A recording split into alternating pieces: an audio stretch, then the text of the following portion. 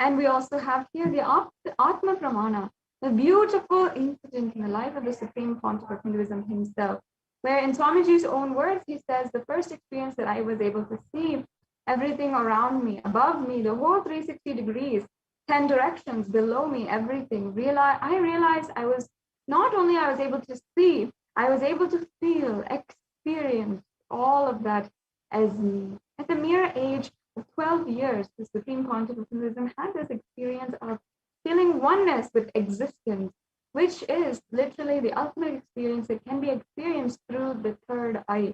And the opening of the third eye, manifestation from the third eye, is literally a manifestation of power, of oneness with the entire existence, with the Guru, with Paramashiva himself.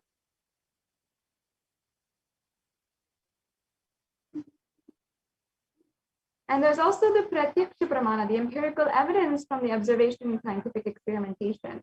Studies that have measured, and we've been able to compare metabolic cell activity of the brain in conscious and meditative state. And we are able to take the positron emission tomography test. And when we saw that when doing the daily exercises, there was high activity measured in the brain where third eye is located. And when in the deep samadhi state, only the third eye region is active and almost 90% of the rest of the brain is at peace.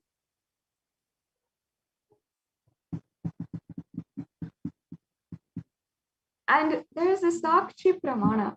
The experiences and results of the extraordinary manifestation are happening through the initiated disciples of the Supreme Pontiff of Hinduism. This rare and sacred science, the third eye awakening, is being made available to humanity for the ultimate enrichment and the connection, evolution by the Supreme Pontiff of Hinduism.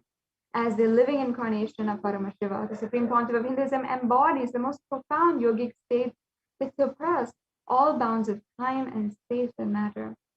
The Supreme Pontiff of Hinduism is literally able to make sure this great science of third eye awakening, along with many other spiritual sciences, through the initiation of millions of people, is revived and is expressed. People are experiencing the profound results as the extraordinary powers in their everyday life.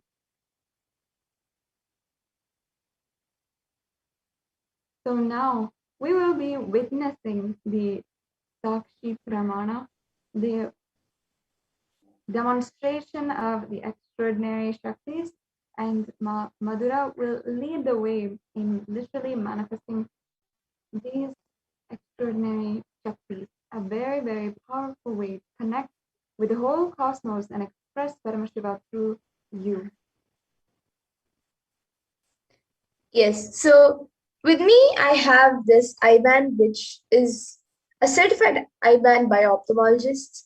And in front, it is just a thick, opaque plastic sheet. And in the back, it is thick black sponge, which will not let any type of light to enter around the eyes. And it will also cover the bridge of the nose. And inside these two holes, my eyes will be going into. So there will be no way of any light entering around the eyes. And it's usually said that without light, one cannot see. So this eye band will be covering all the light around my physical eyes. And with the blessings and grace of Swamiji, I will be reading through the third eye. So once this eye band has been put on my eyes, any of you watching us on YouTube, on the Kailasa's Nithyananda Sangha YouTube page, you can, on the YouTube channel, you can put your comments live in the chat box and I will be reading the comments out. So now I have a volunteer with me who will be tying on this eye band on my eyes.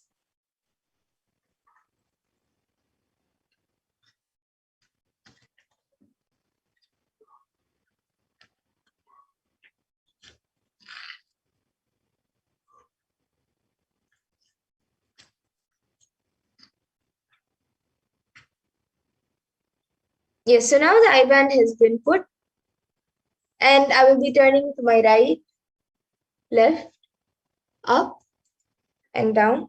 So all of you can see that nowhere around the eyes there is any type of gap or any holes anywhere. So now anyone watching us live on YouTube in the Kailasas Nithyananda Sangha YouTube channel, you can put your comments in the live chat.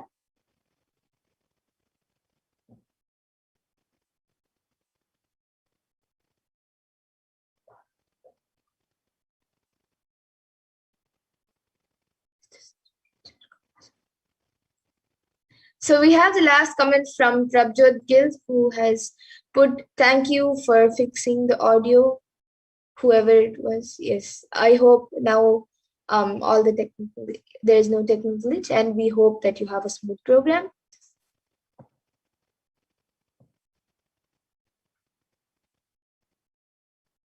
So anyone else watching us right now, you can put anything, any comment that you would like me to read. It can be a sequence of emojis, numbers, letters, words, sentences. It can be anything. Yes, now we have Ma Jalandhara Sthitananda, Ma Mahajalandhara Sthitananda, who her name on YouTube is Expressions of Me. And then it says, I am Mahajalandhara Sthitananda. And it says Nithyananda Ma Madhura and Ma Vita. Yes, Ma Nithyanandam. And anyone else, you can put anything. It can be a different language also.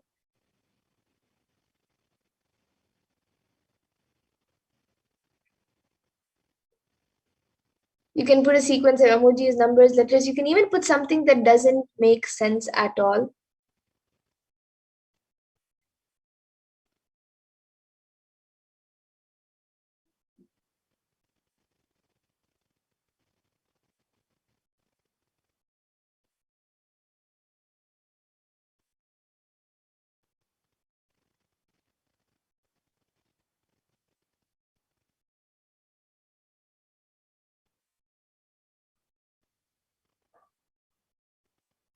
Yes, now Ma Mahajalandhara has put a butterfly emoji, a fire emoji, then a butterfly emoji, and then a red ring emoji, like it's a circle, and then a butterfly emoji, and then a shooting star emoji, and another butterfly emoji.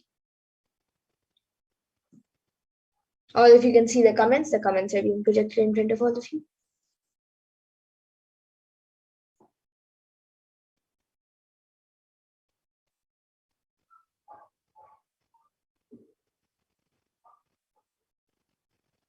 Anything else anyone would like to put? You can put anything you would like.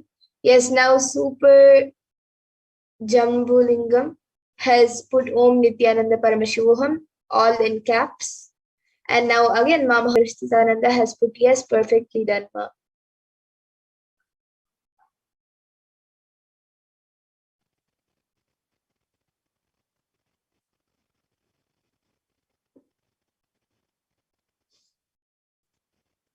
Anyone else? You can put anything you would like me to read. It can even be a different language or a scientific term which you think I may not be able to read.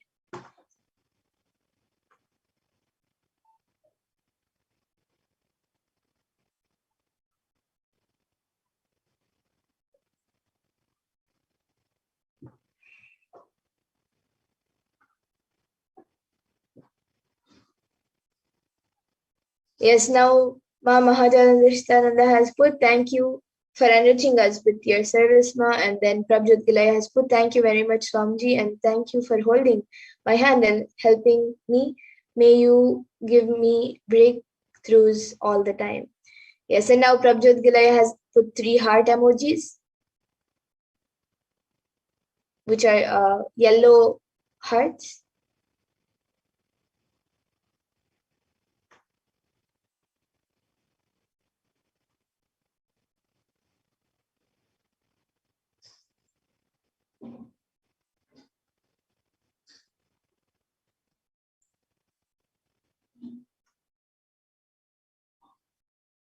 Anyone else would like to put in your comments? Anything you would like me to read?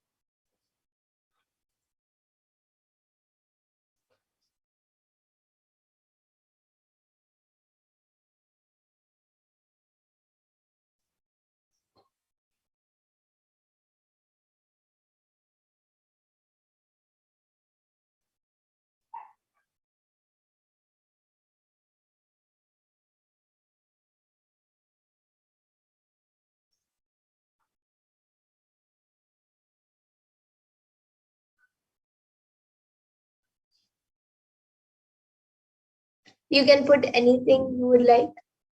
It can be a sequence of emojis, numbers, letters, and it can even be a random thing that doesn't make sense. Yes, we have Ma Mahajalandristananda who has put may the pralaya end soon, and then emoji with one eyebrow up and one eyebrow down.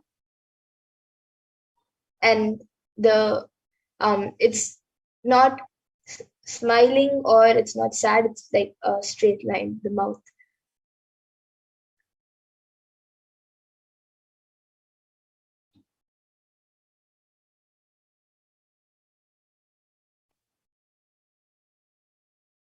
Yes, and actually in the next segment of this program, we will be seeing what Devi Parashakti has revealed as the solution for this pralaya and what she has revealed about the pralaya. And now again, Ma Mahajalandristananda has put, it's becoming overwhelming and just too much. And then another emoji with a flat mouth. And it's actually a much longer mouth. The line is more longer than the previous comments emoji. And there's no eyebrows on the emoji in the most recent comment.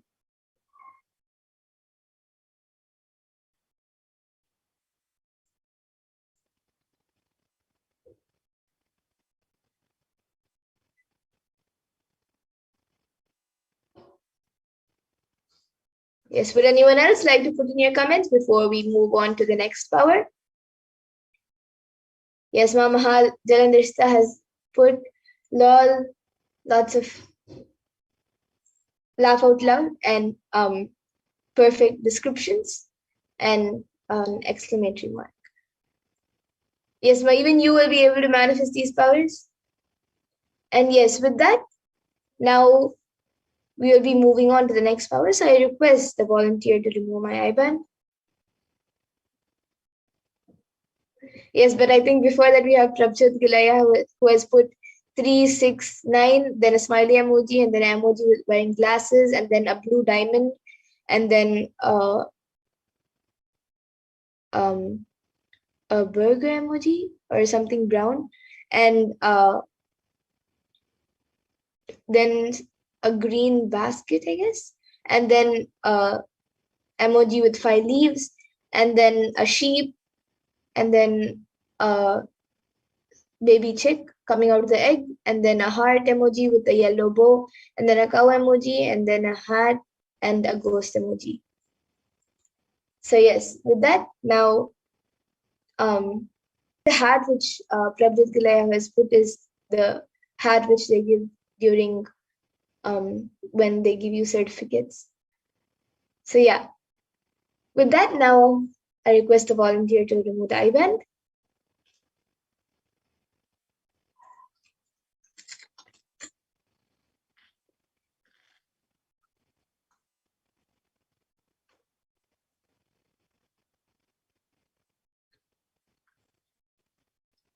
Yes, so all of you can see the IBAN. It is just as it was before the IBAN was put.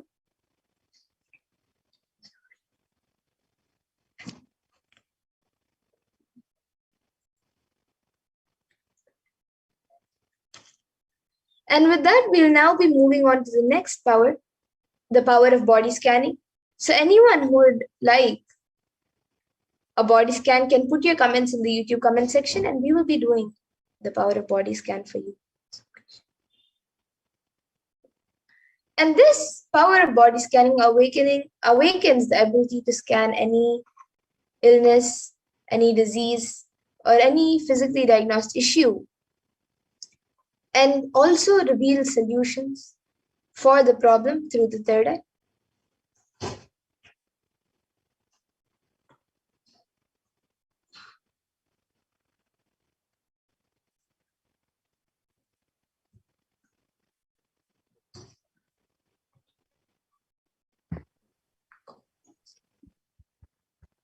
Yes, and before Ma Madhura is going to be demonstrating the power of body scanning, let us first understand what it is and the pramanas for this as well.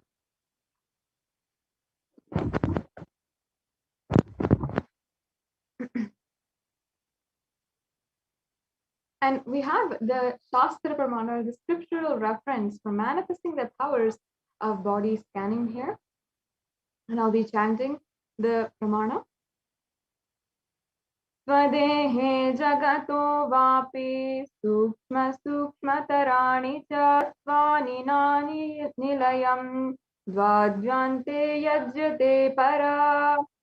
Bhagavan Paramashiva says, cognize deeply that from the subtle to the subtlest constitutive principles of your whole body, Swadehe, or the whole universe, simultaneously consists of essential reality.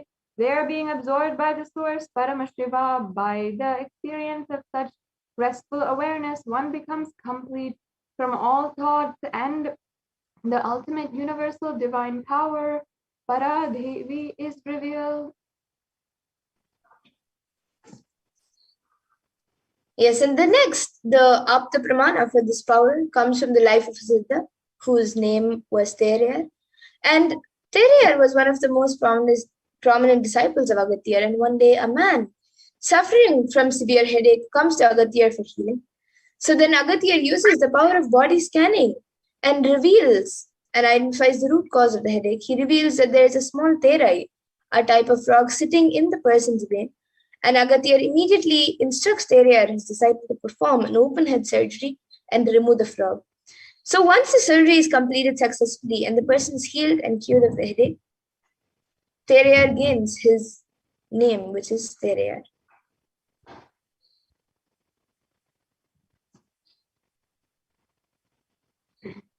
And the Atma Pramana is from the accounts of the life of the Supreme Pontiff himself. And the Atma Pramana here is the most notable, one of the most notable experiences and all telling experiences from the life of the Supreme Pontiff of Hinduism, where he literally had a extreme fracture in his arm and was not even feeling 1 ounce of pain. And in this incident, Swamiji had actually used the power of body scanning, which Paramashiva naturally manifested through the Supreme Pontiff of Hinduism. And he was able to see literally that he had a multi-compound fracture, hand fracture, and he needed to go for surgery. He needed to immediately go for immediate medical attention. So Swamiji actually said, only when I had the multiple compound hand fracture, I was forced to go for surgery, and therefore for the medical checkup related to that. At that time, they detected heavy metal quantity in my organs. It was revealed that I had been poisoned without knowledge. And I immediately used the diagnostic methods instead of medical facilities to study and body condition for the body conditioning done to the poisoning. Through the body scanning, I found out the problem imbalancing that happened there had to be a balancing which was needed to be done. And Swamiji continues to say, I used allopathy as the second opinion to verify my findings. So here in this video, you can see Supreme Pontiff of Hinduism experiencing absolutely no pain at all, even though he has gone through a very, very serious fracture. Yes, we can go on. And all of you can see the Sakshi Pramana, which is the experiences and results of extraordinary manifestation happening through the initiated disciples of the Supreme Pontiff of Hinduism. So here are a few sharings of few of the disciples who have experienced and manifested this power of body scanning. And now all of you will be experiencing this power of body scanning and seeing a live demonstration of this power. So anyone who would like a body scan can put your comments in the YouTube comment section, and we will be doing a body scan for you.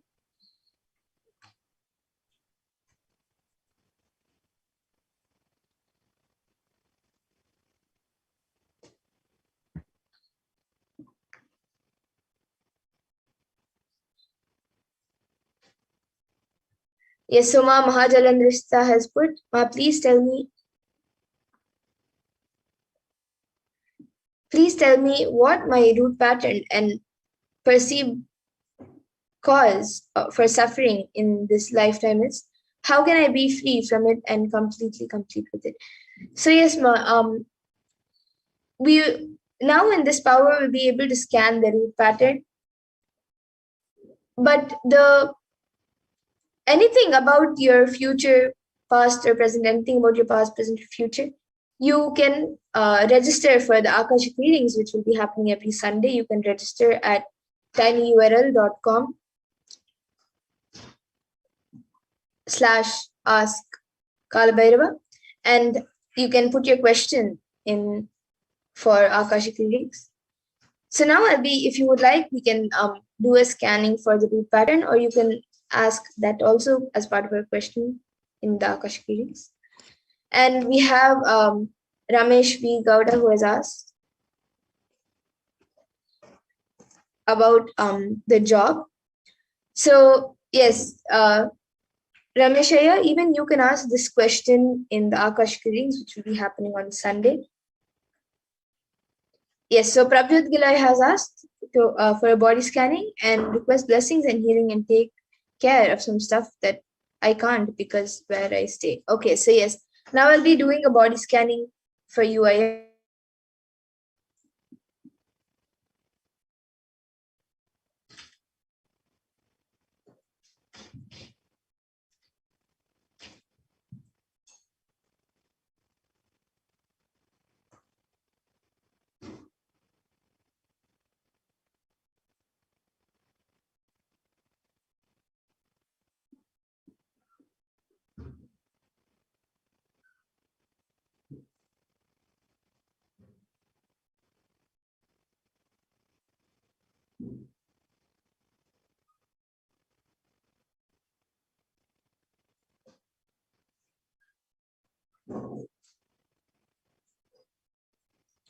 Yes, so Prabhyut Gilai, for you, Ayya, I was able to see that physically you are quite healthy right now.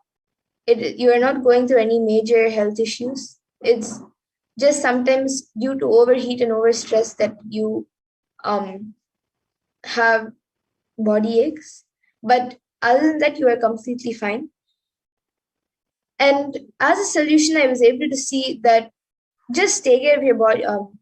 It is just you have to take care of your body and have more healthy food and make sure that it's keep your diet more healthier. This is what Paramashiva revealed. And for blessings to take care of some stuff which you need to do and you're not able to do, you can request in the Parashakti Akashic readings, and also you can register for the Akashic readings that happen on Sunday. And even Ma Jalandhrista and Rameshaya, you can also ask your questions during the Parashakti Akashic readings. You can, in the further segments of this program, all of you will be taken through a segment where you will see where you can put in your questions or how you can put in the YouTube live chat and on WhatsApp, and they're registered for the Parashakti Akashic readings also, and the Kalabhairava Akashic readings happen. And we also have Venkateshwara readings on Saturday, so you can do that also if you would like. So yes, Ma Jalandhrista has requested for a repeat of the URL. Yes, so it's tinyurl.com/ask Kalabhairava. And yes, Ma, now I'll be doing a scan for you. Ma Mahajalandhrista, I will be doing a scan for you.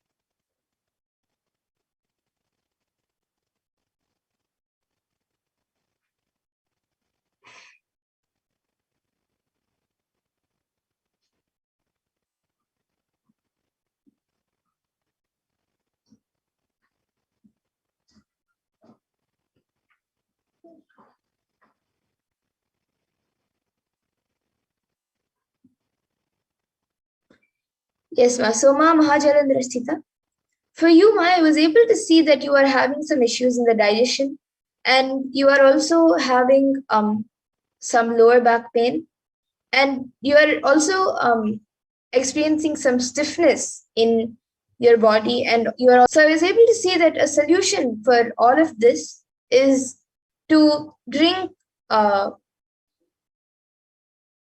methi water, fenugreek water. You can put like a few methi seeds, a few fenugreek seeds in the water and boil the water. And you can drink the water once it's boiled, and you can cool it down if you would like. But drink at least twice a day, 2 cups, 2 cups a day.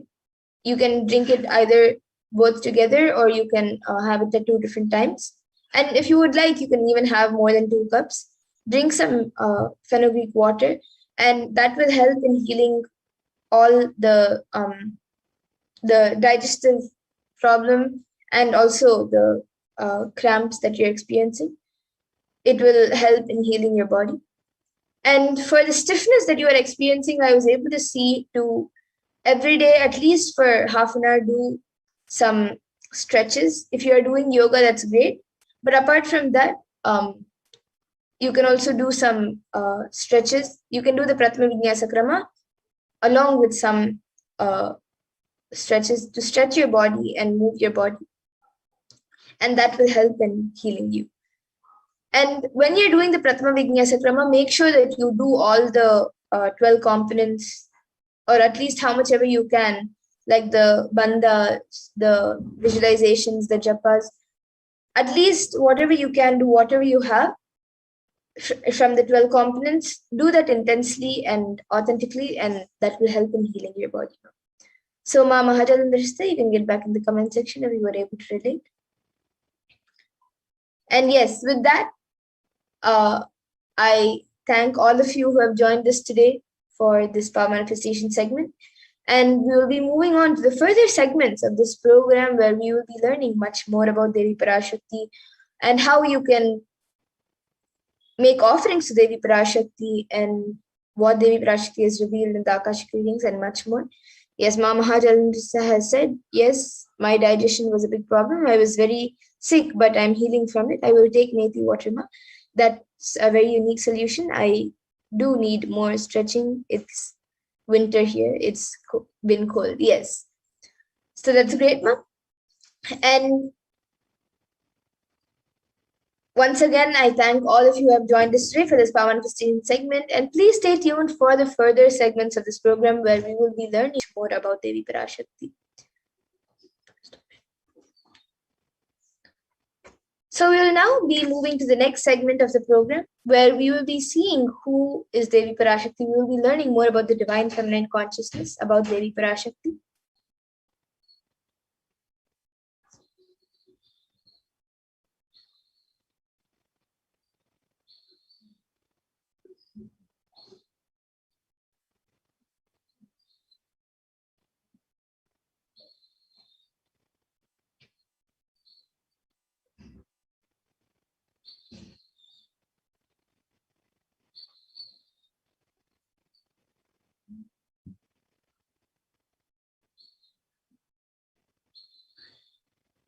Yes, so we'll be first looking at the Dhyana Shloka of Devi Parashakti, the Dhyana Shloka from the Lalita Sahasranama, which describes the beauty of Devi Parashakti and many of her attributes and gunas.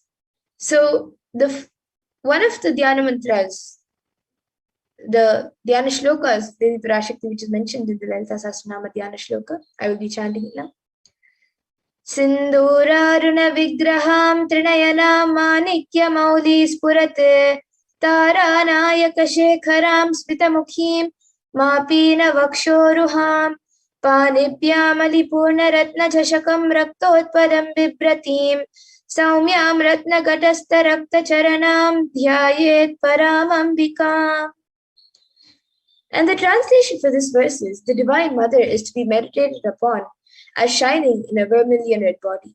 with triple eyes, sporting a crown of rubies studded with the crescent moon, a face all smiles, a splendid bust, one hand holding a jewel cup brimming with mead, and the other twirling a red lotus.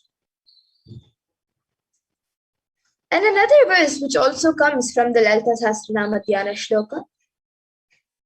Arunam karunam tarangatakshim dhritapaşankuşapuşpabanachapam animadibiravritamayukaihi rahamityeva vibhavaye bhavani.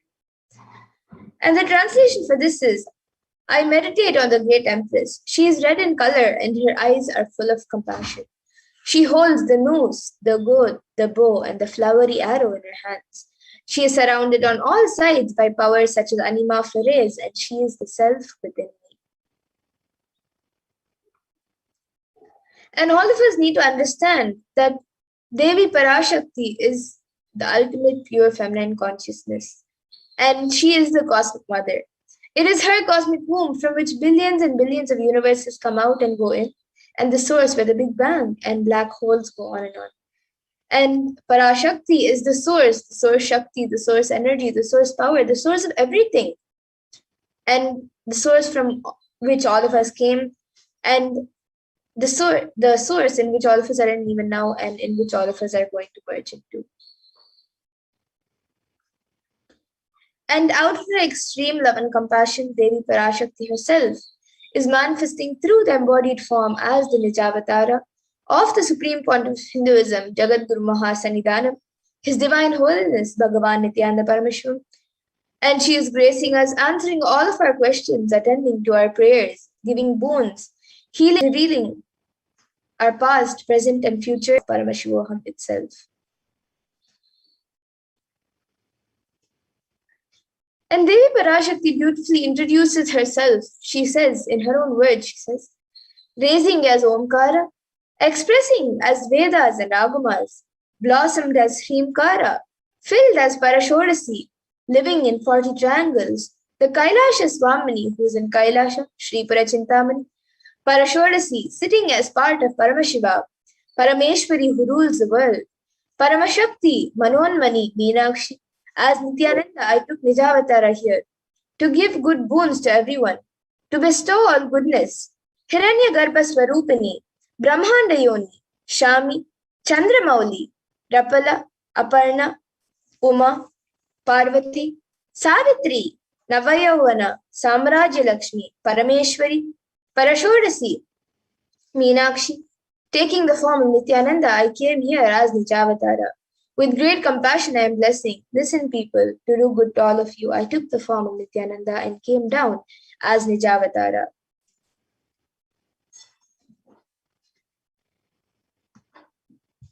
Parashakti also beautifully says, raising in Omkara, blossoming as Shiva, Shiva manifesting as source of existence, powers of existence, expression of existence, from the oneness of Om, blossoming into two as Prakriti and Purusha, blossoming as three Shaktis, Icha, Kriya, and Jnana, growing as 4 Vedas, expanding as 5 Panchabhutas, beyond 6 chakras, filled as Gotras of 7 Rishis, expanding as 8 directions, existing as 9 Grahas, blossoming as 10 Indriyas, being as 11 Rudras, creating all the worlds, bringing life, to tell and make truth blossom and to do good.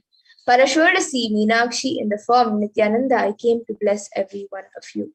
So here Devi Parashakti reveals how she has come down in the form of the Nijavatara, as the Nijavatara of the Supreme Point of Hinduism, and is blessing all of us, each and every one of us, every day, as the Cosmic Mother. So now let's see how we can receive Devi Parashakti. So when she comes for the darshan, you are literally seeing Paramashivan Parashakti at that moment. She is there on your screen. And you will actually be able to feel her energy. And I'm sure for those of you who have already witnessed the darshans, you would have already had an experience of the energy that is radiated by Devi Parashakti. And for those of you who are new, stay tuned and you will also be experiencing the extraordinary manifestation of Devi Parashakti through the embodied form of the Supreme Point of Hinduism and experiencing the energy. So let's see how we can receive Devi Parashakti. You can receive her very traditionally. You can keep 2 betel leaves, 1 banana, 1 betel nut, and a coin in front of the screen as you watch Devi Parashakti. And for those of you who might be wondering, how exactly or why exactly is a coin kept? What is a coin considered as? So in the Hindu tradition, a coin is considered the traditional dakshina, an offering which is given to God. And it can be the lowest value. In India, it can even be just a paise, and in the US, it can even be just a cent. Swamiji says, I'm not trying to monetize, keep even 1 cent, it is okay. So for 100 days, if you have darshan, it will add up to $1. In India, even 1 paise is okay.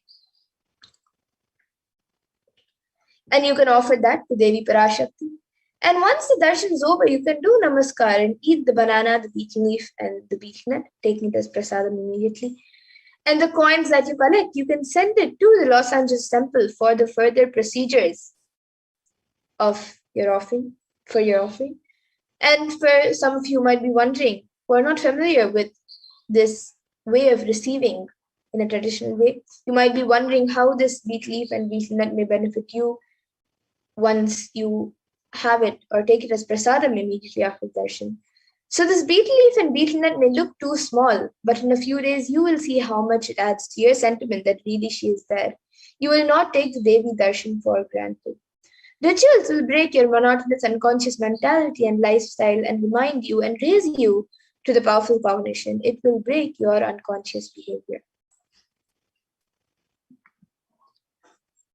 And now all of you can see how you can set up your tambulam, how you can set up the plate for receiving Devi Parashakti. You can keep the betel leaves on top of you can keep the betel nuts on top of the betel leaf, then the banana and the coin. You can arrange all of this in a plate, keep it in front of the screen and receive Devi Parashakti. So now all of you might be seeing in the picture a few more additional items which are kept, such as a coconut, bangles, kumkum, turmeric, and some flowers. So these are the few additional items. If you would like, you can keep these additional items also. But the 4 basic items that are kept as part of the tambulam is the betel leaf, the betel nut, the banana, and the coin.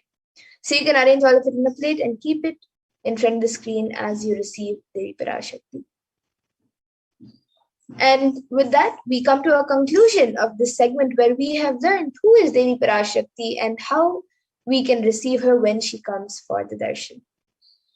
And with that, we'll be moving on to the further segments of this program where we will be seeing what Devi Parashakti about the Pralaya or about the world for humanity today and how important it is for us to understand, internalize, and follow what Devi Parashakti has revealed for all of us. So we'll be looking into that in the next segment. So please stay tuned. We will be back after a really short break.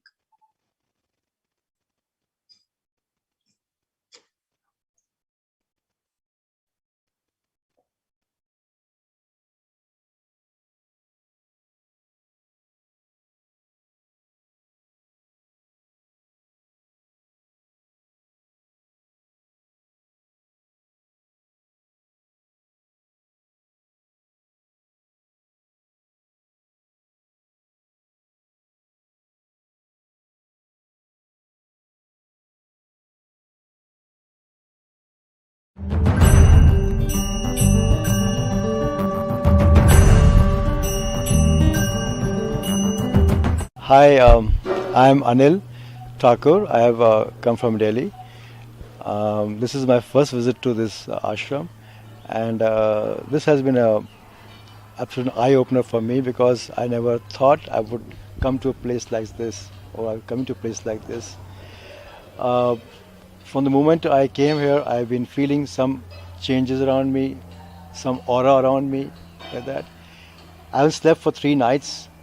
And today you see me, I'm fresh, I'm full of energy, and I feel right now I can go on and on and on like that. I've done today's Padma Puja. It has been an experience where I can feel something calming down, like some kind of thing which is maybe more calm and more peaceful. And yet my mind is becoming clearer at the same time. And I think probably in a way I was destined to come here because I had no plans of being here today, 4 days back. But from business meet, 4 days back, I'm here today. I spent the night here. I've never felt the kind of calm and peace in the last night's 1.5 hour sleep in the last so many years, no matter how many tablets I take. And I think there is something in the entire environment which is very pure and very sublime. I said, everybody I see here is doing something or the other with a devotion and absolute selflessness, like that. The movement, I think I call movement, is something I feel today, with little knowledge I have, is something we should, transcend all boundaries and all countries and spread globally, like that. And I think everyone should come together now. I'll do my best I can to help out any way I can, spread the message, do things or whatever, contribute. And I think it's one place I'm going to keep coming now, more and more often. Excellent. That's what I feel like. Excellent. I think everybody I met here for the first time, who are strangers to me, have welcomed me with a very big heart and a very warm affection, like that. Everybody has been helping me. When I stand in the corner, they ask me, "Are you all right? Do you need some help? Or do you want something? Are you waiting for somebody?" And the entire experience from the moment I wanted to come here 3 days back, I would say, like in Hindi, nirvigna.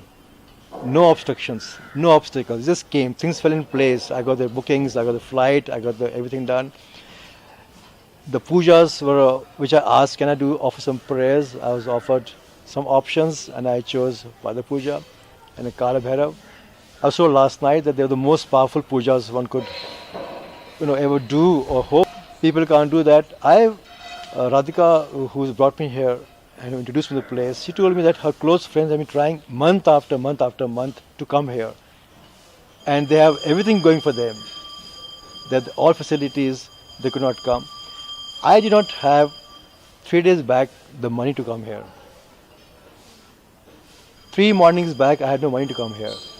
And somehow from the time I left my office to meet Radhika, in that time I got some money from some totally unheard of source who owed me money from long back. Oh. I never thought they would pay up. The people I thought they pay up, they were not paying me. But somebody from, I don't know what, it's I think nothing but divine intervention. It's like that. And when we asked, can I come here? Instant okay, most welcome. Then then I was offered later on, after I chose the puja, I think, that I was told I can stay also in the ashram and do more like that. The entire experience is as if somebody or some force is doing something or things, and I've been like kind of brought here. I was destined to be here last night.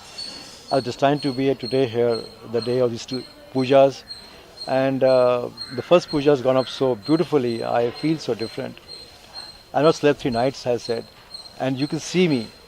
I can not sleep another few nights more, I guess, Yeah, and after go on. 3 days of being awake and up, you're Yeah. very fresh and I'm alert. fresh, and You're glowing. the kind of experiences I had, the third eye scanning, seeing, I think what they told me about me in the entire life is something. I live my life, I know my life best. I totally forgotten. I never realized that this could be the cause I've been carrying along for so many years, which has made me, change into something I should not have been. I should have been a happier person, more carefree. But some events which today I was told, or reminded of actually, that cleared my mind totally. And today I feel at peace. Yes, now I know what has caused this change in me. And I can go back to myself, being what I was, and what should I have been. That's a huge thing, for me. And I came here, like I said, And that's after the after the scanning. After scanning. The third eye for the scanning. puja and the thing. And I said, I came here like a blank page, like a blank canvas. I had no notions, no preconceived thoughts, zero expectations. I didn't know. It's like, jumping off a cliff into the sea, not knowing whether the sea has got rocks or it's got deep, this thing. I don't even know how to swim. Or I just took the leap. Yes. whether it's leap of faith or leap of trust or I was made to just jump. I don't know, and I'm very happy I came here. Yeah, I'm very happy I came here. wonderful. Thank you for sharing. Thank you. What else? I actually would like to know as the day goes probably more about the ashram and increase my knowledge. I'll also go on the website and see. But more than that is to meet people and interact with them because you get a lot of aura and energy and positivity which is not there. And I think even if you don't want to, I'm going to be here more often. You know, like that. I'm feeling something happening to me as I talk. Right now I'm talking. I feel something happening, something like breaking it, like rearranging, something like making me feel lighter. And all the problems I'm carrying with me today seem to me now solvable. I can solve them. I can overcome them like that.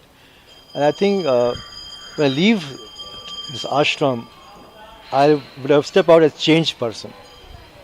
After just Very. one day, just coming. Not even that. I came at 10 p.m. last night. 12 hours. 12 hours. That's amazing. And I'm a person, I know nothing about God. I know no puja. I know no mantras. Nothing I know. Yet, I felt so comfortable, as they were chanting the prayer, I was chanting them, following their, like copying them, 2 seconds behind. Maybe I did only half, or 40% or 80%, I don't know. But I did that. But I felt some kind of connect and some kind of a tug, or like a pull, like that. And I, today, like I said last night also, I'm 1000% sure that something has brought me here. Shiva. Or Swami. Parashiva. Parashiva. Swamiji. Yeah. Yes, Yeah, absolutely. it's just been lifted. You cannot imagine me. If you met me 4 days back, I said, what ashram? I can't go. I have problems. I have this to take care of. But everything has become quiet, and here I am. Wow. It's really amazing. I think it's something one has to experience live and first hand to understand.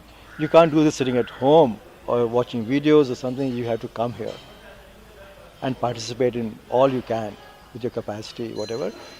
But I would urge everybody who is seeing this to somehow or the other make efforts to come. And I'm telling you, the more you want to come, you'll come. You'll reach here. Like I did. Super. Thank you for sharing. Thank you. Adil. I don't know. I think it's auspicious that you're here and you're. I think having- I think it's destined to be here. I think it's all divine blessings. And I saw the video, the prayer, and I feel this is something which was destined to happen. Not my coming here, this ashram and the moment. And we have to come together and push it and make it bigger and bigger. Yes, Swamiji has created this environment just for that, for enlightenment, so people can come and release what's holding them back. Yes. Release all the pressures, the stressors, and regain their health and capacity. Now you have great clarity. I And won't believe, lightness. from the moment I enter this campus, from the gate, all my problems are at the back. Everything which used to make me think, oh my God, I didn't want to get up in the mornings. The same problems, same trouble, and same issues to take care of, and they're not getting solved. No matter how hard you work, I felt I'm like swimming against the tide. I'm paddling away, Yes. stationary. It's like Right. like going on a treadmill or on an escalator, wrong way. You keep stepping, but you're still there. And now Now I feel that I'm going to go out and you're ready. Sorry. You're ready for life. yeah, and bash some guys up, or like whatever. The sense that I feel my confidence coming back to me. I feel my positivity coming back to me. I feel like yes, the troubles were there. I think they were planned to be there. They were designed to be there. But coming here now, I feel that things are going to get solved, and I think now I am going to go out today a changed man. Yes. Very, Absolutely. very different. I'm already changed, and I think People who know me for the last few years are going to get a shock. Elvis, from just being 10 hours, and you offered one pada puja seva this Yes. morning, Yeah. sitting, offering puja to Swamiji's lotus feet, Yes. Shiva, Paramashiva's feet, and being part of Uttamottama Seva. Uttamottama Seva is offering the best of the best for Shiva. Yeah. The chanting, the dance. I was hearing and I was seeing things in Third the eye background powers. like that, and then the third eye scanning was so. And he got on stage. And it's fantastic. Now the next puja, I'm looking forward to Kal Bhairav in a few minutes from now. I think Imagine what 21 days can do. absolutely. In fact, I have been asked to meet some people in the afternoon, like that. Right now, I'm feeling no thirst, no hunger, no appetite, no tiredness. I have a problem in walking barefoot. Here I am walking all over the place with my daughters will scream at me. Yeah. My surgeons, if they see me walking here. Oh, yes. It's medically banned to me if I walk like this barefoot. I just felt one sharp pebble, first step, and then no pain. And you know how the ground is. It's just a miracle, nothing else. I know my body, I know what I can do and what I can feel, but it's awesome, And this banyan tree is like Kalpavriksha. Kalpavriksha. Yeah. I wish I could remember what all to ask for, but here I think like, you know what I want.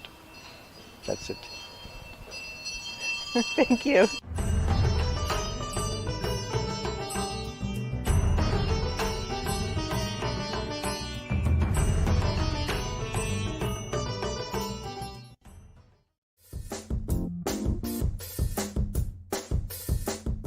Doing the Pada Puja with him in the morning is something very special, very unique.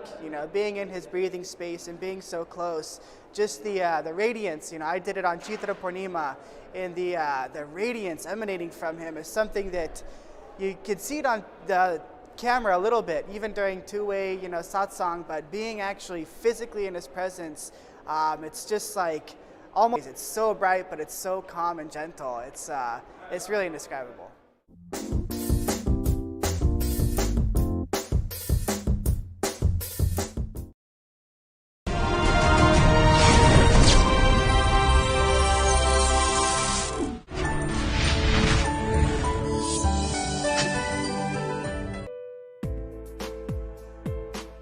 But I wanted to share this amazing miracle that happened yesterday.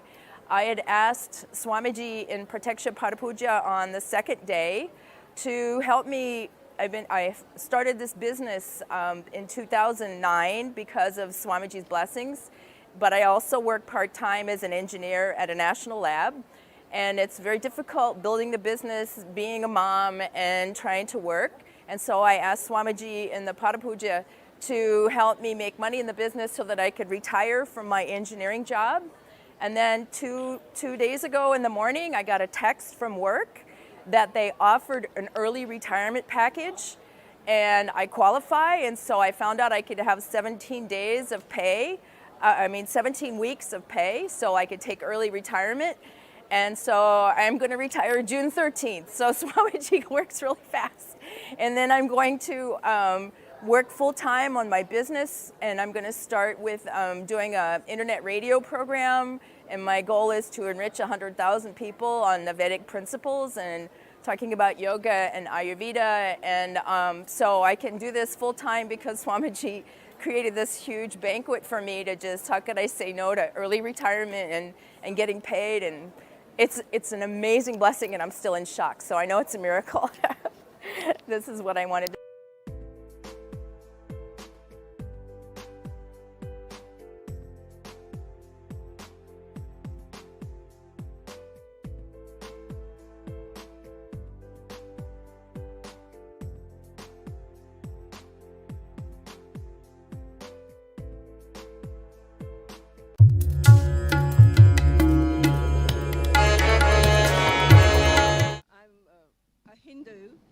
but had no idea about, I'm a Hindu, but I had no idea about the puja rituals and the sacred Rudra Abhishek rituals that we were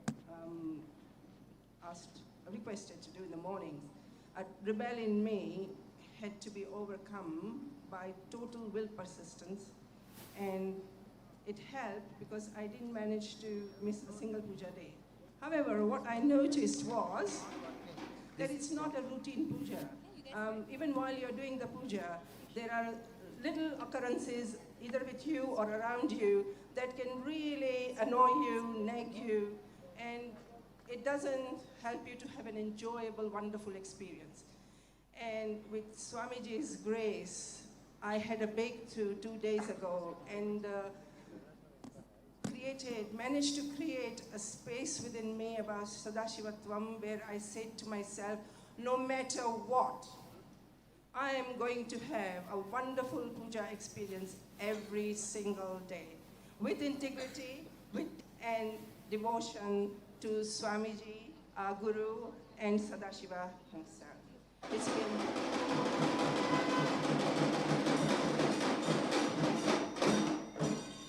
It's been 2 days. Everything has unfolded so beautifully, and I would love to continue this magical entangle of puja every single day.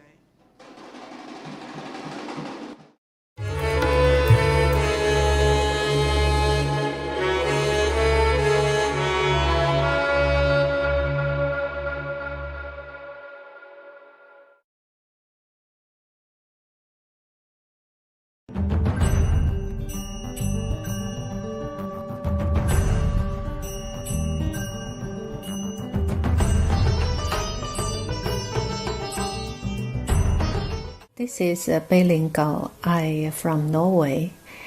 27th of July, I did group puja. In this puja, we allowed to write 4 family members.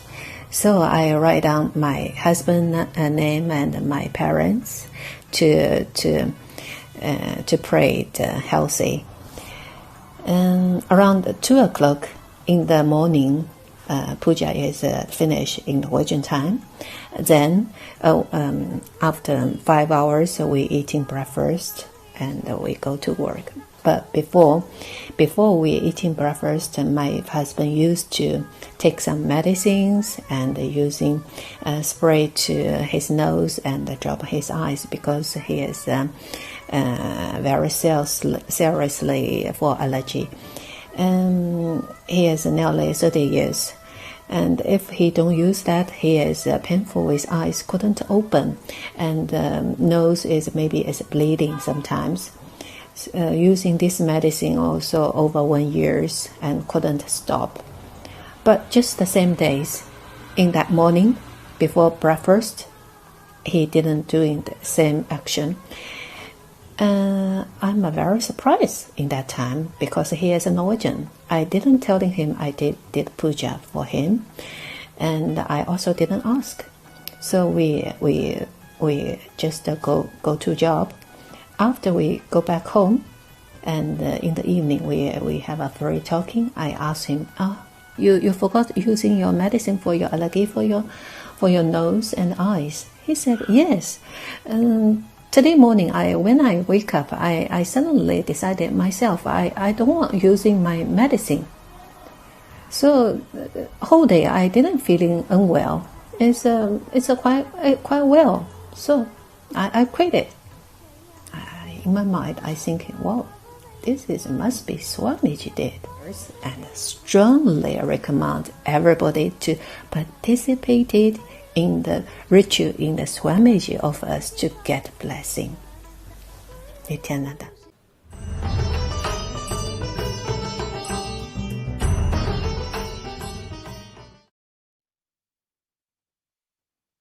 Nithyananda, welcome back, dear viewers. Now that we have heard so many beautiful sharing about the wonderful aspects of offering Vada Puja to the Supreme Pontiff to Devi Parashakti, let us enter into this next segment and understand the revelations made by Devi Parashakti. Devi has been continuously manifesting and continuously blessing us, guiding us, literally holding our hand through this pandemic. So let us see some of the revelations made by Devi Parashakti and understand what all guidances and how we should follow Devi's guidances.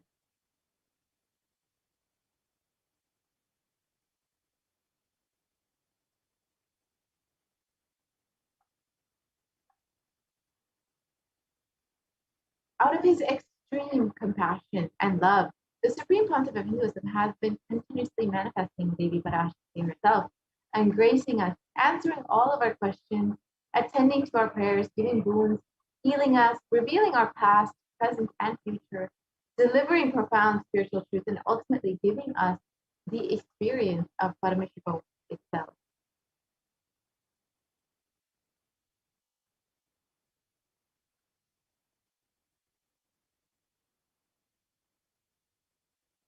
And during such revelations, Devi has revealed some of the most profound truths out of her deepest love and compassion from the cosmic archive, which has immediately manifested as reality in so many different ways. In today's session, let us go through an analysis of some of Devi Parashakti's revelations.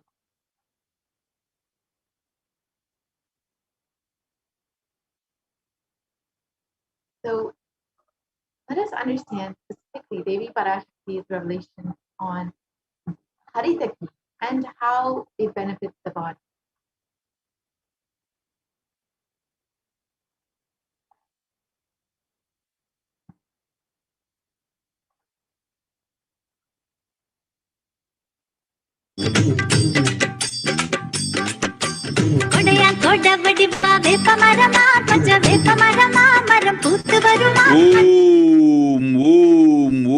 Catherine Breton, take Haritaki every night.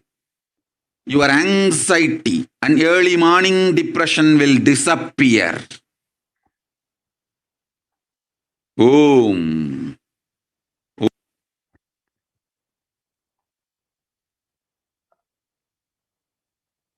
So to reiterate Devi Parashakti's revelation,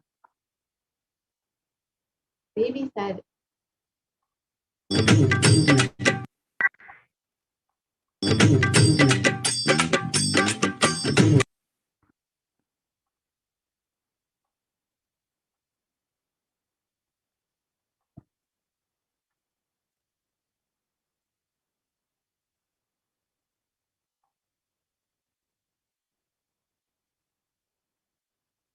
Devi revealed, take Haritaki every night. Your anxiety and early morning depression will disappear.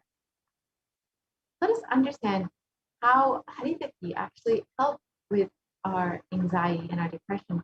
First, Haritaki, let us understand how the benefits and the continuous mention of it in Ayurveda.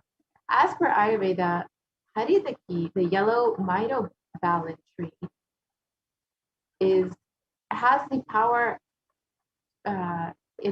The power of Haritaki is recorded in the Chikitisha and the special therapy section of the early Ayurvedic text, the Charaka Samhita, or the compendium of the Charaka, dating back to 300 BC.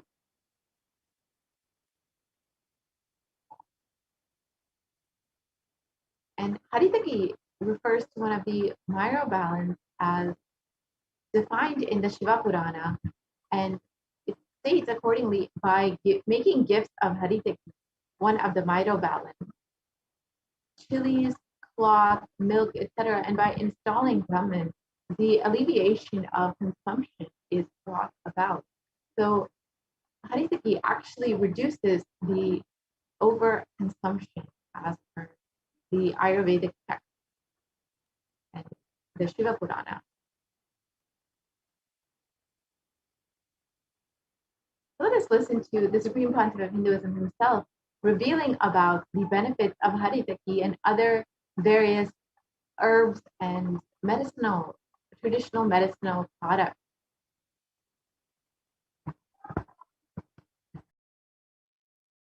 You will live with so much health and long life.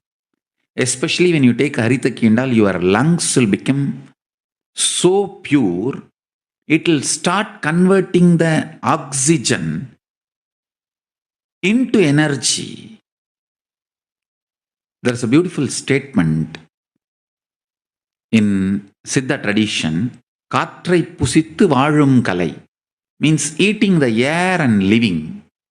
That capacity, bio-memory will be awakened in you. That is why I insist so much on Haritaki. Understand? I'll repeat. Neem, bit leaf, bilva leaf, tulsi leaf, turmeric, tamarind, Haritaki. If you keep all these as your food, regular food, that also in the liquid form,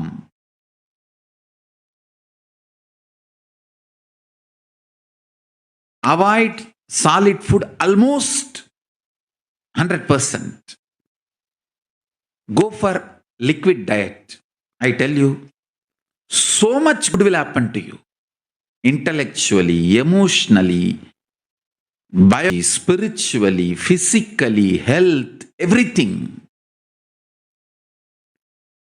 Almost 90% I dropped eating, stopped eating. 90% of my food intake I stopped.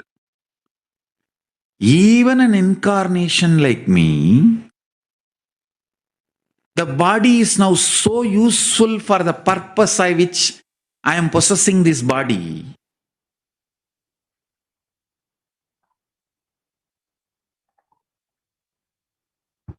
You will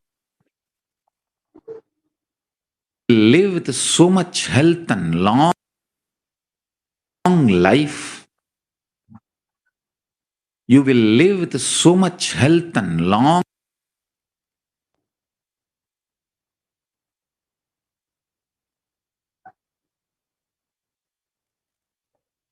Let us understand the benefits of Haritaki.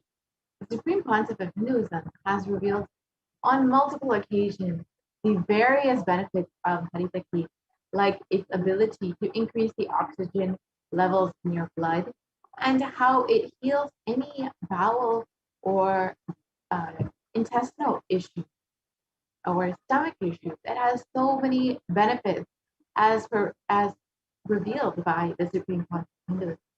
So let us understand.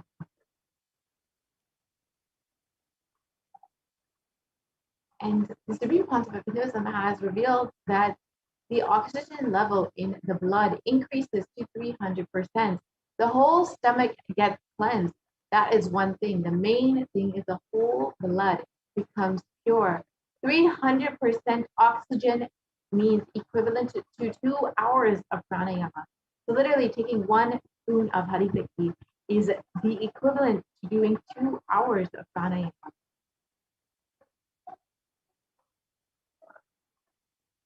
And your whole ulcer gets healed. The stomach has small ulcers, and the whole ulcer gets healed. The mouth ulcer, the stomach ulcer, all get healed, and the oxygen in the blood drastically increases.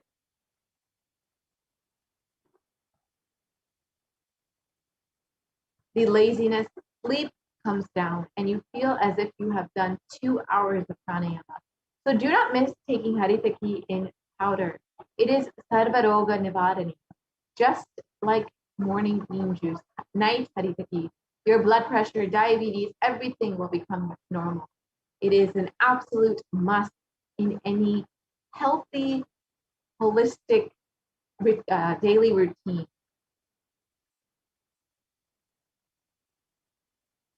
And if you have mouth smell, take Haritaki for 3 days. It will be healed. Mouth smells only, the mouth only smells because of the stomach ulcers and the heat in the body. You may be from any background. Haritaki is the healer of all diseases. Haritaki increases your longevity. The power of Haritaki, it just makes you young.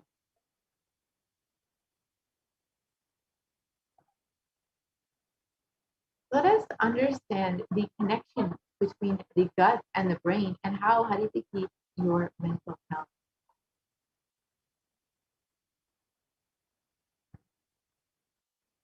So psychologists at Harvard have revealed that there is a connection between the gut and the brain.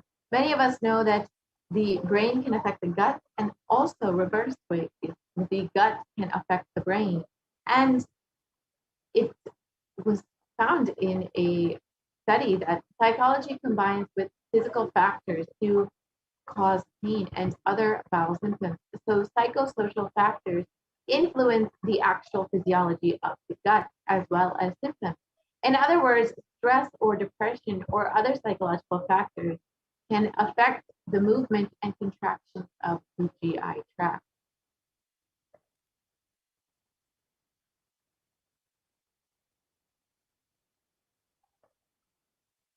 And the Supreme Pontiff of Hinduism has revealed multiple ways in which you can not have the effects of corona on you, and how you can be healed and relieved from the effects of corona. And the some of the ways are doing ajapa ajapa of the cosmic sound Shiva Shiva, and with complete mind applying banana peel and onion in the heel and going to sleep, and being in a state beyond any remembrance or forgetting in the Arunachala Purana that blossoms as aham aham in the state of Ananda Spurana. And everyone who thinks of Swamiji through these 8 ways, and they will not have effects of corona. They don't have fear and delusion of corona. You will live with prosperity, with wisdom and fortune. Me with you, you as me. This is quoting Supreme Pontiff of Hinduism. You will live with prosperity, with wisdom and fortune. Me with you, you as me as you. You will live good life. Even if you do one of these 8 ways, I, the Supreme Pontiff of Hinduism, will protect you. Corona will not reach you. Don't have fear, O people. Be blissful.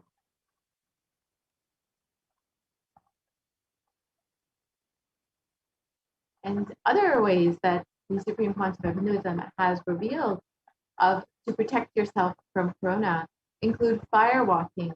Fire walking is considered a traditional vaccination method in Ayurveda, and it is done in the Mariamman temples across Singapore and in Mauritius.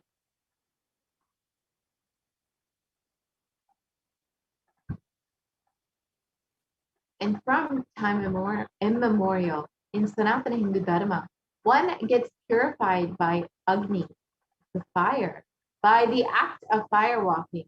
In the Hindu Purana, Ramayana, Sita, the incarnation of Devi Parashakti herself, undertakes the fire walking from after Lord Rama rescues her from Lanka.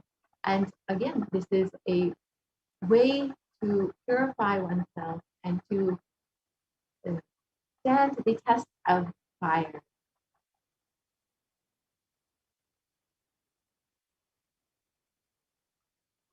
And the Supreme Pontiff of Hinduism has also spoken greatly on fire walking. He states that it's a traditional vaccination method, and it performs a mutation process on the body. And to quote, fire walking time, that small blisters you get just shoots up your whole immunity. That power, the power to protect yourself from any virus or any problem, it's actually a powerful technique. It's a very powerful technique followed in those days. So the fire walking method actually shoots up your entire immune system. It gives you a boost to the immunity and will give you so much of protection from any viruses that you could be exposed to.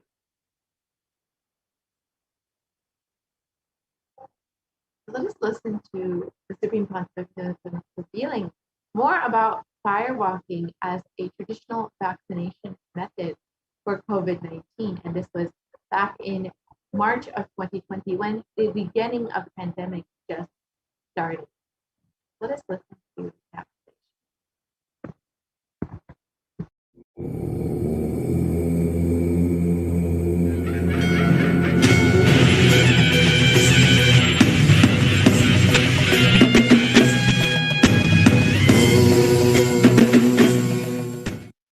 Nithyanandeshwar Paramashivasamarambam Nithyanandeshwari Parashakti Madhyamam Asmadacharya Paryantam Vande Guru Paramparam.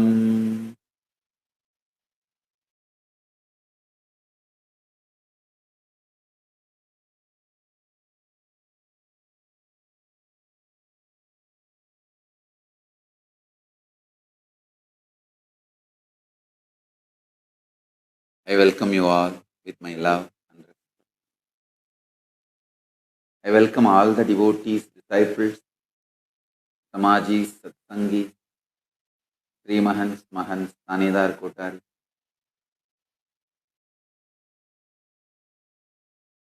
All the living and practicing Hindus from all over the world.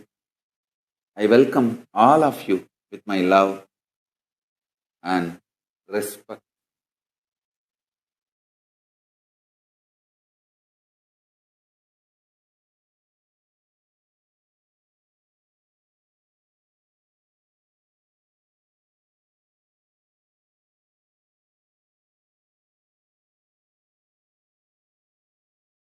Paramashiva's message directly from Sri Kailas.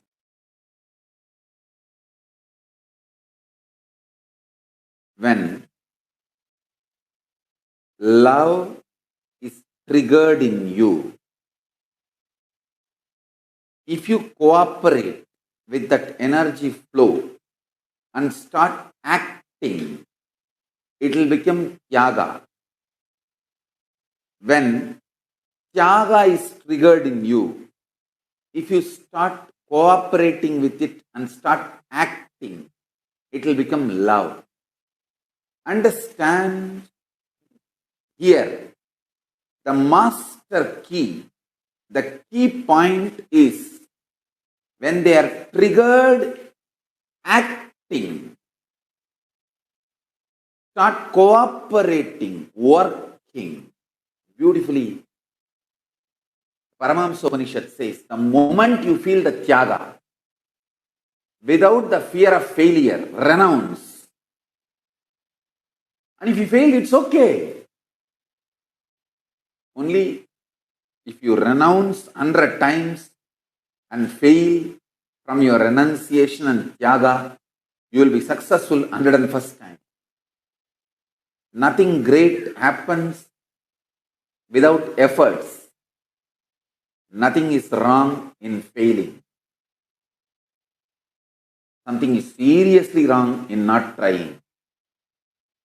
I tell you, a failed sannyasi is million times greater than successful middle class mediocre grihastha. Because the depth with which he is attempting for Tyaga, the depth itself is too big. It's like in Indian villages we say, 8th pass, 10th fail.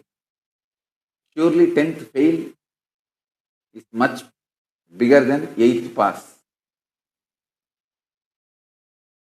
Because the very class is different. In any level, larger attempt for higher Tyaga is best. I tell you. Doing Tyaga of the mood swing is the highest Tyaga.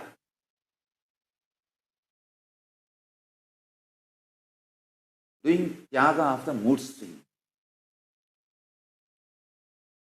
Nitya Puja helps the renunciation of mood swings. Every day morning 6 o'clock, you have to sit for puja. Then what happens, your mood swings become irrelevant. You see, always your mood is set. The trend for your whole day is set in morning, early morning when you wake up. So the moment you wake up, you know you have to do yoga and you have to do puja. Then your whole day is set to the best trend, then naturally your whole day has to be best. I tell you, this Nitya Yoga and Nitya Puja is the most powerful way to renounce the mood swings, Tyaga of mood swings. Whenever the gas starts in the stomach, usually early morning when you wake up, that is the time, stomach will be full of gas. The gas in the stomach makes you forget the higher ideals of your life. You can check in your own life. I tell you, renouncing the mood swings is the most pro-life decision you will take.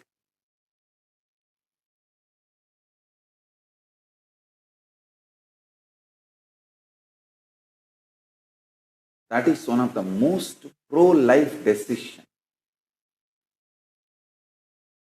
Entered to the spiritual routine will not even know something called mood swing exists. Mood swings will become irrelevant to you.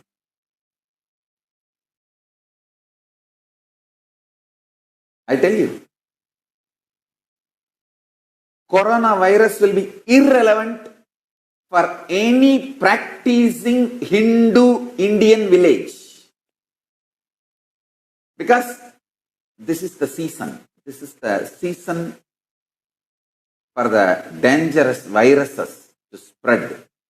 And this is the season in all South Indian villages. I know for sure. All South Indian villages, there is something called Pachapattini Viradam. That traditionally it is believed Parashakti herself observes this Nirahara Samyama. It's a literally Nirahara Samyama. Just the buttermilk and Panagam. Panagam is the jaggery water. Only these two is drunk and no solid food. Please understand, Devi has this fasting from Masi Maham, Samayapuram Mariamman temple. That is the mother source temple of all Mariamman. Like all Nataraja temple, source temple is Chidambaram.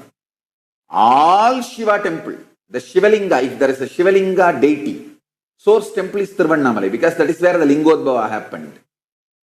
All Nataraja, source temple is Chidambaram. Like that, all Mariamman temple, the source temple is Samayapuram Mahamariamman, Samayapuram Kannatta. In that temple, Devi herself starts the fasting, Nirahara Samyama, Pachapattini Viradam. From Masi Maham it starts. She is given Nivedyam only the Panagam, jaggery water and buttermilk, nothing else. And I think maybe coconut water. Just these 2-3 liquids are only offered as the Nivedyam, offering for her. No solid food is offered as Nivedyam. It's called Pachapattini Viradam. Parashakti herself does this Vratam. It means the whole village follows. Not just that village, every village follows. What they do, exactly what is recommended for coronavirus in the modern days. Just you do Pachapattini Viradam, that's all. Corona is irrelevant to you. Jaggery water, buttermilk, and adding neem in your life means keeping neem leaves outside the house, keeping neem leaves near your bed, and lot of turmeric in your bath and in your food, means in your juices. Turmeric, neem, jaggery water, buttermilk. The whole Pachapattini Viradam, if you observe, that is enough. Corona is irrelevant. And I also wanted to announce, this is a formal announcement from Kailasa. All of you please obey the instructions from your governments, your country, law of the land, because in many countries, corona is really becoming a serious problem. So please, all of you, obey your country's laws. Whichever country has banned large gatherings, please cooperate with your country's government's advice. I wanted all the disciples to know that they should follow your local government's advice and announcements related to corona. I heard that in USA and Canada, some other countries, the governments have announced that no large gatherings. Please follow your nations, your governments, your country's advice and recommendations and announcements as a precautionary steps. No need to panic, but have all the precautionary steps taken. I wanted to announce in all the Kailasas will follow the local government's advice and announcements and requirements related to corona. And I also recommend devotees and disciples not to do any international travel. And I want all over the world, all devotees to take up Pachapattini Varadam for Mahamariyamman. Let us pray to Mahamari to bless us and protect us and heal the whole world from this corona problem. I think let us do Pachapattini Varadam. Take it up very seriously. Parashakti herself is doing. So along with her, let us all do Pachapattini Varadam. I'll get the precise procedures done in Samayapuram and share it with you all. And after all, we have all done Nirahara Samyama multiple times, so it is easy for us. Let's all do Pachapattini Varadam along with Samayapuram Mahamari and pray to Devi to heal the whole world and clear this whole coronavirus problem. And continuous Mahavagya chanting from your own home. Let us do live relay of Mahavagya chanting and healing and Pachapattini Varadam all over the world for Mahamariyamman.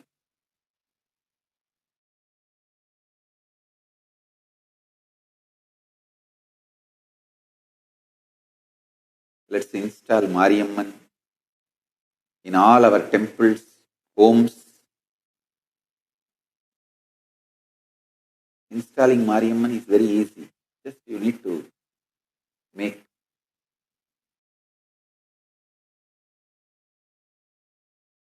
a turmeric paste and with that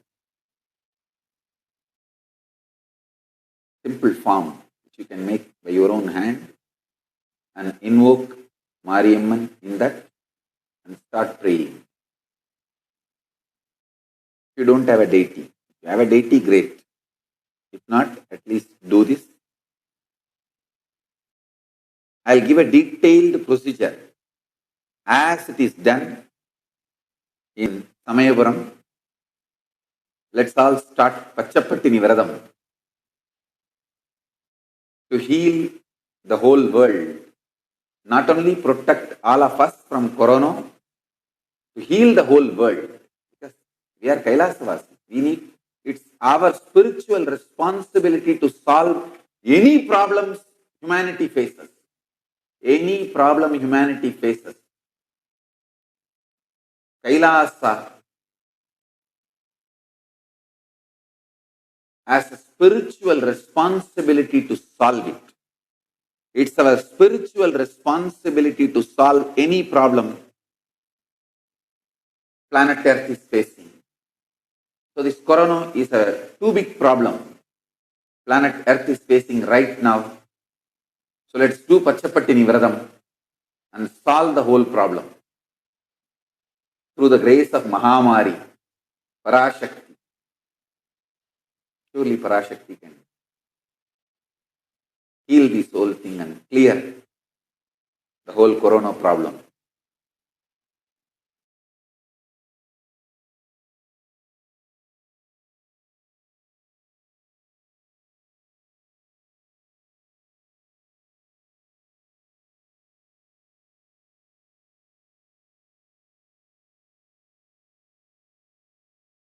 Samayagurattu Mahamai can heal all this corona problem.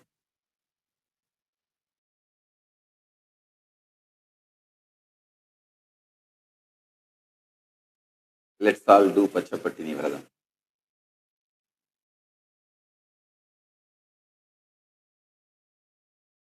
And I strongly recommend all disciples, devotees, sannyasis, Kailasavasis to avoid any international travel. I think this is really becoming serious. Not only I recommend you obey your country's rules, advice and recommendations, please avoid travel, all travel, international travel, and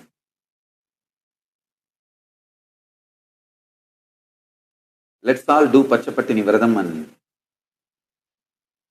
pray to Parashakti Mahamari,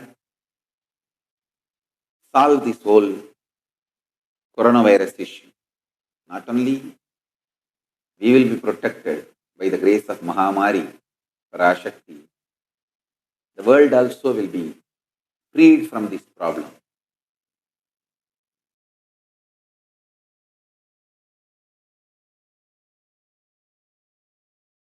If we observe Pachapattini Vradam, corona is irrelevant for us.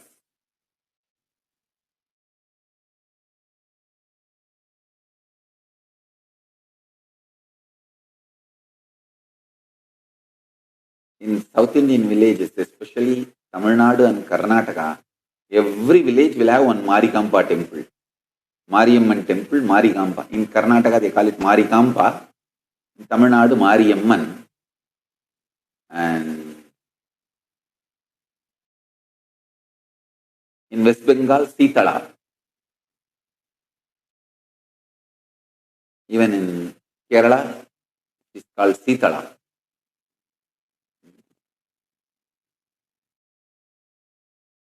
Every village will have Mariamman temple. And up north, she is called Shitala Mata. Down south, Mariamman. Multiple names, Isakki Mariamman, Maha Mariamman, Dandu Mariamman.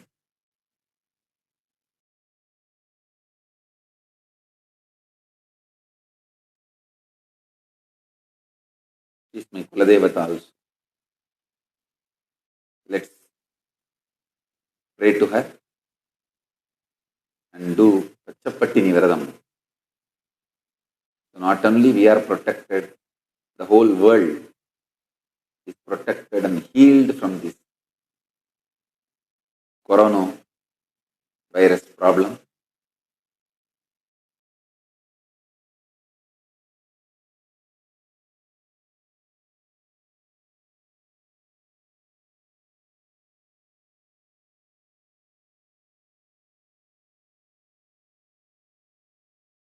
everything recommended in the modern day.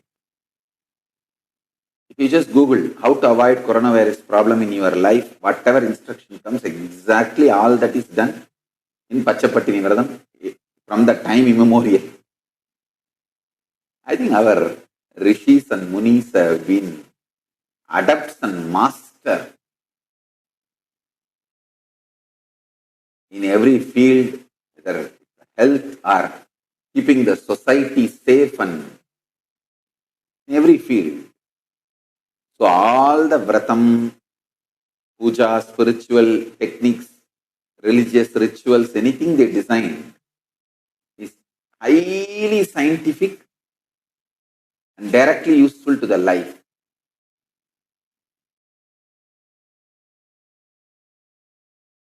I'll get the detailed instructions from Samayavaram, how it should be followed.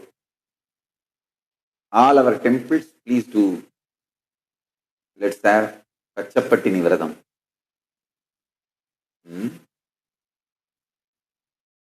And Mahavagya chanting and healing the whole world. Mahamari Parashakti. Shower our grace. Let's pray to her and she will shower our grace and protect all of us.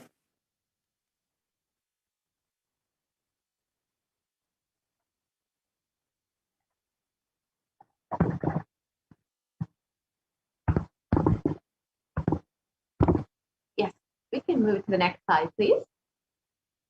We can pause the video and move to the next slide. I'm so happy that yesterday The Supreme Pontiff of Hinduism has revealed so much on how to revealed so many traditional Hindu ways of boosting your immunity and protecting yourself, including fire walking and the Panchapatni Vratam, which which the Supreme Pontiff of Hinduism has spoken extensively on. And the fire walking has also been supported by other famous speakers. So, yes, we can go to the next slide. And yes, we can.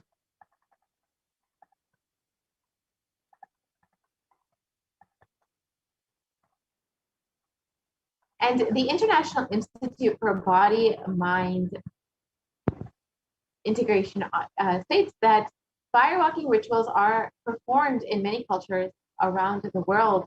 And as we saw, for example, during religious festivities, research has shown that a form of elation, ecstasy, and extreme joy, high levels of internal dialogue and fulfillment characterize firewalking.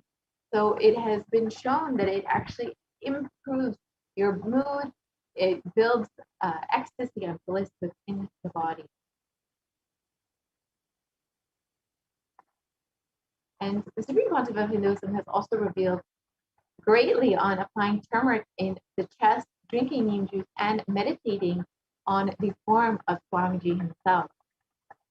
And the benefit of it for keeping your immune system healthy and strong.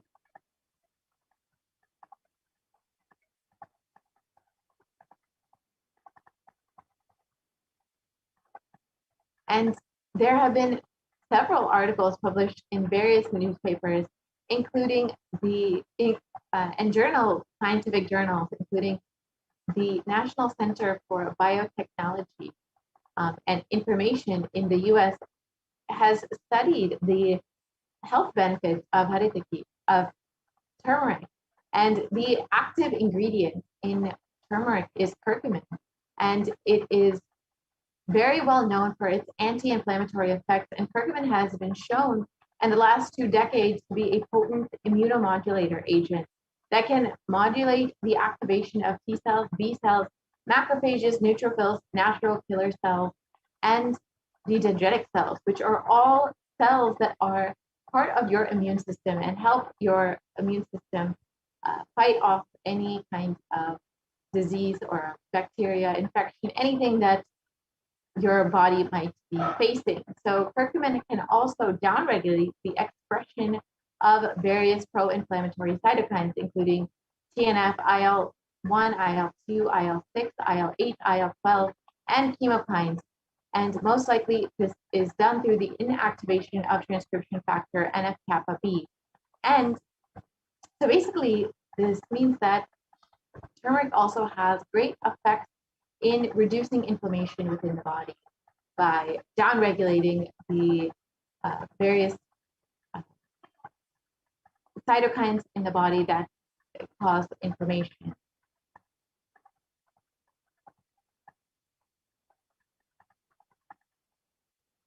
And as we stated, the research basically states that it strengthens the immune system and will help you stay healthy and will be able to help you maintain a healthy lifestyle.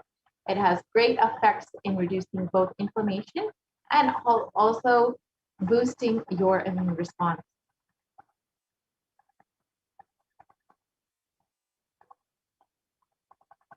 And neem can also help you fight against coronavirus. And let us see, it has been mentioned greatly in Ayurveda, and it is an effective way to deal with the novel coronavirus, as an article published in India.com states.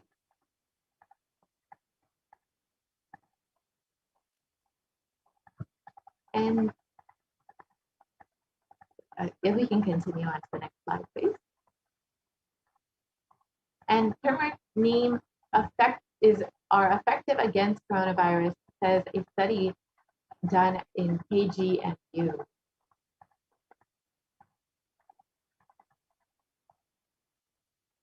And the Supreme Concept of Hinduism has also revealed that with complete mind, applying banana peel and onion in the field and going to sleep will also help you detoxify your recent article published in a Medical Daily. It states that the beneficial properties of onion in our health are very well known, and onion contains a high amount of sulfur compounds, which not only give onion the recognizable smell, but are also powerful detoxifying agents. And with more than 100 sulfur containing compounds, which are what cause the eyes to tear, onions can help prevent, treat ailments from diabetes to heart disease. And this is exactly why onion is used for its medicinal purposes in Ayurveda and in traditional Hindu medicine.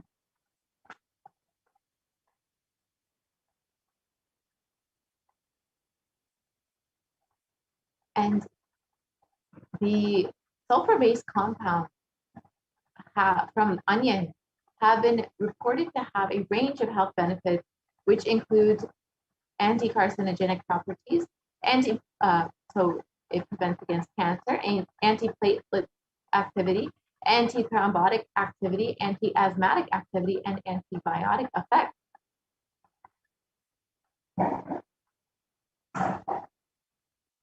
So many of the products found in onion can really help with many aspects of your health.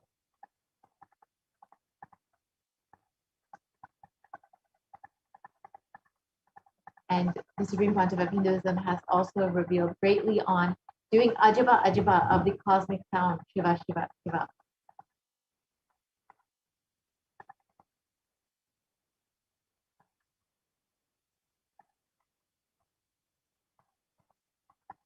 And there has been research published in the International Journal of Creative Research thoughts on ajaba ajaba, and it states that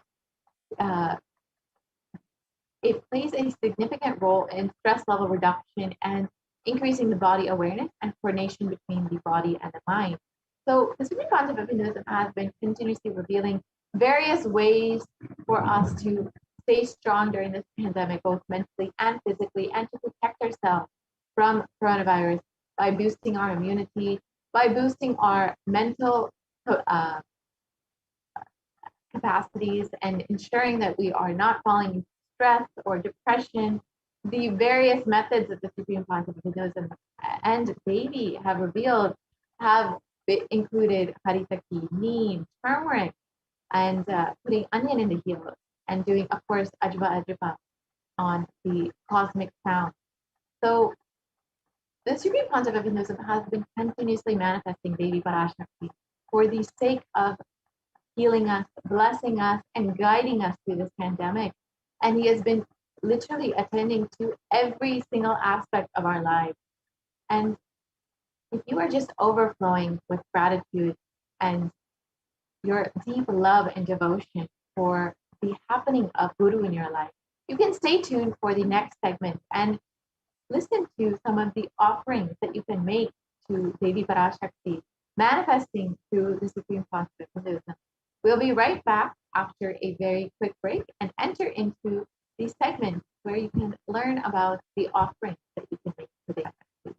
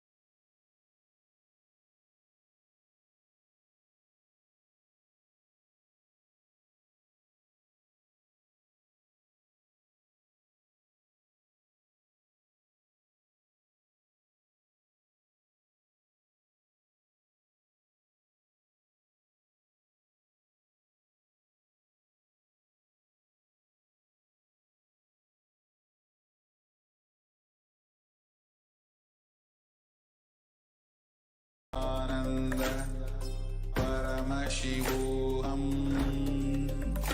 Om Nithyananda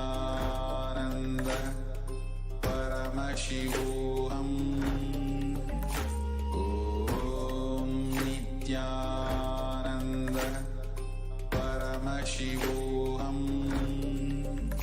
Om Nithyananda Paramashivoham. Om Nithyananda Paramashivoham. Om Nithyananda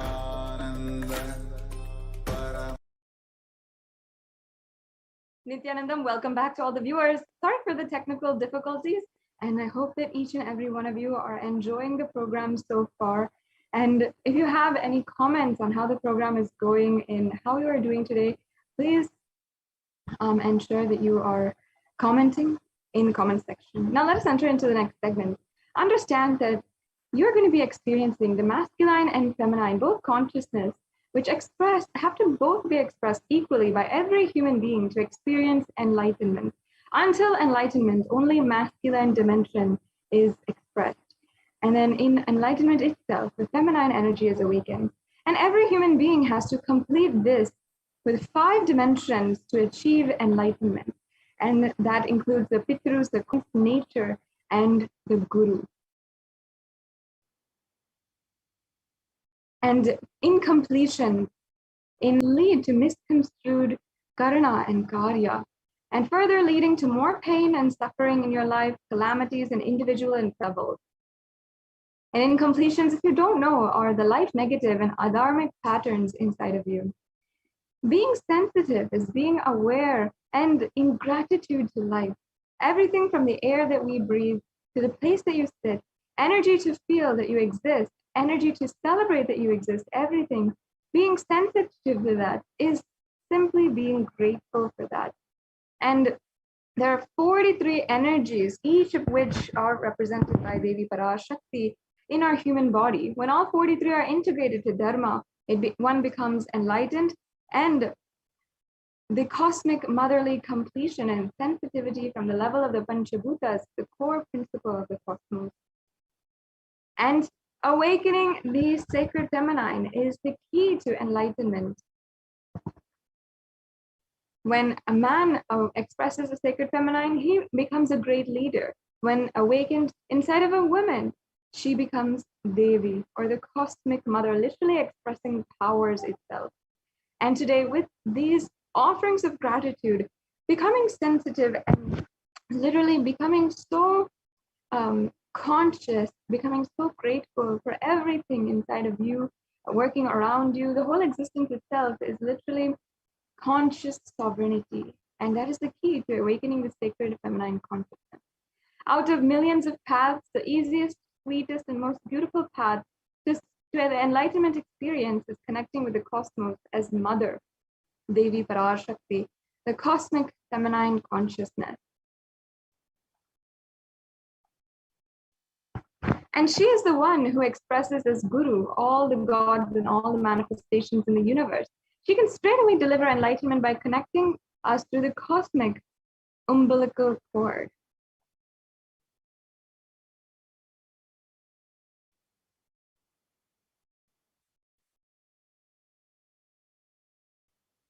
And please understand that offering is not to benefit the divine, but to close our gap with the divine consciousness. When we achieve completion with the Divine Mother, her infinite powers with her sweet grace starts nourishing all dimensions through the cosmic umbilical cord. And there is nothing too small or too big that one can offer to connect to the Divine Mother. It has to be from the space of love of a child looking at a mother and handing her what it has to share out of her deep love. It can be a cup of milk or a flower, or it can be a precious jewel to adorn her smiling face or her hair. Vedic rishis have clearly stated the techniques to connect with the sacred feminine consciousness, to awaken the same qualities in us. One can connect with Paramashiva through oneness, but with Divine Cosmic Mother, it is only by worshipping her feet with devotion. And the mother worship is the most non-violent, most peace-centered, most healing, soothing, and sweetest path to enlightenment among all the traditions on planet Earth. Worshipping includes contemplating, meditating, and through the sacred offerings of mantras at her lotus feet. So now we will be understanding the various different offerings that each and every one of you can do to Devi Parashakti and offer at her divine lotus feet today.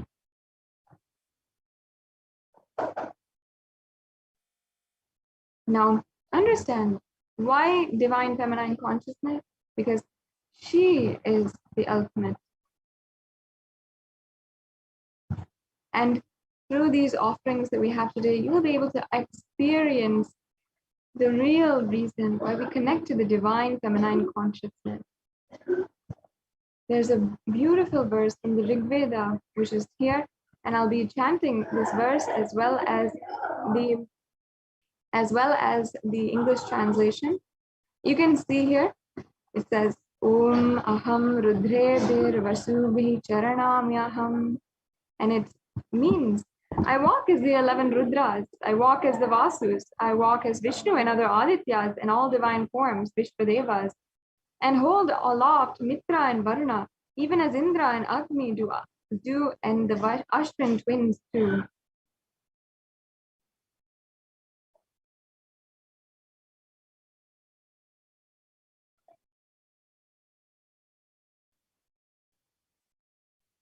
And the Ekasha Dasharudras, the Maharudra, Ashtavasus, yes, Vishve, Devata, all of them are my retinue. I move around in my various forms with them as my retinue, and I protect them, all of them, including Devi declares herself as the inner self of all gods, the divine energies. She is all pervading and all permeating.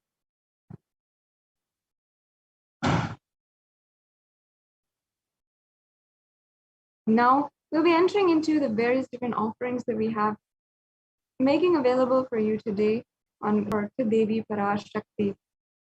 And I invite each and every one of you to comment in the comment section, whether you're joining on YouTube, Twitter, and Instagram. If you've already made an offering and you'd like to share about how these offerings work. Now, here we have the E-Hundi offering as well. And this is an offering of any amount, and it can be literally anything that you'd like to offer. There's a beautiful verse here where it says, Bhakti Priya, Bhakti Gamya, Bhakti Vashya Vyapaha, Shambhavi Sharadaradhya, Sharvani Sharmadai. Literally it means Devi, who is fond of true devotion and is realized through true devotion, she removes all the fears. So through this offering, you will be able to experience going beyond fear and simply dropping any fear that you might have and she will simply remove that fear. We have next the Sankalpa offering, which is a very elaborate and powerful mantra to manifest your conscious resolution. And there is a beautiful verse from the Saundarya Lahari, which is literally basically what I can describe as the ecstatic experience of oneness of Adi Shankaracharya with Devi Parashakti, where he literally sings, let the mantras I chant with sacrifice in my soul become chanting of your name. So through this Sankalpa, you can offer that. And the Devi Sahasranama Swarna Kastu is also available for you. As you can see, it's available in very many different levels as well. And we also have the Mukta Anguti. And here in this offering, we can offer to the one who is literally the protector of the whole world, who removes all obstacles, to remove the obstacles that we are facing in our life. And we have the next offering here, the Swarna Padma Pushpa. And there's a verse which is describing Mahalakshmi. She says, Siddhi Buddhi Prade Devi Bhukti Mukti Pradayini Mantra Murte Sada Devi Mahalakshmi Namostute. Literally worshipping Mahalakshmi, who's sitting on the lotus to manifest all abundance in her life. Now we have next the Swarna Meti. This is the offering of adorning the feet of Devi Parashakti, whom the feet, literally as it says in the verse of Saundarya Lahari, that Lord Brahma literally uses the feet dust to create the entire universe and Lord Rudra or Paramashiva literally uses her feet dust as holy ash. So that is the power of her divine lotus feet. And just adorning that can give you the blessings for life of expressing leadership qualities. And we have next the Mangatika. And then the Mangatika is associated with the verse from Lalita Sahasranama, where Devi Parashakti is described as Shuddha Sarabhi Varshani, or she who makes the nectar flow from the Sahasrara. We have a verse from the compositions of Adi Shankaracharya once again, where it says, where he sings, Guru Ragni Padme Manaschenna Lagnam, Tathakim, Tathakim, Tathakim, Tathakim. Meaning, if there is no the Guru Padaka in your life, then what then, what then, what then? You can achieve anything in your life. But if you do not experience, if you do not understand the surrender at the feet of Guru, then what use is everything that you have experienced in your life thus far? You can offer the Pratyaksha Pada Puja and have the ultimate surrender and feeling connection with the Guru, which cannot be compromised at all today. We also have the Vastra Seva as well. And this is literally the blessing to the offering which can bestow upon you the complete completion and protection from the Guru. Now, we have all the different offerings here in a summary table. As you can see, we have different offerings with different levels. So you don't have to feel as if you cannot make an offering today. You can make an offering which is any amount, or you can make an offering which is a little bit more substantial as well.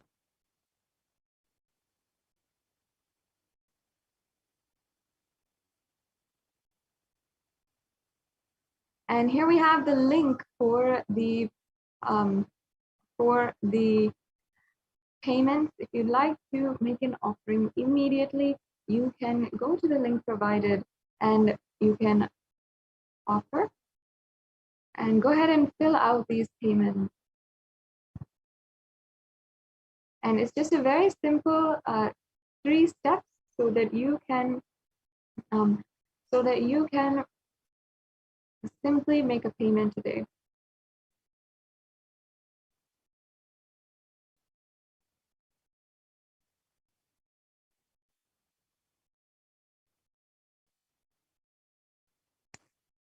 So go ahead and take a few minutes right now, and I'd like to show each and every one of you this on how to make a payment.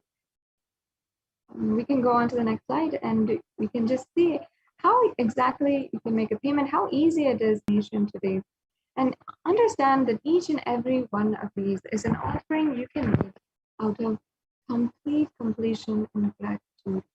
And just a few hours ago, we had such a powerful connection with Devi Parashakti, and we entered into her very sacred space. She literally allowed us in and gave us the darshan in her raw and beautiful space that she manifests in, so powerful. And I'm sure so many of you had such beautiful experiences, and even some of you were sharing how much they felt peace, how after the darshan of Devi, they had a breakthrough in their life in some way or form. And it's not just if they asked a question to Devi, but just if they're sitting and witnessing the divine presence of Devi Parashakti, they are manifesting in their life. And literally they're manifesting so many breakthroughs. So it's something which is real, beyond what you and I can actually understand and fathom. So this is the link for the payment that you can make. And next, we'll be just going through how exactly you can make that payment with just a few steps.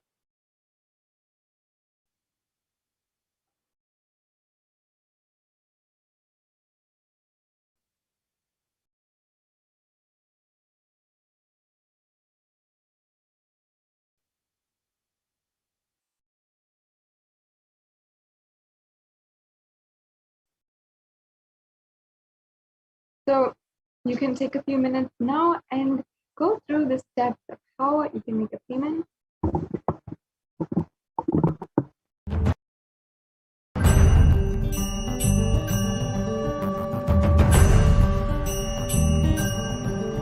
Hi, my name's Nathan Selamutu. I'm from the UK. I'm 19 years old. I'm a full-time student at university, first year.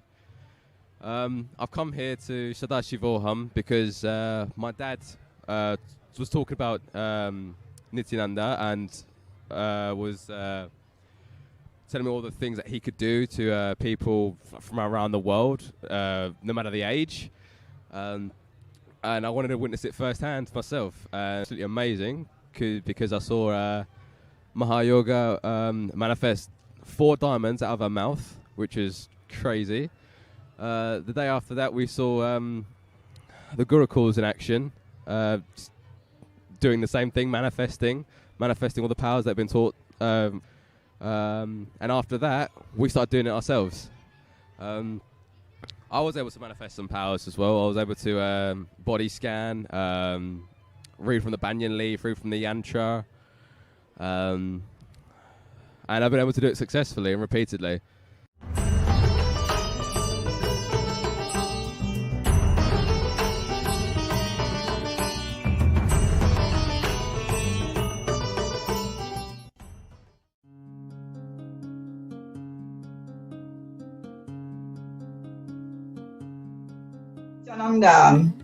Je suis Lina Forbin.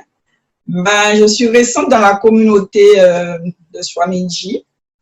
J'ai connu Swamiji en commençant par les séminaires de temps en temps, jusqu'au jour où j'ai eu l'initiation à l'Altalmingam. C'est l'année dernière. Donc, je l'ai eu plusieurs fois. Donc, et puis après, j'ai commencé à faire le yoga. Et de plus en plus, je sentais, dès qu'on parlait de Swamiji, j'entrais dans un espace où il était là, sa photo, et à travers les satsangs, les datchangs, je sentais que tout mon corps bougeait. Donc, j'avais même peur au début, je comprenais pas. Et j'ai su que c'était la connexion avec Swamiji qui se faisait en moi. Donc, de plus en plus, j'ai eu envie de continuer. Le programme a été proposé pendant le confinement. Je l'ai fait, le premier programme Paramashivoham, numéro 1, saison 1. Donc, je l'ai fait. Et puis, de plus en plus, tout ce qu'on propose, il y en a beaucoup, mais j'essaie de faire parce que je sens que j'ai envie de l'enseignement. Cet enseignement-là me plaît. À travers l'expérience des autres, ça me donne envie de continuer. Les autres sont épanouis, bien. Donc, ça me donne envie de continuer et que je sens de plus en plus la connexion. Donc, je pratique un peu tout ce qu'on propose dans le programme, pas tout parce qu'il y en a beaucoup. Un peu de yoga, pas tous les jours, mais je fais l'unclenching. Et puis, j'ai envie de continuer, j'ai envie de me sentir vraiment dans cet espace-là pour être très bien, quoi. Donc voilà, je sens l'appel de Swamiji, je sens que j'ai envie. Voilà mon expérience, voilà, gratitude à Swamiji.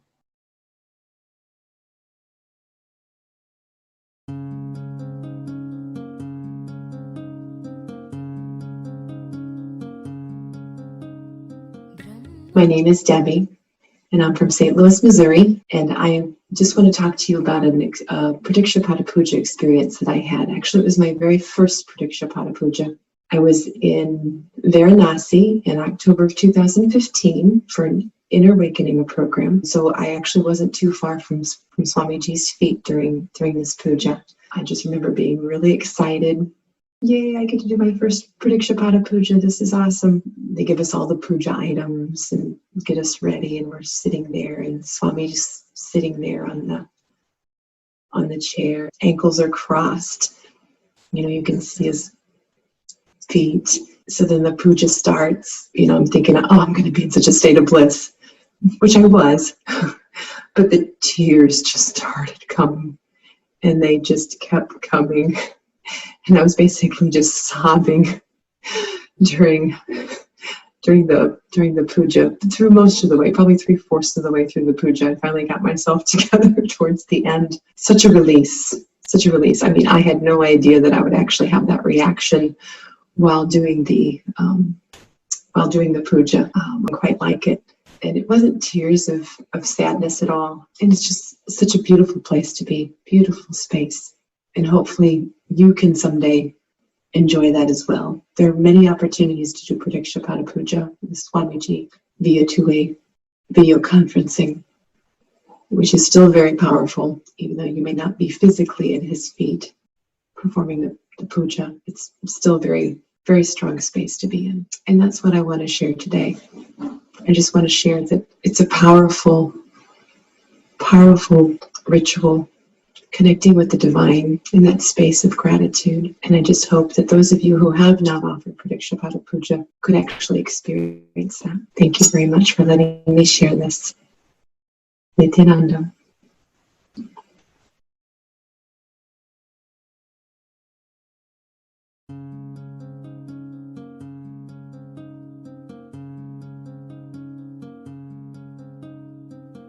My humble pranams at the lotus feet of Swamiji. My name is Anjali Oza. I'm from the UK, and I would just like to share a small snippet of my connection with Swamiji. So it began earlier this year in January. My mother was due to have her Dali Avatar call, and I was witness to her phone call, which was projected on a television screen. And it was, at first, a pretty normal experience, watching Swamiji through Zoom, which is something everyone's become very accustomed to. For me, it was all still quite new, but it was captivating from the very first moment. I was listening to him speak, listening to him answer questions, listening to him make jokes. And at some point after he finished speaking to my mother, I'm not sure what it was, but something inside me just clicked. There was a sudden sense of complete surrender, complete peace. And it was a peace that was all-encompassing. It was something I still can't describe to this day. It wasn't your normal complete silence. It was almost blissful. There was nothing else to think about except for just this wave of peace. And someone who's always that in order to feel something, to feel connection to something or to someone, you need to see something happen, or you need to understand how things work. And that evening just proved to me that that's completely untrue. So I know for a fact that if someone like me, who has a tendency to shy away from not believing in things before you can see them, that cognition has been completely shattered and turned into one of the most beautiful feelings I can't even put into words. Going forwards, I mean, from that day, it was just, I wanted to be a part of everything Swamiji was offering, satsangs, workshops, etc. And this program today, this Ganas program, has been an absolute blessing in so many ways. I can only hope that it helps me to expand and grow even more than it has done in the last month, and even more so as it has done from the beginning of this year as well, before the program even started. Just knowing Swamiji's grace, having his blessings, has meant the world to me. Nithyananda.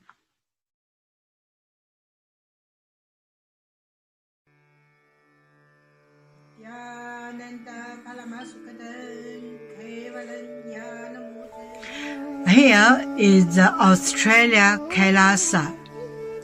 How can I be so lucky and have a happy life in Kailasa? It's a long story. My name is Li Qi. My guru is His Divine Holiness Bhagwan Nithyananda Paramashivam. Since I was very little, I already wonder what life for. I really want to know the result, the reason. A long time ago, I think if I earn enough money, I will be very happy person, and then life is for happy. I tried to earn money, and then I really rich, but money didn't give me happy. Then I tried to get the happy life in romantic love. Then the really romantic love take me go lots of place and a story during this time. But I still don't feel I get the result, get the life reason. Then I start study from book, from video, from religion, and way. And when I study Buddha, that time after Buddha gives so much intelligence to me about life. But I don't think study is enough for me. I want to be Buddha. But I don't know how. Who can let me get there? One day I find the video in YouTube, introduce Swamiji in that video. I suddenly, my eyes open wide. I get it. He must be my guru. I can get there. He can let me get what I want to know. And he can take me home, real home. This kind of feeling, then I start study from Nithyananda Sangha. One day, Swamiji Satsang said he need people devote land, home, money to build up Kailasa. Then I discussed with my husband, decide to give the whole farm to Nithyananda. That time, because both of us believe help Swamiji means help whole world. It's a big decision, but we just discussed so short time already. Decide. I really appreciate my husband love me so much and believe me, trust Swamiji so much. Soon here will be big temple, Gurukul, Goshena, and library. Introduce this my story to you, just me. Don't give up any chance to be founding father of Kailasa. It's best thing you can do in your life.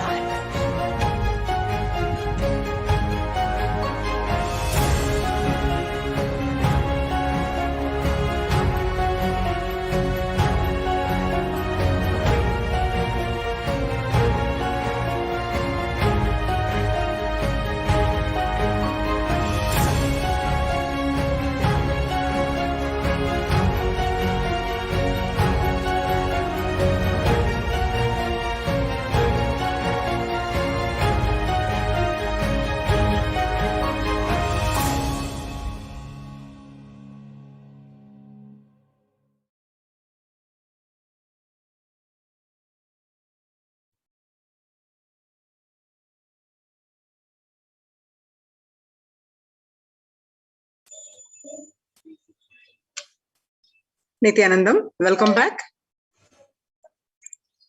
In this segment, the revival of temple sciences and ecosystems, with the blessings of the Supreme Pontiff of Hinduism, Jagat Guru Mahasannidhanam, His Divine Holiness Bhagwan Nithyananda Paramashivan's blessings. Let's start with the Sadguru Vandanam. Nithyanandam Paramasugadam Kevalam Jnanamurtim Dvandvatitam Gagana Sadrusham Tattvamasya Ekam Nityam Vimalamachalam Sarvadi Sakshibhutam Bhavatitam Triguna-rahitam Sadgurum Tam Namami.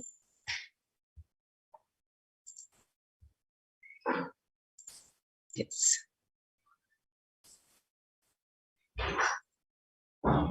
So what you learn from this segment today concerning statistics due to the COVID-19 pandemic, and what are the Kailasa's contributions, and why temple-based ecosystems and Kailasa's COVID care protection centers, and UN recognizes Kailasa's contributions and join Kailasa's COVID care protection centers. With the blessings of the Supreme Pontiff of Hinduism, let's understand. As if we see the statistics worldwide due to the pandemic, the cases rises to 209 million. USA alone leading with 37.16 million cases and 624,253 deaths. Coronavirus tally, the global cases of COVID-19 tops 209 million. The global tally for the coronavirus climbed above 209 million as of early Thursday, while death toll rose to over 4,393 plus, according to the data aggregated by Johns Hopkins University. A total of 37.16 million cases and 624,000 deaths. The daily average of new cases over the past 7 days ticked back above average. You see the more statistics: USA, India, and Brazil leading in COVID cases and COVID-related deaths.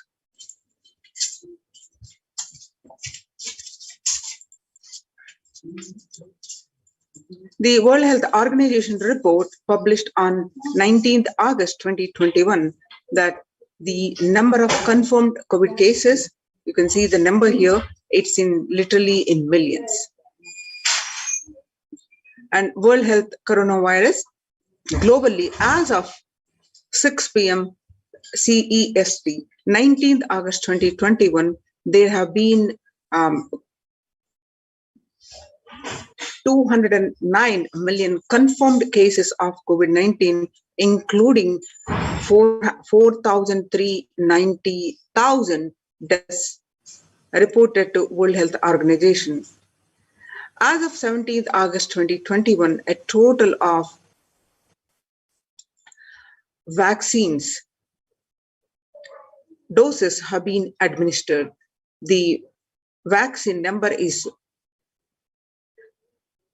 4,543 lakhs, 1,000 lakhs. Delta variant spreading in USA, children are now getting infected. The record Delta wave hits the kids, raises fear as US schools open. The day before he was supposed to start 4th grade, Francisco Rosales was admitted to Dallas in a Dallas hospital with COVID-19, struggling to breathe with dangerously low oxygen levels and an uncertain outcome.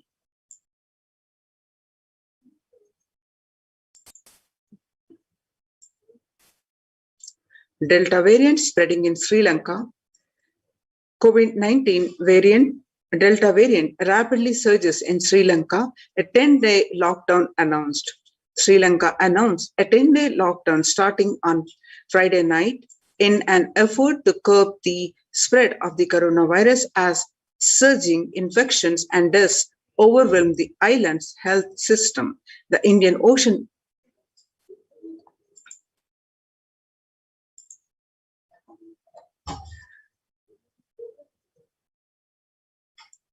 The Indian Ocean Nation recorded its highest single-day death toll of 187 and 3,793 cases on Wednesday. And coming back to statistics in India, about 34,401 new cases found in India as on 18th August 2021. Death toll in Maharashtra alone has crossed 1,35,000. You can see the statistics graph here.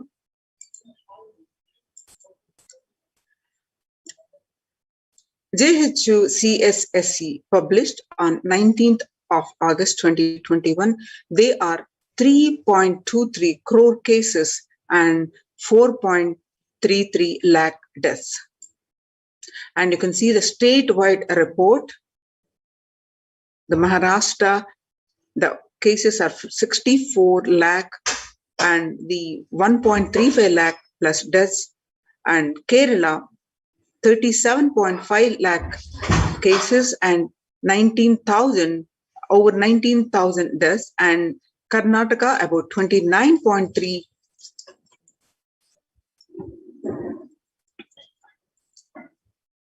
lakhs confirmed cases and 37,000 plus deaths, and in Tamil Nadu 25 lakhs confirmed cases and 34,600. So if you see, all the states are over and above. The confirmed cases are above, and the death toll is in thousands.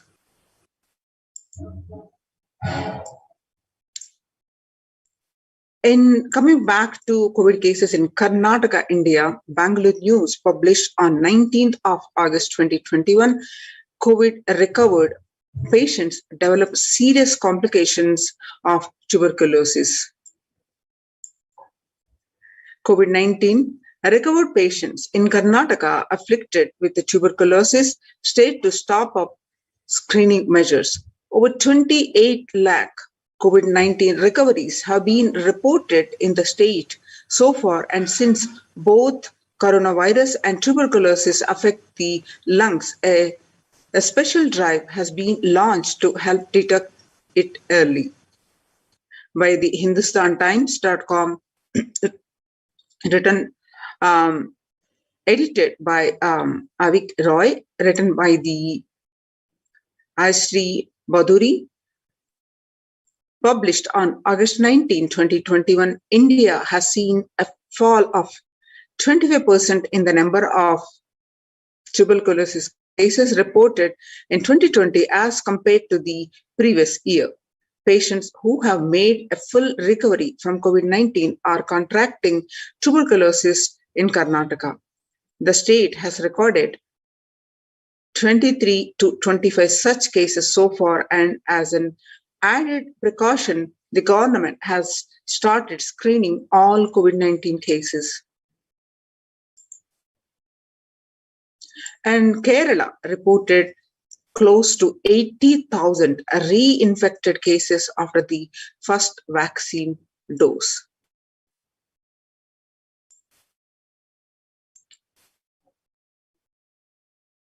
The Delta variant is proved to be unstoppable. 87,000 COVID infections in India after the second dose, and 46,000 from Kerala. The sources, according to the Kerala sources, reported close to 80,000 cases of COVID infection after the first dose of vaccination, while 40,000 people were infected after the second, close to the sources said. NDTV, according to the NDTV. The Times of India published on 20th of August 2021, COVID-19 Bangalore takes over Mumbai, becomes the district with the second highest. Bangalore takes over Mumbai. Bangalore Urban has now overtaken Mumbai to become the district with the second highest COVID-19 deaths in country, while Pune continues to lead the table. As of August 18, Bangalore had 15,953 virus-related deaths compared to 15,930 in Mumbai and 18,779 in Pune, Bangalore, which has the highest overall COVID-19 cases.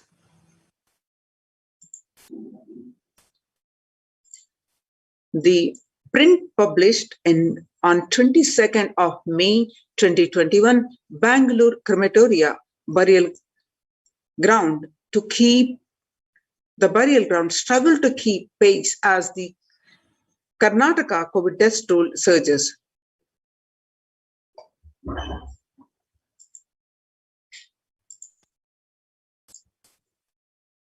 Subscribe to our YouTube channel and press the bell icon to get the latest updates. Over the last 2 weeks, Karnataka has witnessed a devastating COVID-19 surge, recording the highest COVID-19 related deaths and a number of new cases. Bengaluru has emerged as a new COVID-19 hotspot due to the positivity rate and an increase in the deaths. With the surge in COVID casualties in the second wave of the pandemic, crematoriums in Bengaluru, as in the rest of the country, are finding it difficult to handle the daily burden of bodies being brought in. Battling shortage of space and other infrastructure crunch, many have constructed new sheds to ensure last rites can be carried out even during the rains, and burial sites. Some burial sites are also reusing their space. The print visited a crematorium on the outskirts of Bengaluru. We are 25 kilometers away from Bangalore in a place called Tavarekere, where at least around 60 to 80 bodies are being brought in.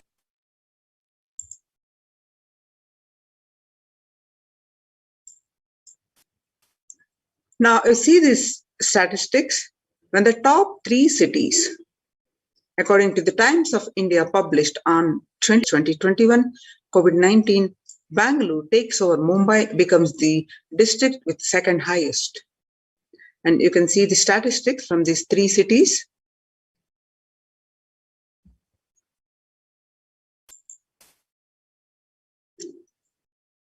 The Times of India published on 20th of August 2021 that the Bangalore takes over Mumbai, becomes the district with second highest.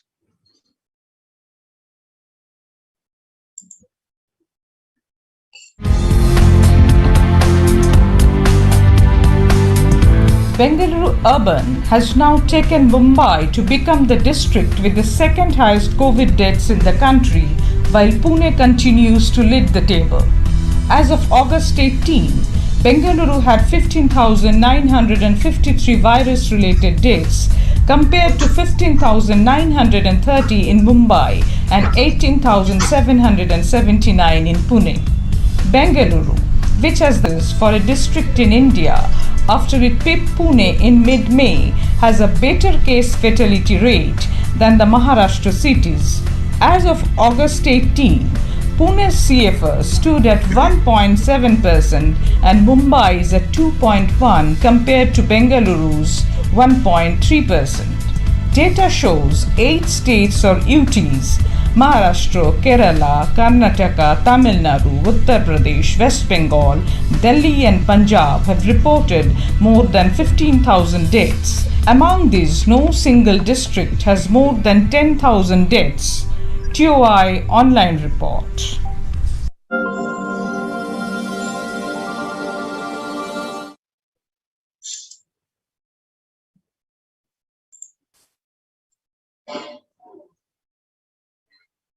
The post-COVID patients are now suffering from the life-threatening blood clots in arthritis. The post-COVID patients now suffering from life-threatening blood clots in arteries. Steep rise in cases of arterial thrombosis in post-COVID patients, say the doctors. There is increasing evidence of the association between the COVID-19 and arterial thrombotic events, as many post-COVID patients have suffered from a limb and life-threatening blood clots in the arteries of the legs, doctors say. Dr. Rahul Seth, the interventional radiologist.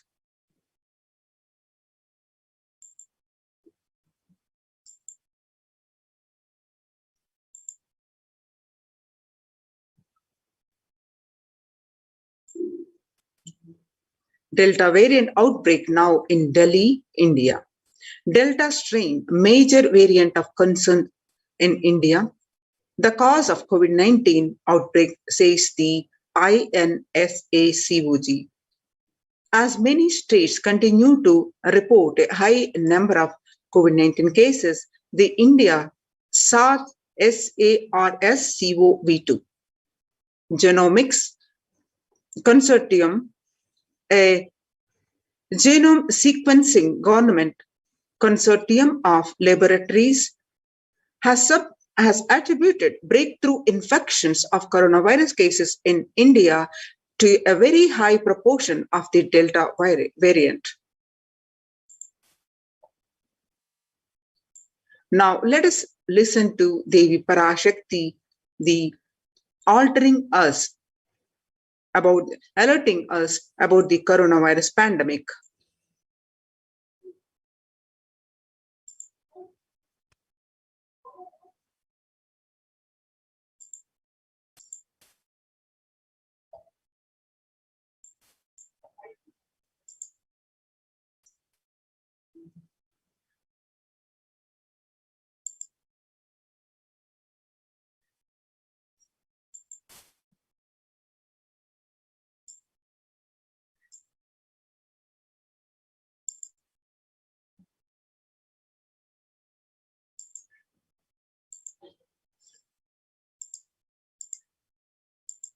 Now, with the statistics just now presented,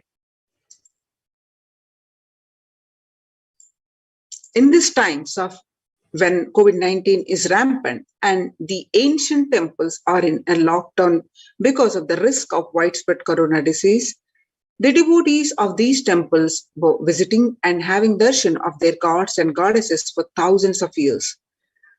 The famous major temples across India are shut down due to the rises in cases. At all these ancient sacred sentiments have come to an harming halt after the lockdowns have taken place. The religious fervor of the devotees is being lost due to the pandemic. The Supreme Pontiff of Hinduism is reviving the e-Kailasa ecosystem and bringing all the ancient traditions of the online platforms on Kailasa textbook. So, Devi Parashakti revealed on various Akashic readings that to join Adi Kailasa, the temple-based ecosystem, and protect your life and do the yoga and follow the spiritual, do the service to Paramashiva. So why the temple-based ecosystems? The why deity worship?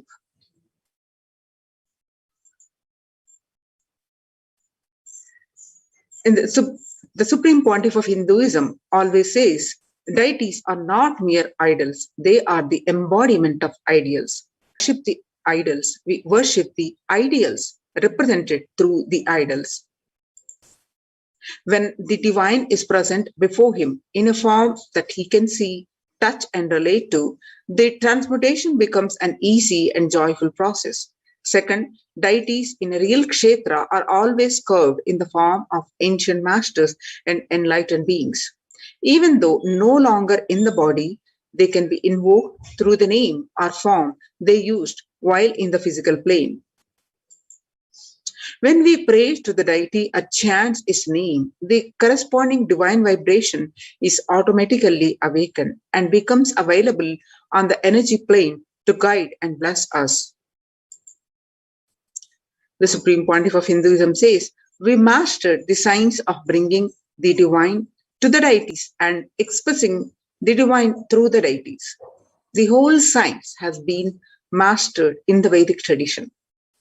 The revival of temples will be the revival of world peace and world bliss. Revival of temple culture, the deity worship, where people are made to look in, that is where the revival of Sanatana Hindu Dharma is going to happen.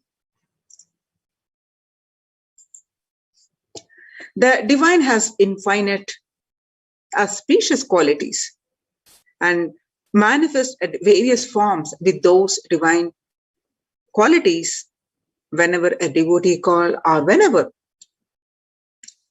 the world is at the destruction. For example, Shiva manifested as Markandeya. Shiva saved Markandeya from death. That became an independent deity, Kala Kala. The Markandeya was destined to die at the age of 16, and his parents were in utter sorrow and devastated. And to remove his parents' sorrow, Markandeya intensely meditated on Paramashiva, and on the day of his death arrived, the Kala, the Lord of Death, arrived to take his life away. And Markandeya intensely hugged Paramashiva and prayed to Paramashiva to save him. That's when Paramashiva appeared as Kala Kala, the Lord of Death, and saved Markandeya, and not only saved Markandeya, given him the life of eternity. Same way, he danced in ecstasy, the cosmic dancer. That action became Nataraja. Vishnu's very action of showering blessings on the world becomes Lakshmi. Brahma's very action of constantly sharing the wisdom becomes Saraswati. So each of the actions of the universe become independent intelligence and energy. When you connect with those independent intelligences, those deities, whatever you want immediately happens. Whatever result you want, worship with those rites, those divine energies who are the personification of those specific actions. The immediate results are achieved by connecting with those deities. In this world, this can be a powerful method through which you can achieve whatever you want in your life. So join the Kailasa's COVID Care Protection Centers and register now through the link below, https://kailasa.org/Kailasa Care. Now let us understand the signs of temples, why the science of Hinduism tirelessly worked to revive the temple-based ecosystems. So now let's understand the science behind it and the sacred secrets behind the temple sciences.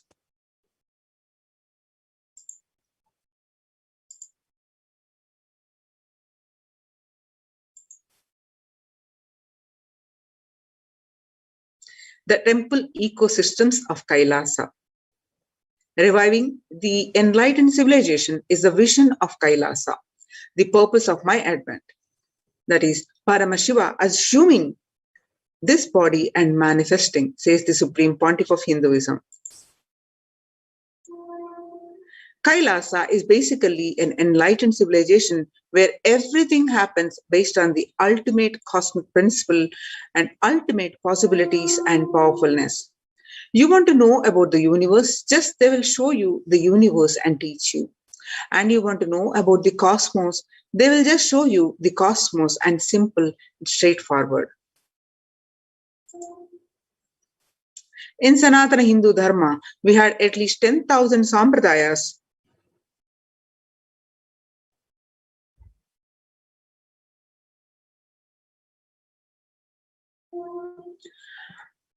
Religious, spiritual traditions, keeping this enlightenment science alive. Understand, each Hindu sampradaya is a spiritual ecosystem created for keeping enlightenment science alive. Every monastery, every adhinam, every mutt, every temple, every Veda Patashala, every Sarvajñapita is a lineage, sampradaya created to keep the ecosystem of spiritual enlightenment alive. Some may be Shakta, are different traditions. Some may be yoga, some may be Vedanta, some may be Tantra, some may be Yoga Vedanta, some may be Yoga Shaiva, some may be Vaidika Shaivas, all kinds of permutation and combination. Each temple, each mutt, each monastery, each adinam, each Veda Padashala, each sampradaya is a spiritual ecosystem created to keep the enlightenment science alive of that sampradaya. Hindu temples are not just worship altars or religious congregation place or just memorial for certain legendary person or incident. Hindu temples are residence of God. That is why in Chidambaram, Nataraja is one of the Dikshita. In Srirangam, Ranganatha is one of the Bhakta who is doing the puja. Understand, temples are residence of the God in Hindu tradition, says the Supreme Pontiff of Hinduism. There was a time Hinduism had 56 nations, 200 states, and 1,700 provinces and 10,000 sampradayas. Almost 95% of the population of those days were Hindus. And slowly, the brutal terrorists invading life-negative gangs enter, destroy, rob, plunder the temples, destroy the spiritual ecosystem, the enlightenment ecosystems. In last 1,000 years, we did not have a single nation, we did not have a single state, we did not have a single province practicing Hinduism as a state religion legitimately. And in 10,000 sampradayas, without any doubt, the Supreme Pontiff of Hinduism say, the only 200 are left alive, struggling to be alive. Three unique things of Hinduism, that is, ability to make the divine land and get rooted on the deity, that is called prana pratishtha. And the second is incarnations landing, the ecosystem where the incarnations land, the enlightenment spiritual ecosystem where incarnations happen. Third, the devotion to feminine consciousness, that is Devi worship. These three are unique to Hindu tradition. Kailasa is a place where everything related to super consciousness is revived. All the sampradayas, all the spiritual ecosystems created for enlightenment will be revived and established in such a way it never gets lost again. They are these forever serving the humanity. A person who can make enlightenment as a source for energy and excitement for anyone is an incarnation. Fortunately, we are successful in making enlightenment as the source for energy and excitement to millions of people all over the world, and this whole Kailasa is the revival of that enlightenment civilization. A temple is a place where an intense cosmic energy is available for everyone to experience. Significantly, all the major Vedic temples built over the centuries have been consecrated by enlightened masters, or rather, the temple has grown around the intense energy field established by an enlightened master for the benefit of humankind. Just as a rich man leaves behind his wealth for the next generation, after he leaves the body, enlightened masters leave behind the huge energy that they bring with them in the form of temples. For instance, the four main Shankara Pitams were established by the 8th century master Adi Shankara. The Chidambara temple by Patanjali, the Balani temple by the Siddha Bhoga, the Arunachaleshwara temple by the Saint Idekada, Tirupati by the Kunga Navar, and Tanjore by Kuruvarur.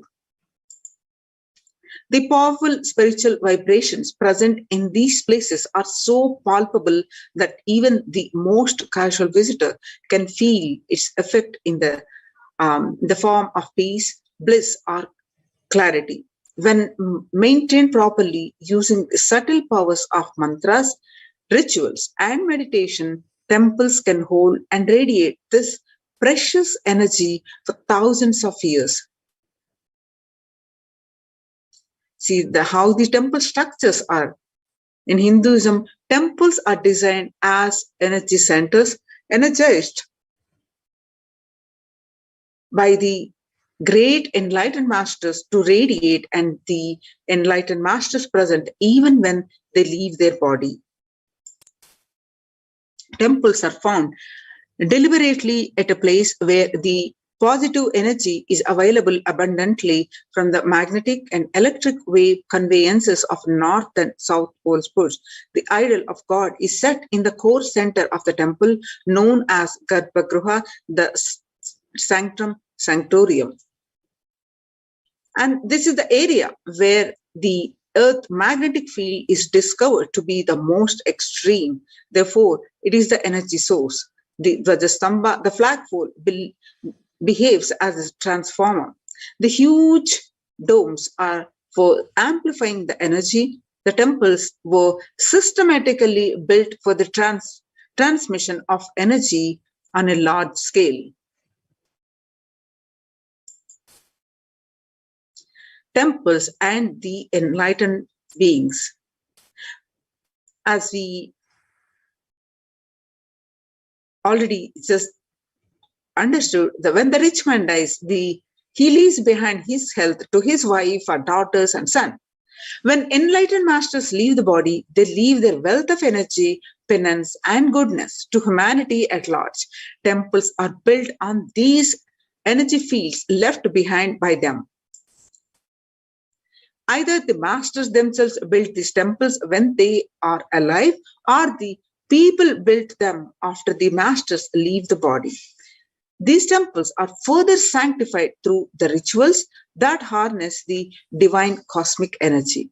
The famous temple at Kedarnath in the Himalayan range was built by the great master Shankara.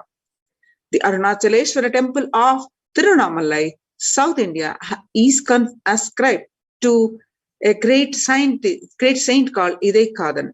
These temples are these great masters to humanity.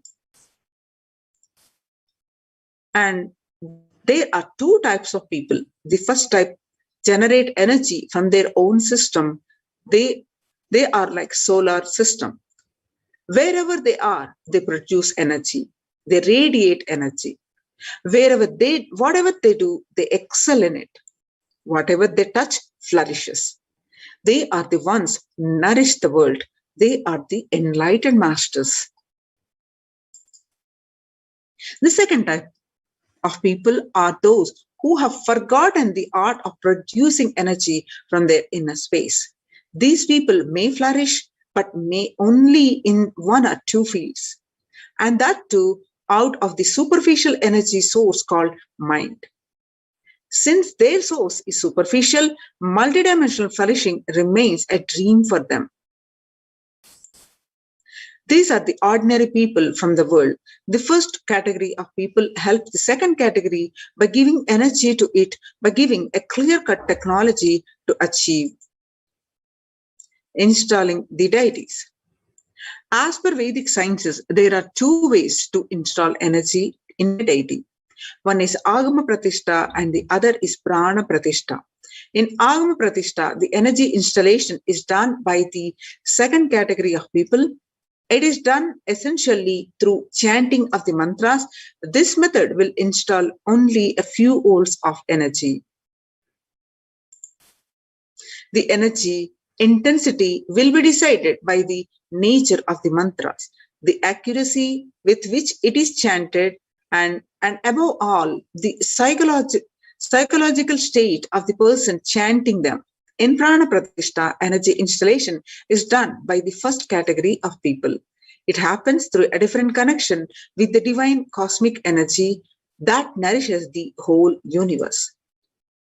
The first category of people, that are the enlightened masters, are pure channels for the divine cosmic energy to flow through, and they can choose what manifestation of the energy they wish to install. For the goodwill of society, masters have worked in the science of the inner world and have installed various aspects of divine energy in these temple deities. Every historic temple has its own significance. The deity has its own boon to offer depending on the type of the energy installed in that deity. That is why in order to conceive children, in order to, you go to a particular temple. In order to wed a suitable spouse, you go to a different temple. To defy planetary influences, you go to a different temple. For financial problems, you go to a different temple. These benefits are nothing but these special energy packs. Temples are structures that replace an enlightened master's presence. Masters, by their sheer presence, heal people. They heal not just the physical level, but at the being level. They keep the inspiration for spirituality alive. Their presence offers an ambience of sacredness. Temples are spaces created by masters to offer these same things that they offer. While consecrating the Nithyanandeshwara Paramashiva temple's sanctum at the Bangalore Adhinam, the Supreme Pontiff of Hinduism, Nithyananda Paramashivam, said, "An enlightened master is the cosmos in human form, the ultimate human form fit to perform a sanctum's consecration. For an enlightened master, the energies of expression through any means and never gets exhausted." For example, for an ordinary human being, the grief emotion or the joy emotion exhausts when expressed through tears. The pitta, the fire elements of the body, exhaust through anger. The lust energy exhausts through sexual act, and the power is saliva, that moment it is uttered. All these energies of expression become exhausted as he uses them. An enlightened master's energy of expression cannot be exhausted through any of these means, because he is existent, the inexhaustible source of energy in human form. Because masters do not need a body to execute their work, they can continue to do the things they do even after they have left their physical body. The sanctum created and energized by them will radiate inexhaustible energy and nurture energy being that seeks it.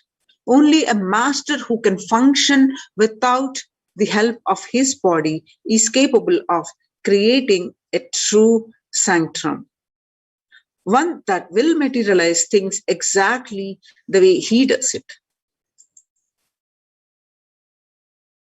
And if God is everywhere, why go to a temple? To answer this question, Sri Ramakrishna, a great enlightened master of the 20th century, gives a beautiful answer.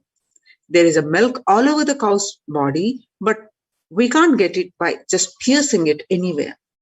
Through the cosmic energy, though the cosmic energy is available everywhere, we are not able to perceive it because it is extremely subtle. The cosmic energy is available in the most subtle form. An enlightened being or highly evolved soul knows the science of distilling this subtle energy into a gross form which we can perceive and absorb. Temples are engineered by the great rishis in such a way that the cosmic energy becomes available to all as a source of healing and spiritual transformation.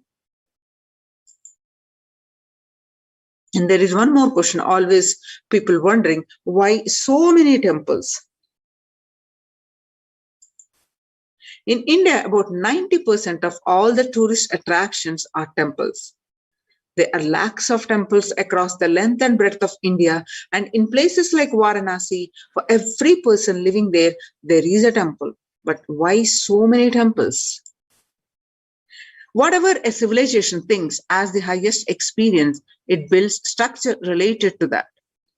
If people in a country think football is the greatest experience, they build magnificent football stadiums all over. And if people think education is the greatest experience, they build schools and colleges. For thousands of years, Hindus in India thought of enlightenment and God as the highest experience, so they built temples. So for this reason, in any city, there will be a large temple built first, and only then a city will form around it.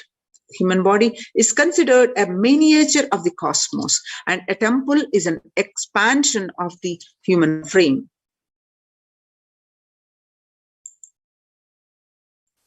Signs of temples. Temples are created to replace an enlightened master's presence. Enlightened masters, when they leave their body, they wanted a space which can continuously inspire people, which can continuously heal, which can give them the experience of spirituality, which can give them a sacred feeling. In every tradition, creating a space for the divine or creating a place in which people can relate with the divine has become a part of their culture, part of their life. People have put aside any constraints of money and time to erect inspiring structures built on faith, science, and mystery, as well as greed and faith. Throughout the passage of time, some of these magnificent structures around the world have become museums and wonders that some continue to be the seats of religious authority. Many continue to attract faithful, offering solace, energy, social interaction, and a framework for life itself. But for many, the science of temples built on thousands of years of research and development has been lost. The understanding has been lost through the physical structure. Though the physical structures are still standing, for some, the belief and the experience is no longer available. They're no longer there. By understanding the science of Indian temples, humans can experience the intelligence, power, and miracles that these structures were made from and for. Then what energy has to do with the temples?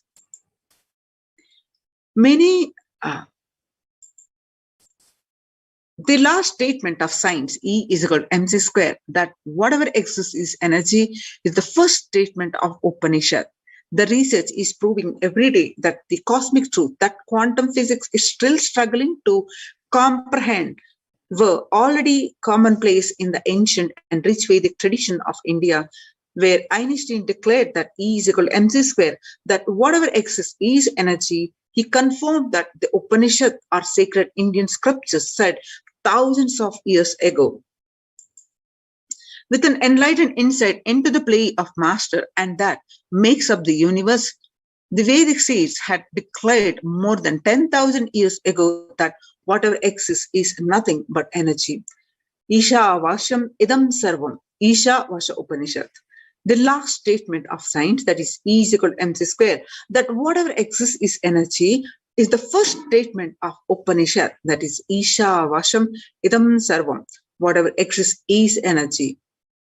So the last statement of science is the first statement of Upanishad, whatever exists is energy.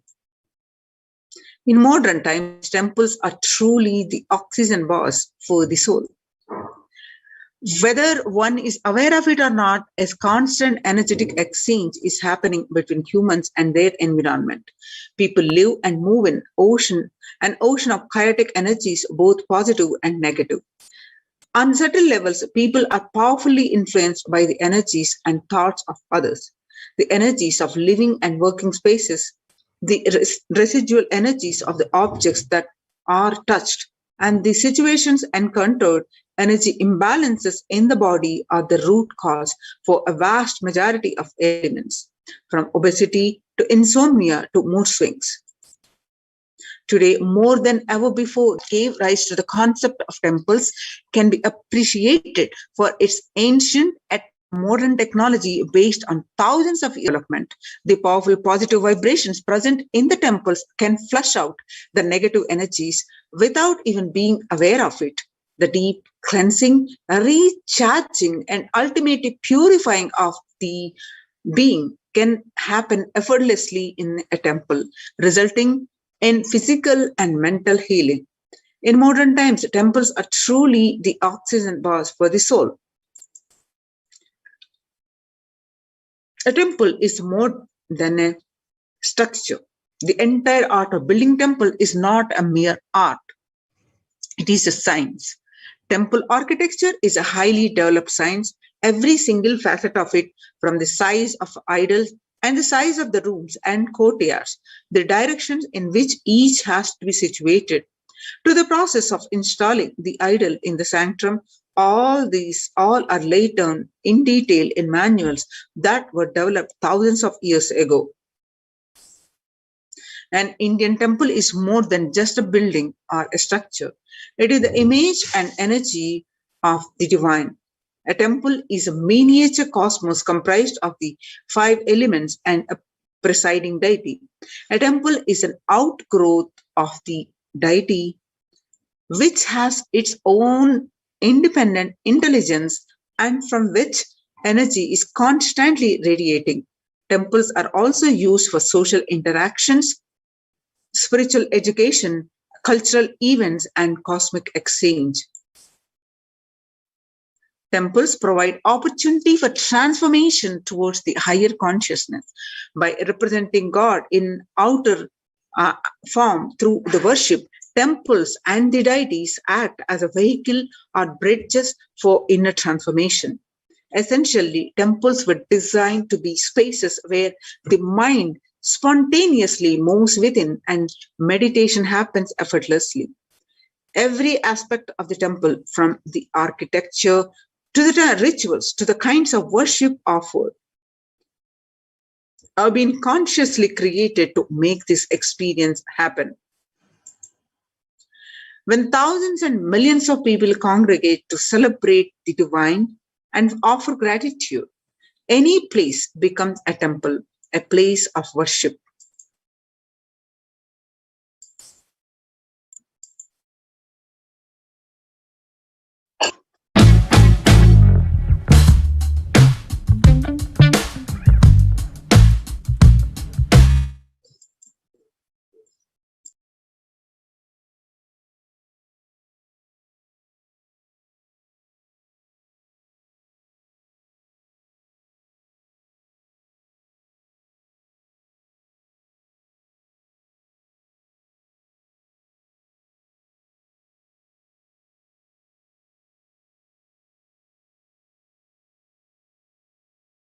Now, let us listen from the Supreme Pontiff of Hinduism, Jagadguru Mahasannidhanam, His Divine Holiness, Bhagwan Nithyananda Paramashivam, on the temples.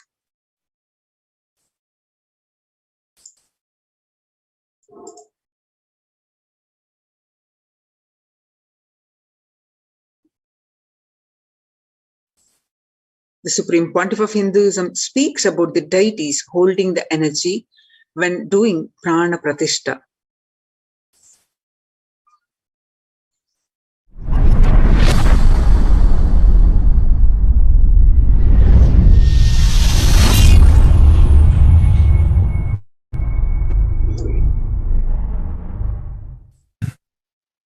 Actually,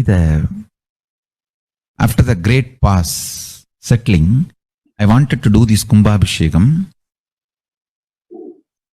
And then the Shivacharyas have advised us that only after the Uttrayanam, Uttrayana Punyakala means after the Uttrayana starts, we are having a good date, Uttamottama date for Kumbhabhishekam. So that's the reason we waited. And see, fundamentally deity intensely receives the energy like a lightning and holds it and manifests continuously for the whole humanity. You see, it's like if I have to talk to you in a normal social language, it's like a lightning holder. See, I can get into the Samadhi, one with Paramashiva, and bring the whole thing to planet Earth. But the deity should be able to hold it and manifest it, radiate it for the humanity. So that is the reason the beautiful, dense, most dense granite deity is made. The earlier, the Avudayar we made, too much of power manifestation, it has given crack in multiple places. I don't know how you guys will be able to believe. Maybe I'll tell them to show the video. such dense granite cracks to pieces and so carefully maintained with so much of all the Abhishekam, Puja and everything. Crack is the last thing you can imagine in dense granite, but so many places that earlier Avadiyar had, and that's the reason we made the new deity with more dense granite now. More dense granite, the deity is done, so it can withstand the power manifestation and hold the power for quite a long time, maybe at least next 12 years it can hold. And before that I'm planning for the different level of granite for Avadiyar. I wanted to teleport from the other planets where the 100 times more dense than planet Earth's granite is available. And anyhow, all that I'll do it and then show, and instead of giving material for trolls, I'll give.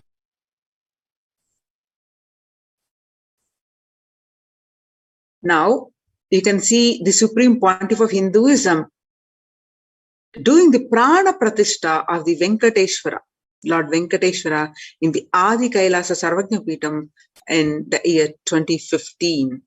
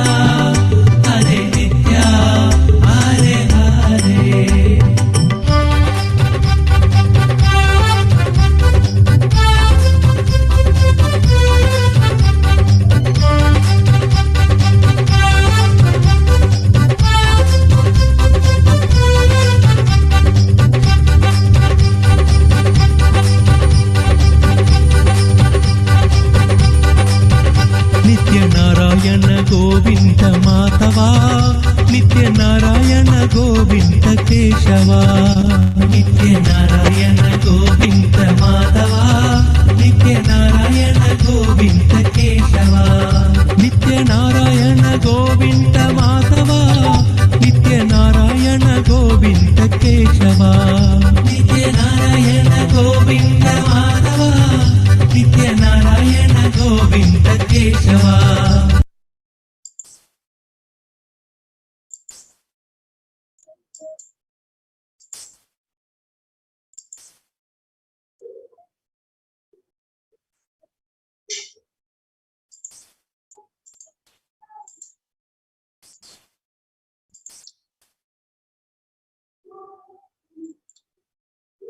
So join the COVID care protection centers, mainly of the temple-based ecosystems.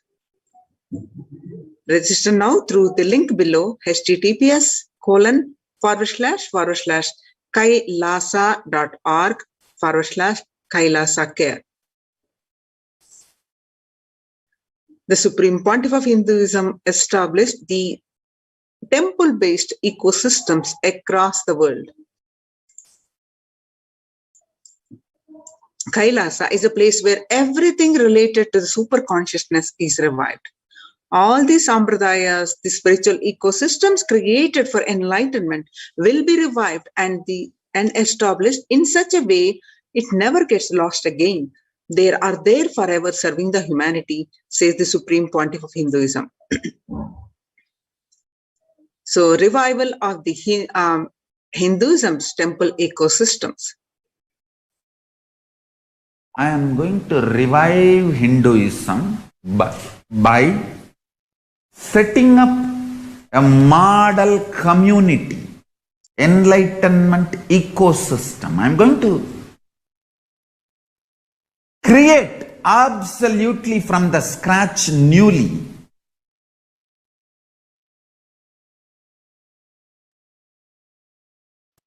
self-sustaining, temple-based Hindu ancient enlightenment ecosystem and civilization based on that. Understand? Kailasa is reviving the ancient Hindu enlightened civilization.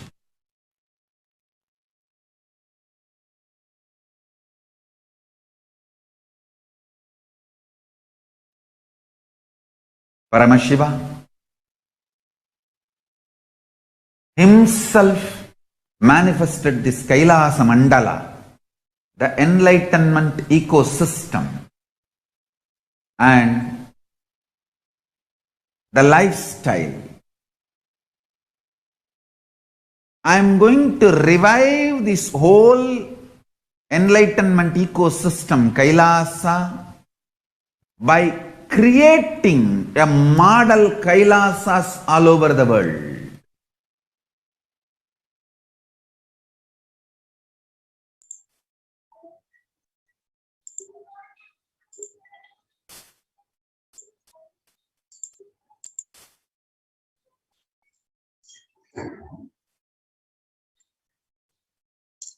The adulation of violence in the recent lifestyle has enabled disruption in several nations, affecting millions of lives with mental distress, physical health elements, and defalcation of food supply and pinpointed destruction to the infrastructure of several countries.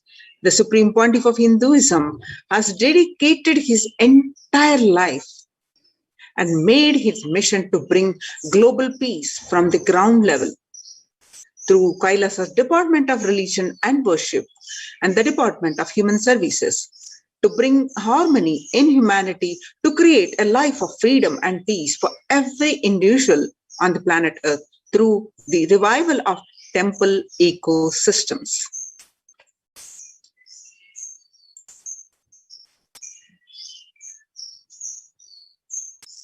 The Institute of Mental Health, Joshua Gordon, pointed out that Environmental factors present both risk and protective influence on mental health. He grouped such factors into three types. Individual factors such as the microbiome, natural and built components include green spaces, housing, and highways, which may play a role in health disparities. Social factors like family structure, poverty, and other social determinants of health. From 1994 to this date, the Supreme Pontiff of Hinduism has worked tirelessly in the revival of temple ecosystems globally.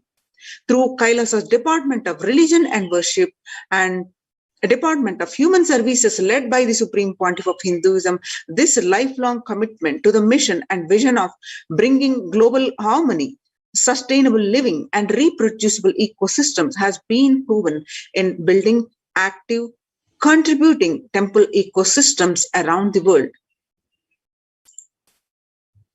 You can see the glimpses of how the Supreme Pontiff of Hinduism built the temple-based ecosystems across the world, and over the period of 27 years, starting from 1994, where Mataji Vibhudananda Puri handed over the Kailasa in Tiruvannamalai and continuously working to build the temple-based ecosystems to save the humanity.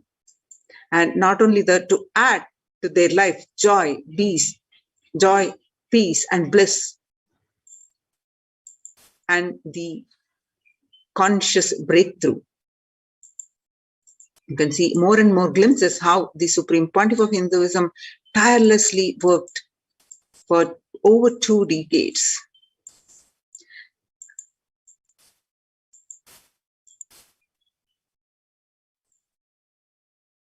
So, Kailasa Department of Religion and Worship, Department of Human Services, and each of Kailasa's ecosystems consider the right of happiness to be the highest fundamental right of all humans, in fact, all beings.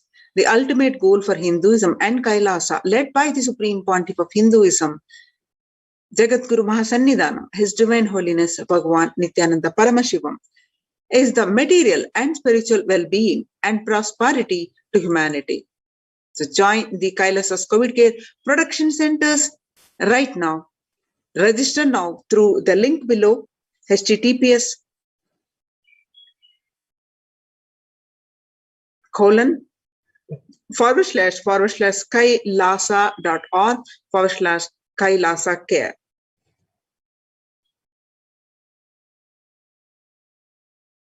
Now, it's time we move on to listening to the satsang by the Supreme Pontiff of Hinduism. Please sit straight, and let's meditate, and let's sit with the deep space of gratitude to receive the Supreme Pontiff of Hinduism. Please sit straight with your head and neck and spine erect. Inhale deeply, exhale deeply, and sit with the deep space of deep gratitude and intense feeling connection. With that space, let's chant the Mahavakya. Om Nithyananda Paramashivoham. Om Nithyananda Paramashivoham. Om Nithyananda Paramashivoham.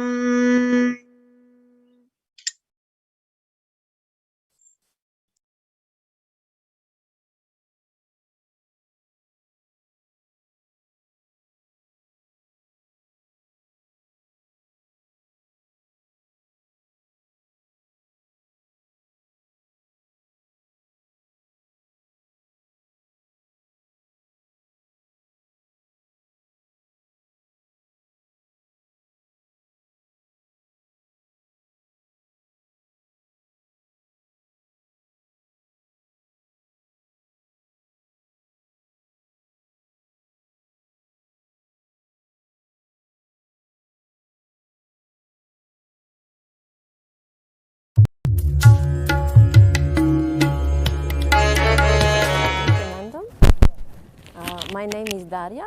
I come from Slovenia, Europe. I work as a pharmacist in a local pharmacy store.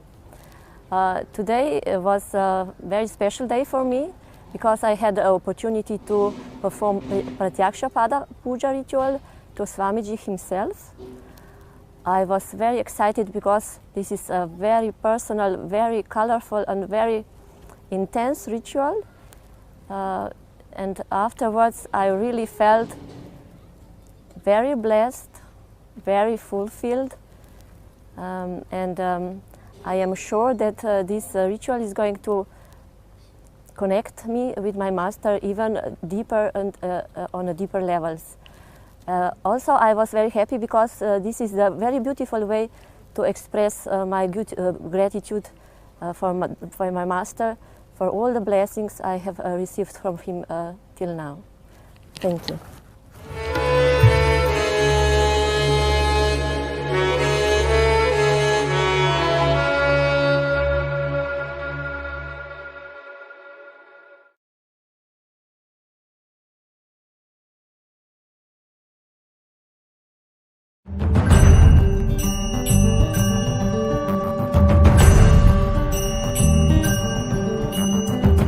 Hi, I'm Anil Thakur. I have come from Delhi. This is my first visit to this ashram, and this has been an absolute eye-opener for me because I never thought I would come to a place like this, or I've come to a place like this. From the moment I came here, I've been feeling some changes around me, some aura around me, like that. I haven't slept for 3 nights. And today you see me, I'm fresh, I'm full of energy, and I feel right now I can go on and on and on like that. I've done today's Pada Puja. It has been an experience where I can feel something calming down, like some kind of thing which is maybe more calm and more peaceful. And yet my mind is becoming clearer at the same time. And I think probably in a way I was destined to come here because I had no plans of being here today. 4 days back, but from business meet 4 days back, I'm here today. I spent the night here. I've never felt the kind of calm and peace in the last night's 1.5 hours sleep in the last so many years, no matter how many tablets I take. And I think there is something in the entire environment which is very pure and very sublime. I said, everybody I see here is doing something or the other with a devotion and absolute selflessness, like that. The movement, I think, I call movement, is something I feel today, with little knowledge I have, is something we should, transcend all boundaries and all countries and spread globally like that. And I think everyone should come together now. I'll do my best I can to help out any way I can, spread the message, do things or whatever, contribute. And I think it's one place I'm going to keep coming now, more and more often. Excellent. That's what I feel like. Excellent. I think everybody I met here for the first time, who are strangers to me, have welcomed me with a very big heart and very warm affection, like that. Everybody has been helping me. When I stand in the corner, they ask me, "Are you all right? Do you need some help? Do you want something? Are you waiting for somebody?" And the entire experience from the moment I wanted to come here 3 days back, I would say, like in Hindi, nirvigna, instructions, no obstacles, just came, things fell in place. I got the bookings, I got the flight, I got everything done. The pujas were, which I asked, can I offer some prayers? I was offered some options and I chose Pada Puja and a Kala Bhairav. I saw last night that they were the most powerful pujas one could ever do or hope for. People can't do that. Radhika, who's brought me here and introduced me to the place, she told me that her close friends have been trying month after month after month to come here. And they have everything going for them. That all facilities, they could not come. I did not have 3 days back the money to come here. 3 mornings back, I had no money to come here. And somehow from the time I left my office to meet Radhika, in that time I got some money from some totally unheard of source who owed me money from long back. Oh. I never thought they would pay up. The people I thought they pay up, they were not paying me. But somebody from, I don't know what, it's I think nothing but divine intervention. It's like that. And when we asked, can I come here? Instant okay, most welcome. Then then I was offered later on, after I chose the puja, I think, that I was told I can stay also in the ashram and do more like that. The entire experience is as if somebody or some force is doing something or things, and I've been like kind of brought here. I was destined to be here last night.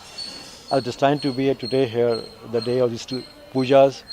And the first puja has gone up so beautifully. I feel so different. I not slept 3 nights, I said, and you can see me.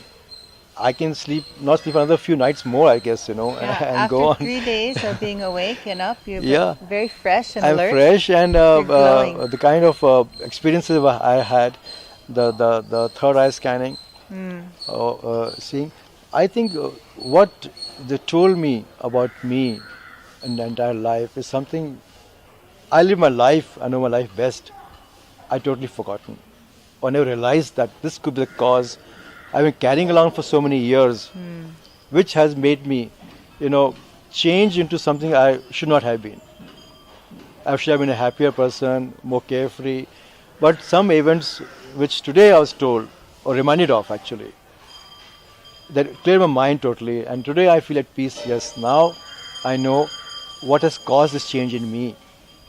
And I can go back to myself, being what I was, and what should I have been. That's a huge thing, for me. And I came here, like I said. And that's after the scanning. After the scanning. The third eye for the scanning. puja and the thing. And I said, I came here like a blank page, like a blank canvas. I had no notions, no preconceived thoughts, zero expectations. I didn't know. It's like, jumping off a cliff into the sea, not knowing whether the sea has got rock deep, this thing. I don't even know how to swim. Or I just took the leap. Yes. Whether it's leap of faith or leap of trust, or I was made to just jump, I don't know, but here I am. And I'm very happy I came here. Yeah. I'm very happy I came here. Wonderful. Thank you for sharing. Thank you. What else? I actually would like to know, as the day goes, probably more about the ashram and increase my knowledge. I'll also go on the website and see. But more than that is to meet people and interact with them, because you get a lot of aura and energy and positivity which is not there. And I think even if you don't want to, I'm going to be here more often. Like that. I'm feeling something happening to me. As I talk, right now I'm talking, I feel something happening. Something like breaking it, like rearranging, something like making me feel lighter. And all the problems I'm carrying with me today seem to me now solvable. I can solve them, I can overcome them, like that. And I think when I leave this ashram, I would have stepped out as a changed person. After Very, just very. one day, just coming. Not even that. I came at 10 p.m. last night. 12 hours. 12 hours. That's amazing. And I'm a person, I know nothing about God. I know no puja. I know no mantras. Nothing I know. Yet, I felt so comfortable, as they're chanting the prayer, I was chanting them, following their, like copying them, 2 seconds behind.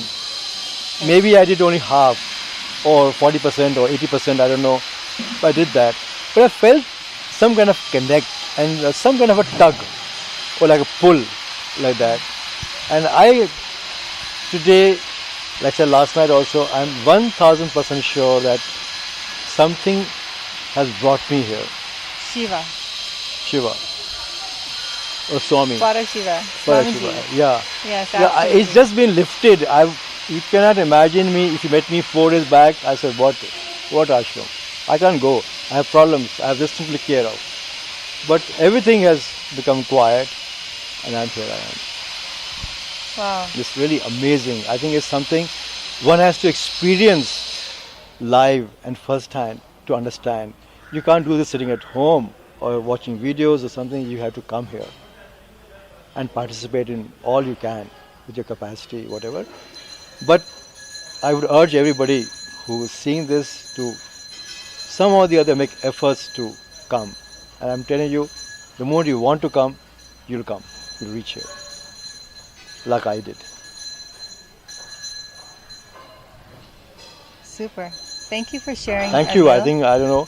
I think it's auspicious that you're here and you're. I think it's destined to be here. I think it's all divine blessings. And I saw the video, the prayer, and I feel this is something which was destined to happen. Not my coming here, this ashram and the movement.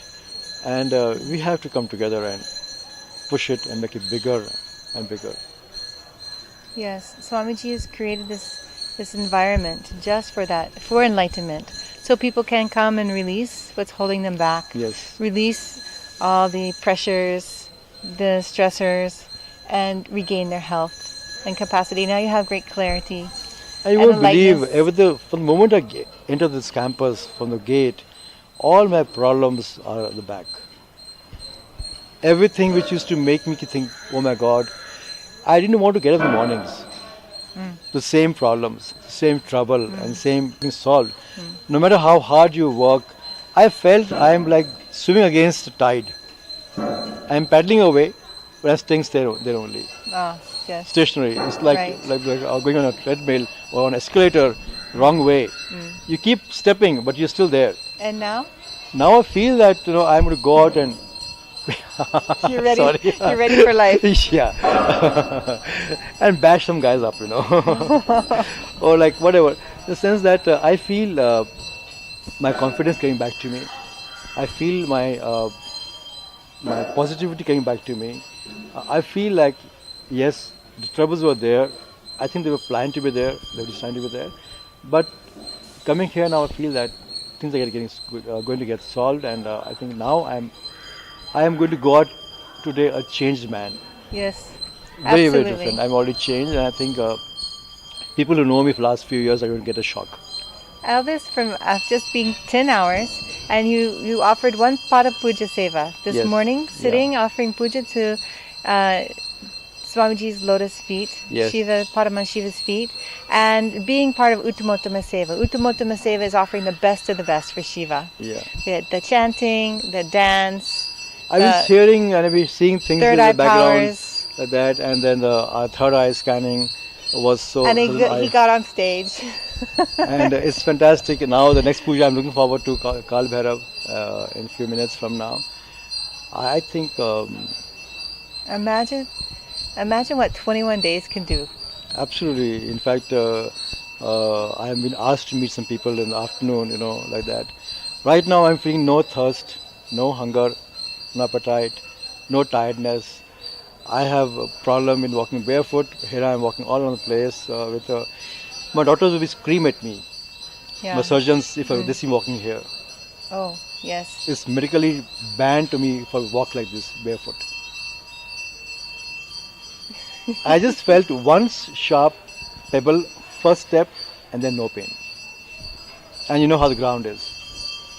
It's just a miracle, nothing else. I know my body, I know what I can do and what I can feel, but it's awesome, And this banyan tree is like Kalpavriksha. I wish I could remember what all to ask for, but here I think what I want. That's it. Thank you.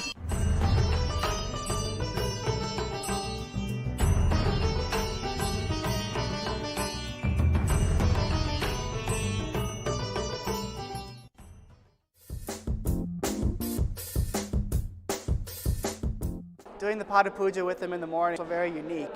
Being in his breathing space and being so close, just the radiance. I did it on Chitra Purnima, and the radiance emanating from him is something that you could see it on the camera a little bit, even during two-way satsang. But being actually physically in his presence, it's just almost like moon rays. It's so bright, but it's so calm and gentle. It's really indescribable.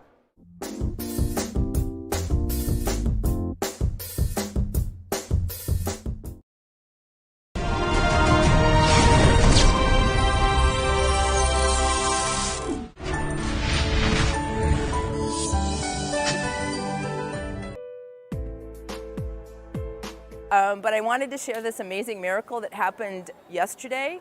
I had asked Swamiji in Prataksha Padapuja on the second day to help me. I started this business in 2009 because of Swamiji's blessings, but I also work part-time as an engineer at a national lab.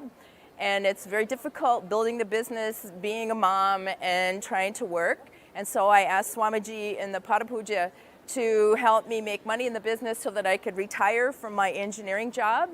And then two days ago in the morning, I got a text from work that they offered an early retirement package, and I qualify. And so I found out I could have 17 days of pay, 17 weeks of pay, so I could take early retirement.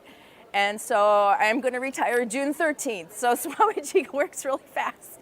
And then I'm going to work full-time on my business, and I'm going to start with doing an internet radio program. And my goal is to enrich 100,000 people on the Vedic principles and talking about yoga and Ayurveda. And so I can do this full-time because Swamiji created this huge banquet for me to just, how could I say no to early retirement and getting paid. And it's an amazing blessing, and I'm still in shock. So I know it's a miracle.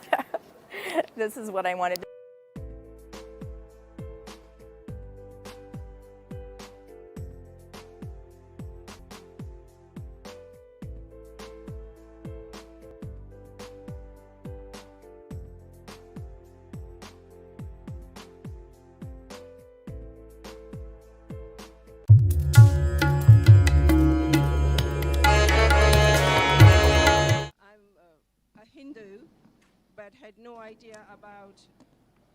I'm a Hindu, but I had no idea about the puja rituals and the sacred Rudra Abhishek rituals that we were requested to do in the mornings.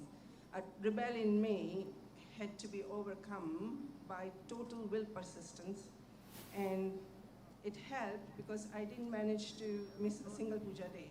However, what I noticed was that it's not a routine puja. Even while you're doing the puja, there are little occurrences either with you or around you that can really annoy you, nag you, and it doesn't help you to have an enjoyable, wonderful experience. And with Swamiji's grace, I had a breakthrough 2 days ago and managed to create a space within me about Sadashivatvam where I said to myself, no matter what, I am going to have a wonderful puja experience every single day, with integrity, with deep reverence and devotion to Swamiji, our Guru, and Sadashiva himself.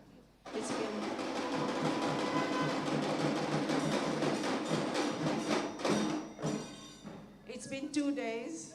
Everything has unfolded so beautifully, and I would love to continue this magical entangle of puja every single day.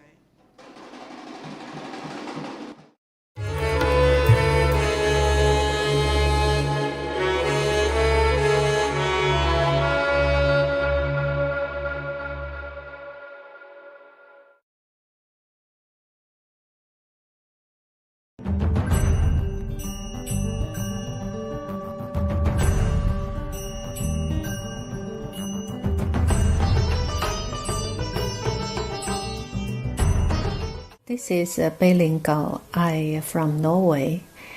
27th of July, I did group puja. In this puja, we allowed to write 4 family members.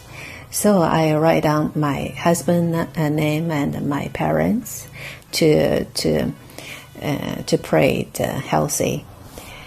Around 2 o'clock in the morning, puja is finished in Norwegian time.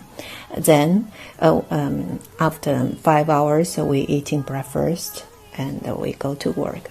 But before we eating breakfast, my husband used to take some medicines and using spray to his nose and drop his eyes because he is very seriously for allergy. He is nearly 30 years. And if he don't use that, he is painful. His eyes couldn't open, and nose is maybe bleeding sometimes. Using this medicine also over 1 year and couldn't stop. But just the same days, in that morning before breakfast, he didn't do the same action. I'm very surprised in that time because he is a Norwegian. I did puja for him, and I also didn't ask. So we just go to job. After we go back home, and in the evening we have a free talking. I asked him, today you forgot using your medicine for your allergy for your nose and eyes. He said yes. Today wake up, I suddenly decided myself I don't want using my medicine. So whole day I didn't feeling unwell. It's quite well. So I quit it. In my mind, I think, wow, must be strongly recommend everybody to participate in the ritual, in the Swamiji of us to get blessing. Nithyananda.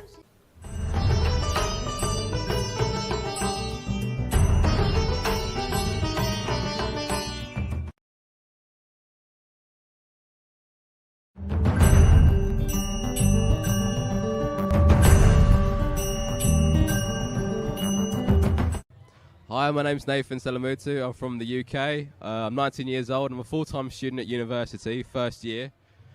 I've come here to Sadashivoham because my dad was talking about Nithyananda and was telling me all the things that he could do to people from around the world, no matter the age. And I wanted to witness it firsthand myself, and which I did the first day, which was absolutely amazing because I saw Mahayoga manifest 4 diamonds out of her mouth, which is crazy.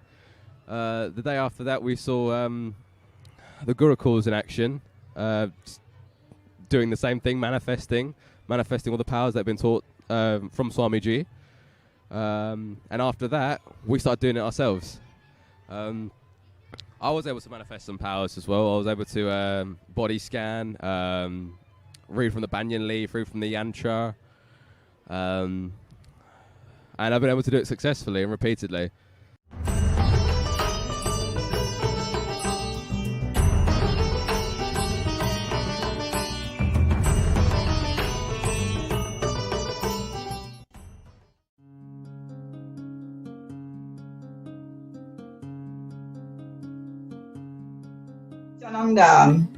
Je suis Lina Forbin.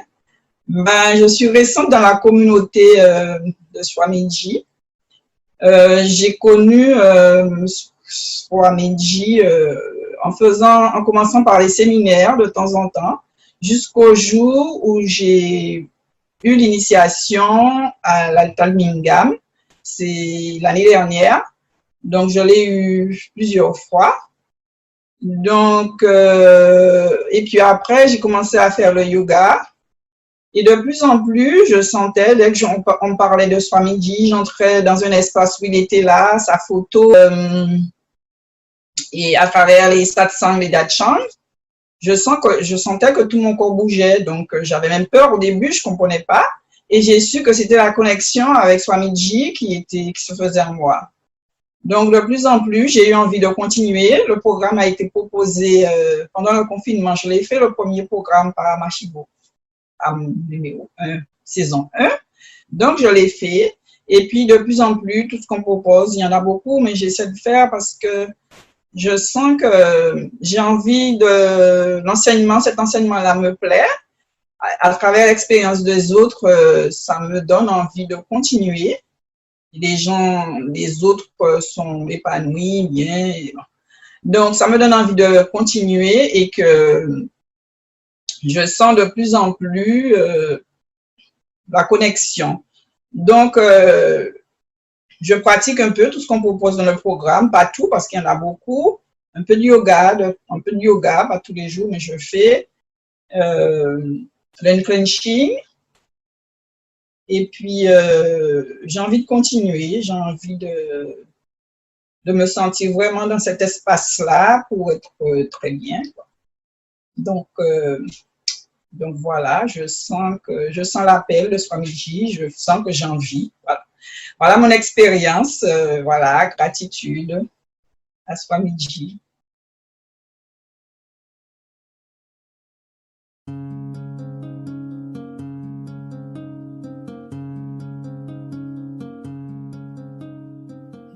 My name is Debbie, and I'm from St. Louis, Missouri, and I just want to talk to you about a Pratiksha Puja experience that I had. Actually, it was my very first Pratiksha Puja. I was in Varanasi in October of 2015 for an Inner Awakening program, so I actually wasn't too far from Swamiji's feet during this puja. I just remember being really excited. Yay, I get to do my first Pratiksha Puja. This is awesome. They give us all the puja items and get us ready, and we're sitting there, and Swamiji's sitting there on the chair. Ankles are crossed. You know, you can see his feet. So then the puja starts. You know, I'm thinking, oh, I'm going to be in such a state of bliss, which I was. But the tears just started coming, and they just kept coming.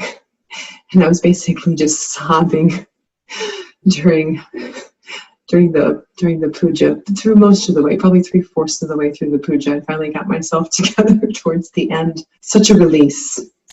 I mean, I had no idea that I would actually have that reaction while doing the puja. I had never experienced anything quite like it. And it wasn't tears of sadness at all. And it's just such a beautiful place to be, beautiful space. And hopefully enjoy that as well. There are many opportunities to do Pratiksha Puja with Swamiji via two-way video conferencing, which is still very powerful, even though you may not be physically at his feet performing the puja. It's still very, very strong space to be in. I just want to share that it's a powerful, powerful ritual, connecting with the divine in that space of gratitude. And I just hope that those of you who have not offered Pratiksha Puja could actually experience that. Thank you very much for letting me share this. Nithyananda.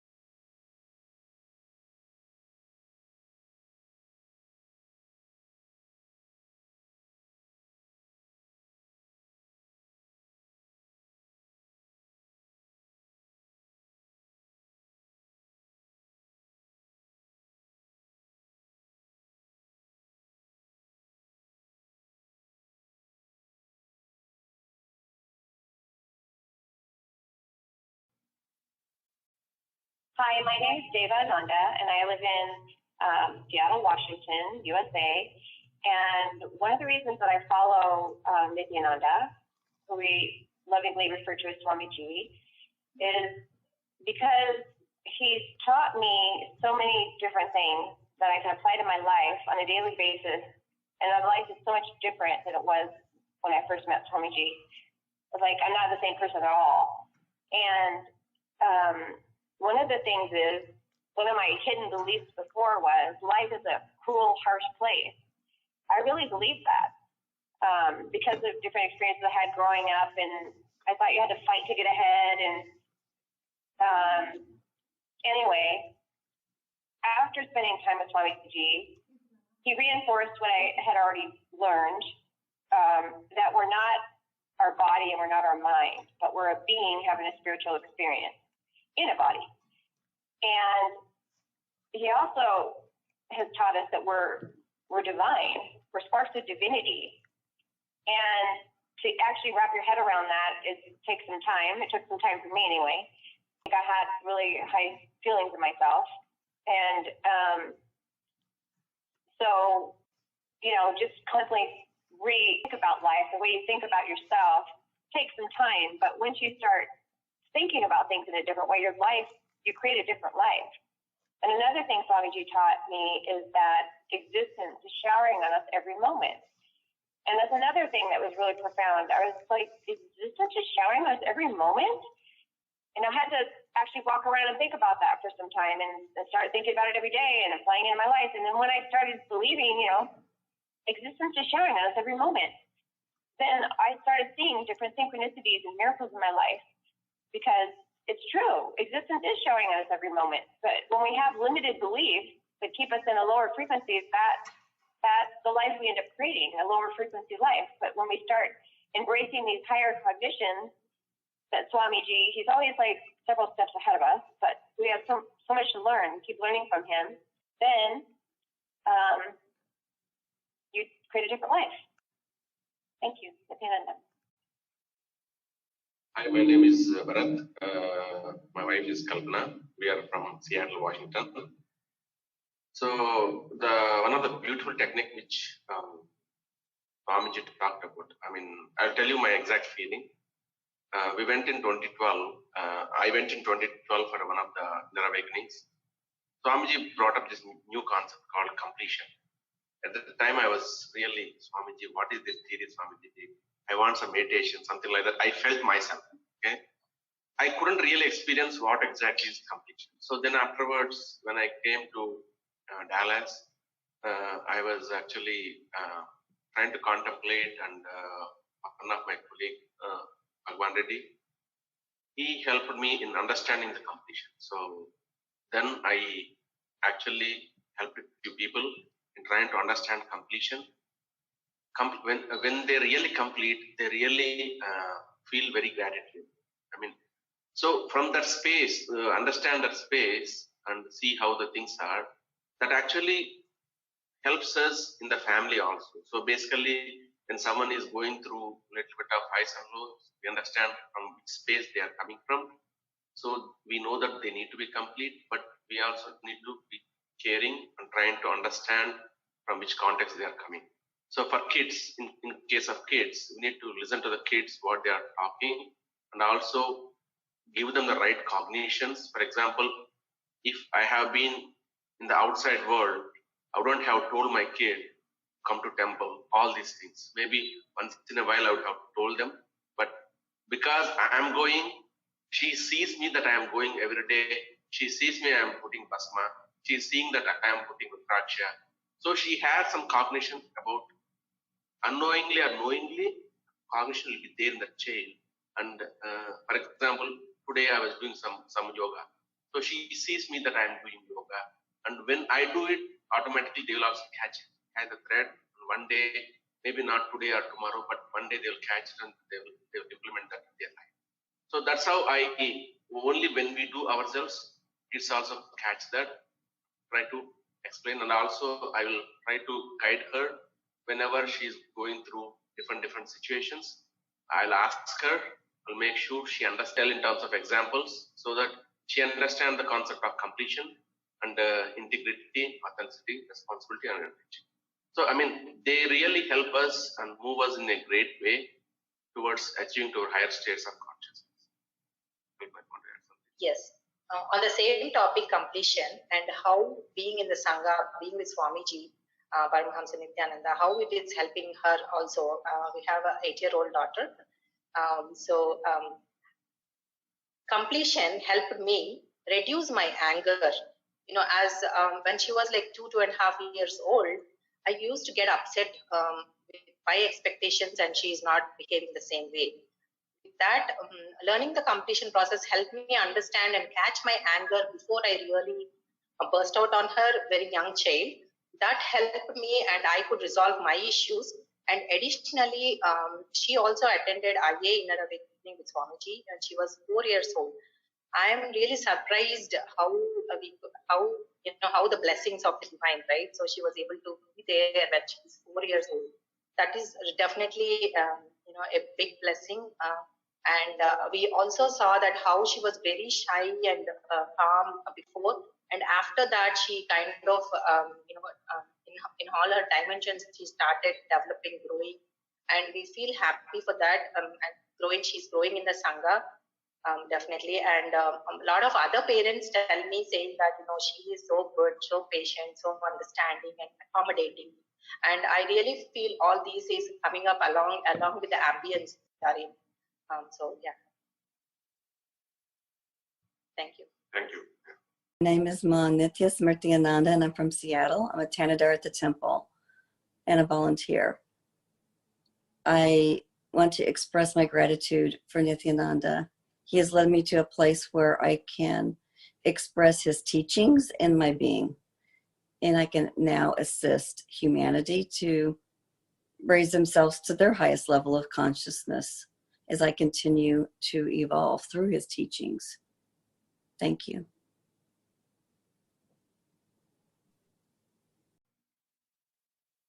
Hi, my name is Deva Ananda, and I live in Seattle, Washington, USA. And one of the reasons that I follow Nithyananda, who we lovingly refer to as Swamiji, is because he's taught me so many different things that I can apply to my life on a daily basis. And my life is so much different than it was when I first met Swamiji. It's like I'm not the same person at all. And one of the things is, one of my hidden beliefs before was life is a cruel, harsh place. I really believe that because of different experiences I had growing up, and I thought you had to fight to get ahead. And anyway, after spending time with Swamiji, he reinforced what I had already learned, that we're not our body and we're not our mind, but we're a being having a spiritual experience in a body.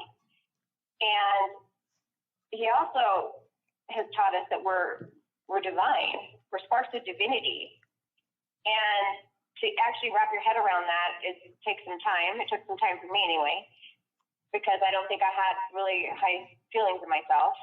And so, just constantly rethinking the way you think about life, the way you think about yourself, takes some time. But once you start thinking about things in a different way, your life, you create a different life. And another thing Swamiji taught me is that existence is showering on us every moment. And that's another thing that was really profound. I was like, existence is showering on us every moment? And I had to actually walk around and think about that for some time and start thinking about it every day and applying it in my life. And then when I started believing, existence is showering on us every moment, then I started seeing different synchronicities and miracles in my life, because it's true. Existence is showing us every moment. But when we have limited beliefs that keep us in a lower frequency, that's the life we end up creating, a lower frequency life. But when we start embracing these higher cognitions, that Swamiji, he's always like several steps ahead of us, but we have so much to learn, keep learning from him, then you create a different life. Thank you. Nithyananda. Hi, my name is Bharat. My wife is Kalpana. We are from Seattle, Washington. So one of the beautiful technique which Swamiji talked about. I mean, I'll tell you my exact feeling. We went in 2012. I went in 2012 for one of the inner awakenings. Swamiji brought up this new concept called completion. At the time, I was really, Swamiji, what is this theory, Swamiji? I want some meditation, something like that. I felt myself. Okay, I couldn't really experience what exactly is completion. So then afterwards, when I came to Dallas, I was actually trying to contemplate, and one of my colleague, Bhagwan Reddy, he helped me in understanding the completion. So then I actually helped a few people in trying to understand completion. When they really complete, they really feel very gratitude. I mean, so from that space, understand that space and see how the things are, that actually helps us in the family also. So basically, when someone is going through a little bit of highs and lows, we understand from which space they are coming from. So we know that they need to be complete, but we also need to be caring and trying to understand from which context they are coming. So for kids, in case of kids, we need to listen to the kids, what they are talking, and also give them the right cognitions. For example, if I have been in the outside world, I wouldn't have told my kid, come to temple, all these things. Maybe once in a while I would have told them, but because I am going, she sees me that I am going every day. She sees me, I am putting basma. She is seeing that I am putting rudraksha. So she has some cognition about, unknowingly or knowingly, cognition will be there in the chain. And for example, today I was doing some yoga. So she sees me that I am doing yoga. And when I do it, automatically they will also catch the thread. And one day, maybe not today or tomorrow, but one day they will catch it and they will implement that in their life. So that's how only when we do ourselves, kids also catch that, try to explain. And also I will try to guide her whenever she is going through different situations. I'll ask her, I'll make sure she understands what I'm talking. I'll tell in terms of examples so that she understands the concept of completion and integrity, authenticity, responsibility, and energy. So, I mean, they really help us and move us in a great way towards achieving to our higher states of consciousness. Yes. On the same topic, completion, and how being in the Sangha, being with Swamiji, Paramahamsa Nithyananda, how it is helping her also. We have an 8-year-old daughter. Completion helped me reduce my anger. You know, as when she was like 2.5 years old, I used to get upset with my expectations, and she is not behaving the same way. That learning the completion process helped me understand and catch my anger before I really burst out on her, very young child. That helped me and my issues. And additionally, she also attended IA Inner Awakening with Swamiji, and she was 4 years old. I am really surprised how the blessings of the divine, right? So she was able to be there when she was 4 years old. That is definitely a big blessing. And we also saw that how she was very shy and calm before, and after that she kind of in all her dimensions she started developing, growing, and we feel happy for that. And she's growing in the Sangha, definitely. And a lot of other parents tell me, saying that she is so good, so patient, so understanding and accommodating. And I really feel all these is coming up along with the ambience we are in. So yeah, thank you. Thank you. My name is Ma Nithyananda, and I'm from Seattle. I'm a Tanadar at the temple and a volunteer. I want to express my gratitude for Nithyananda. He has led me to a place where I can express his teachings in my being, and I can now assist humanity to raise themselves to their highest level of consciousness as I continue to evolve through his teachings. Thank you.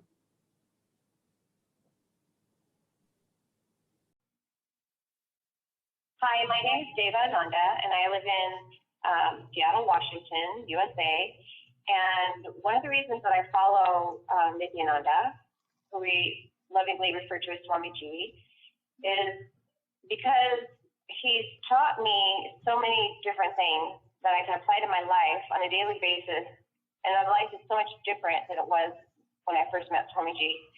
It's like I'm not the same person at all. And one of the things is, one of my hidden beliefs before was life is a cruel, harsh place. I really believe that because of different experiences I had growing up, and I thought you had to fight to get ahead. And anyway, after spending time with Swamiji, he reinforced what I had already learned, that we're not our body and we're not our mind, but we're a being having a spiritual experience in a body. And he also has taught us that we're divine, we're sparks of divinity. And to actually wrap your head around that, it takes some time. It took some time for me anyway, because I don't think I had really high feelings of myself. And so, you know, just constantly rethinking the way you think about life, the way you think about yourself, takes some time. But once you start thinking about things in a different way,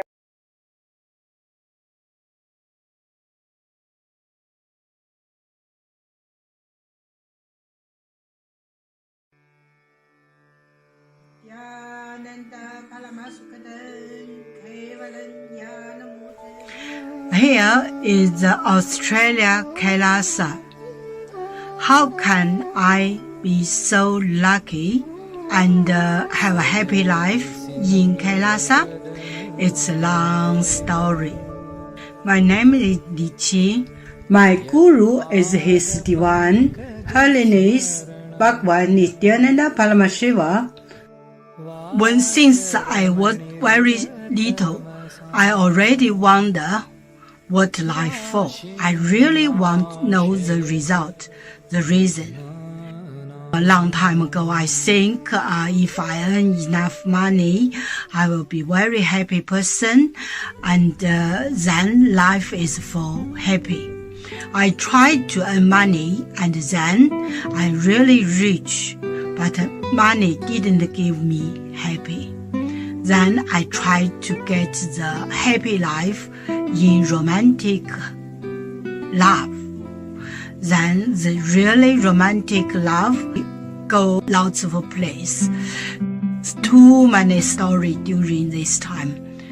But I still don't feel I get the result, get the life reason. Then I start study from religion in many different ways. And when I study Buddha, that time I really appreciate Buddha gives so much intelligence to me about life. But I don't think study is enough for me. I want to be Buddha. But I don't know how. Who can let me get there? One day I found the video in YouTube, introduced Swamiji in that video. I suddenly, my eyes open wide. I get it. He must be my guru. I can get there. He can let me get what I want to know. And he can take me home, real home. This kind of feeling, then I start study from Nithyananda Sangha. One day, Swamiji Satsang said he need people devote land, home, money to build up Kailasa. Then I discussed with my husband, decide to give the whole farm to Nithyananda. That time, because both of us believe help Swamiji means help whole world. It's a big decision, but we just discussed so short time already. Decide. I really appreciate my husband love me so much and believe me, trust Swamiji so much. Soon here will be big temple, Gurukul, Goshena, and library. Introduce this my story to you, just me. Don't give up any chance to be mother of Kailasa. It's the best thing you can do in your life.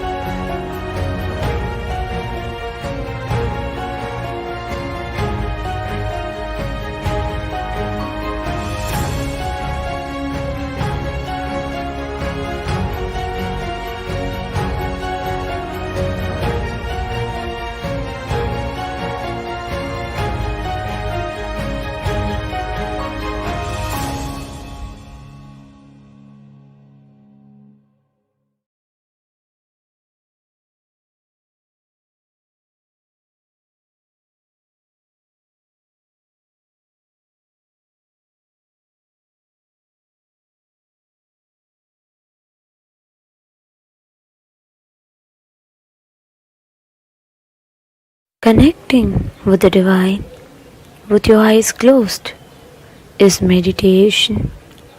Connecting with the divine with your eyes open is darshan. Come, let from meditation to darshan. Slowly, very slowly, please open your eyes.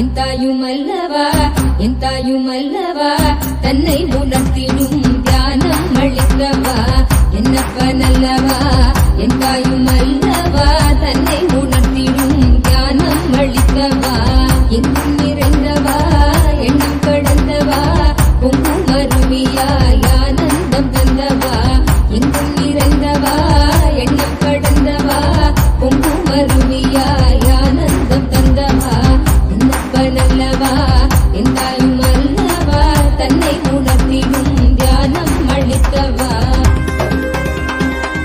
ஏழாம் உடல்கள் தாண்டி நித்திய வாழ்வும் கண்டிட கேடான காலம் தன்னை வென்று நீலை நின்றிட ஏழாம் உடல்கள் தாண்டி நித்திய வாழ்வும் கண்டிட கேடான காலம் தன்னை வென்று நீலை நின்றிட சீரான பாவம் பழி நீங்கி பெரும் வாழ்வினை கொண்டாட நித்யானந்த ஸ்புரணம் தன்னை நெய்தவா சீரான பாவம் பழி நீங்கி பெரும் வாழ்வினை கொண்டாட நித்யானந்த ஸ்புரணம் தன்னை நெய்தவா என்னப்பனல்லவா என் தாயுமா தன்னை உணர்த்திடும் தியானம் அளித்தவா என்னப்பனல்லவா என் தாயுமல்லவா தன்னை உணர்த்திடும் தியானம் அளித்தவா ஏழாம் உடல்கள் தாண்டி நித்திய வாழ்வும் கண்டிட கேடான காலம் தன்னை வென்று நீலை நின்றிட ஏழாம் உடல்கள் தாண்டி நித்திய வாழ்வும் கண்டிட கேடான காலம் தன்னை வென்று நீலை நின்றிட சீரான பாவம் பழி நீங்கி பெரும் வாழ்வினை கொண்டாட நித்யானந்த ஸ்புரணம் தன்னை நெய்தவா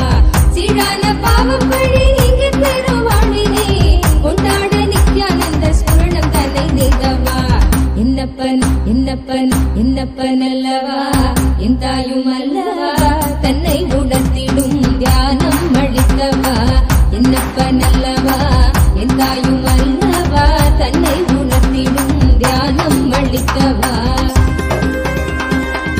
ஏழாம் உடல்கள் தாண்டி நித்திய வாழ்வும் கண்டிட கேடான காலம் தன்னை வென்று நீலை நின்றிட ஏழாம் உடல்கள் தாண்டி நித்திய வாழ்வும் கண்டிட கேடான காலம் தன்னை வென்று நீலை நின்றிட சீரான பாவம் பழி நீங்கி பெரும் வாழ்வினை கொண்டாட நித்யானந்த ஸ்புரணம் தன்னை செய்தவா சீரான பாவம் பழி நீங்கி பெரும் வாழ்வினை கொண்டாட நித்யானந்த ஸ்புரணம் தன்னை செய்தவா என்னப்பன் என்னப்பன் என்னப்பன் அல்லவா என் தாயும் அல்லவா தன்னை உணர்த்திடும் தியானம் அளித்தவா என்னப்பன் அல்லவா என் தாயும் அல்லவா உணர்த்திடும் தியானம் அளித்தவா ஏழாம் உடல்கள் தாண்டி நித்திய வாழ்வும் கண்டிட கேடான காலம் தன்னை வென்று நீலை நின்றிட ஏழாம் உடல்கள் தாண்டி நித்திய வாழ்வும் கண்டிட கேடான காலம் தன்னை வென்று நீலை நின்றிட சீரான பாவம் பழி நீங்கி பெரும் வாழ்வினை கொண்டாட நித்யானந்த ஸ்புரணம் தன்னை செய்தவா சீரான பாவம் பழி நீங்கி பெரும் வாழ்வினை கொண்டாட நித்யானந்த ஸ்புரணம் தன்னை செய்தவா என்னப்பன் என்னப்பன் என்னப்பன் அல்லவா என் தாயும் அல்லவா தன்னை உணர்த்திடும் தியானம் அளித்தவா என்னப்பன் அல்லவா என் தாயும் அல்லவா தன்னை உணர்த்திடும் தியானம் அளித்தவா என்னப்பன் அல்லவா என் தாயும் அல்லவா தன்னை உணர்த்திடும் தியானம் அளித்தவா என்னப்பன் அல்லவா என் தாயும் அல்லவா தன்னை உணர்த்திடும் தியானம் அளித்தவா எங்கும் நிறைந்தவா எண்ணம் கடந்தவா பொங்கும் அருவியாய் ஆனந்தம் தந்தவா எங்கும் நிறைந்தவா எண்ணம் கடந்தவா பொங்கும் அருவியாய் ஆனந்தம் தந்தவா என்னப்பன் அல்லவா என் தாயும் அல்லவா தன்னை உணர்த்திடும் தியானம் அளித்தவா என்னப்பன் அல்லவா என் தாயும் அல்லவா தன்னை உணர்த்திடும் தியானம் அளித்தவா எங்கும் நிறைந்தவா எண்ணம் கடந்தவா பொங்கும் அருவியாய் ஆனந்தம் தந்தவா எங்கும் நிறைந்தவா எண்ணம் கடந்தவா பொங்கும் அருவியாய் ஆனந்தம் தந்தவா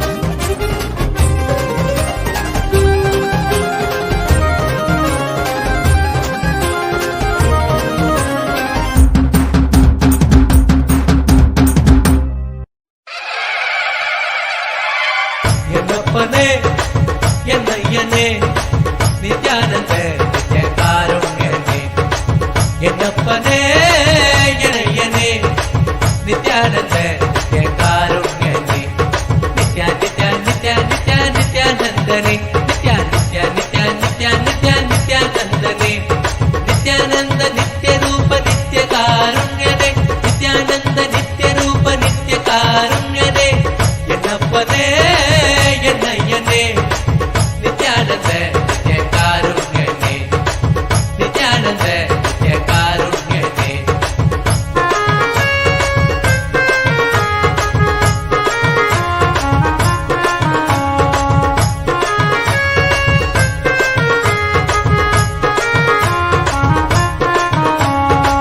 பன்னீருகை நித்ய குருநாதனே பன்னீருகை குருநாதனே பன்னீருகை நித்ய குருநாதனே பன்னீருகை குருநாதனே பக்தர்களுக்கு அனுகூலனே பக்தர்களுக்கு அனுகூலனே நித்யா நித்யா நித்யா நித்யா நித்யானந்தனே நித்யா நித்யா நித்யா நித்யா நித்யா நித்யானந்தனே நித்யானந்த நித்ய ரூப நித்ய காருண்யனே நித்யானந்த நித்ய ரூப நித்ய காருண்யனே என்னப்பனே என்னையனே நித்யானந்த நித்ய காருண்யனே என்னப்பனே என்னையனே நித்யானந்த நித்ய காருண்யனே நித்யா நித்யா நித்யா நித்யா நித்யானந்தனே நித்யா நித்யா நித்யா நித்யா நித்யா நித்யானந்தனே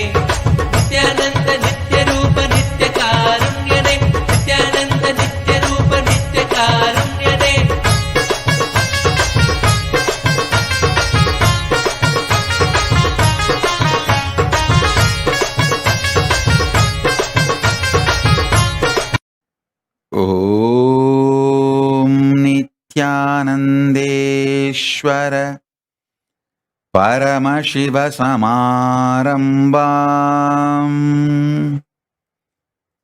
नित्यानन्देश्वरि परमशक्तिमध्यमाम् अस्मदाचार्यपर्यन्ताम् वन्दे गुरुपरम्पराम्.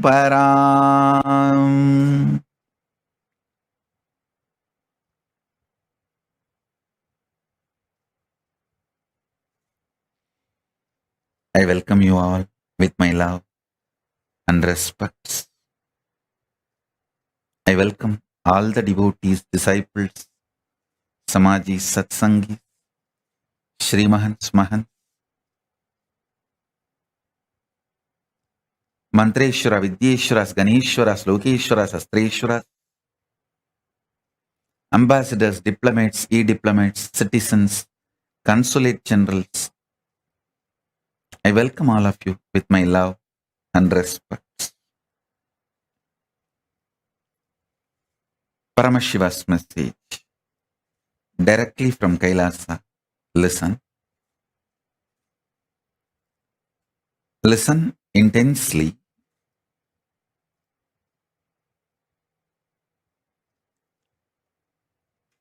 Conscious sovereignty can be manifested in you just through the Shaktipada and Shaktinipada, most simplest way. I'm not saying easy or difficult. I'm saying simple. Listen.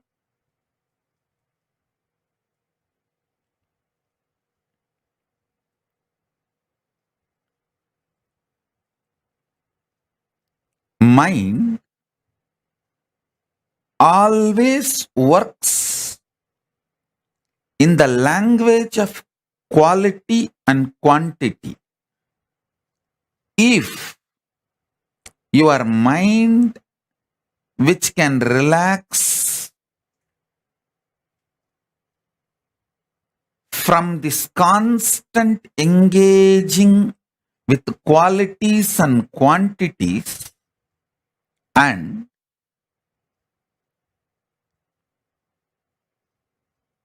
Shaktipada, initiation, happens from the Guru, immediately your being starts experiencing quantum experience. Listen. Because you are constantly engaged in the activities related to quality and quantity, you miss your existence, which can be experienced only in the quantum space. I tell you,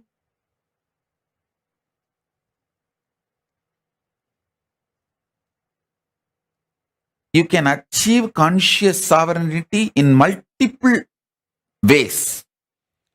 Through powerful yoga, you can achieve. Through kriyas, you can achieve. Through bhakti, you can achieve. Through yoga Vedanta, yoga and Vedanta together. By practicing, you can achieve. You can achieve with Veda and Agama. Making Veda and Agama as your lifestyle, Charyapada, you can achieve. There are multiple paths. You can achieve conscious sovereignty. I'll explain the most simplest way I achieved and transmit that same to all of you, because I committed to all of you by this Guru Purnima. I want to give this great gift of conscious sovereignty to all of you.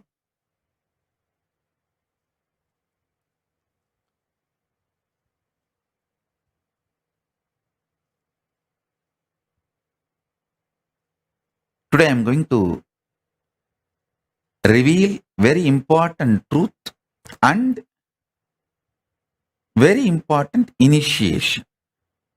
So listen.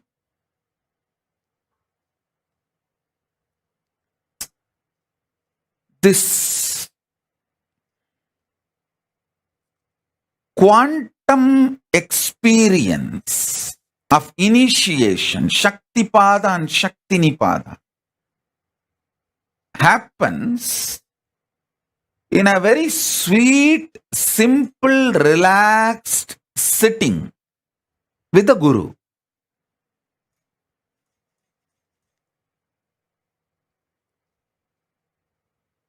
I'll tell you how this happened to me. Then you can understand. When I sit with Arunagiri Yogeshwara,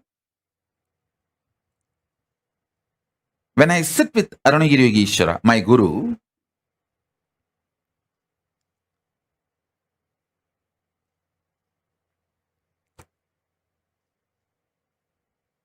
I used to be so enamored by the charisma, the personality, the way he carries himself. I just used to be lost in him. I used to be so attentive, so much into his eyes. When I asked the question, the way his eyes react or respond, I know I asked the right question, or I asked the useless question, or I asked the wrong question, or I was just trying to poke him. More or less like an attention need, not the real question. I know everything just by the way his eyes react. The way he turns his head, I know whether he likes the question I put or is neutral about the question I put, or he doesn't like the question I put, or he likes the question but not the way I put. I will know everything, the way his eyes react before even he starts answering. It is such space. I know he knows every thought current getting created or I am entertaining, engaging with. Some thoughts will appear, I will not engage with it. Some thought currents will appear, I will engage with it. Some thought currents will appear, I will just try to drop it. All this he just knows, and I know that he knows. It is like I am absolutely in a nirvana space with him. This body cloth does not stop him looking into my inner space. That is what I call nirvana space.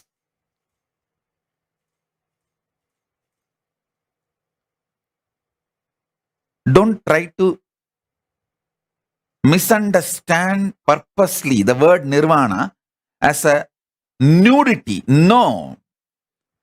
It is not, I am not using the word nirvana for clothlessness. I am using the word nirvana here for bodilessness, sheathlessness. Body is a sheath, annamaya kosha. This sheath does not stop the way I engage me with him or the way he engages with me.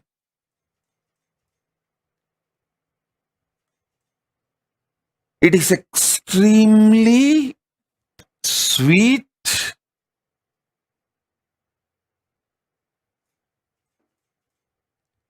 absolutely feeling secured, protected,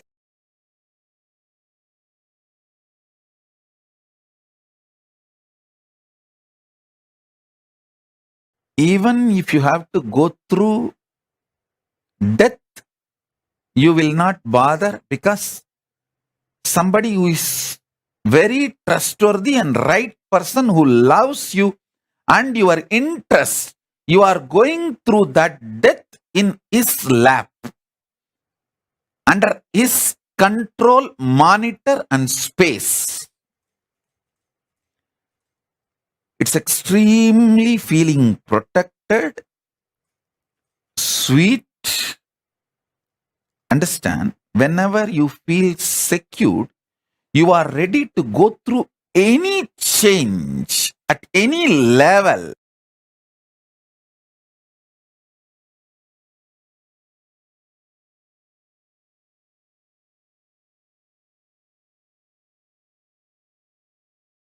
It's an absolute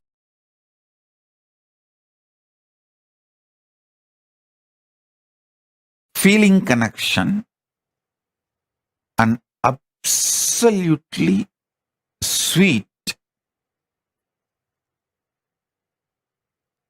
boundarylessness.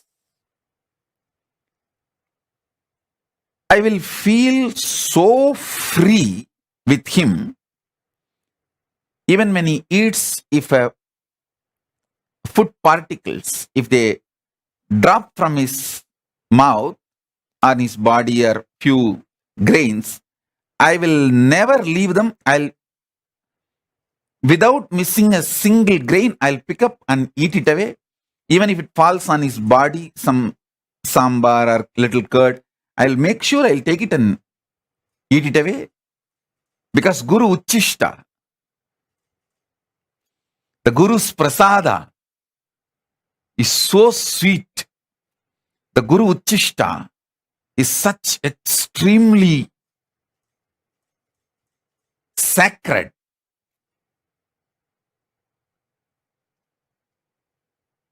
Listen,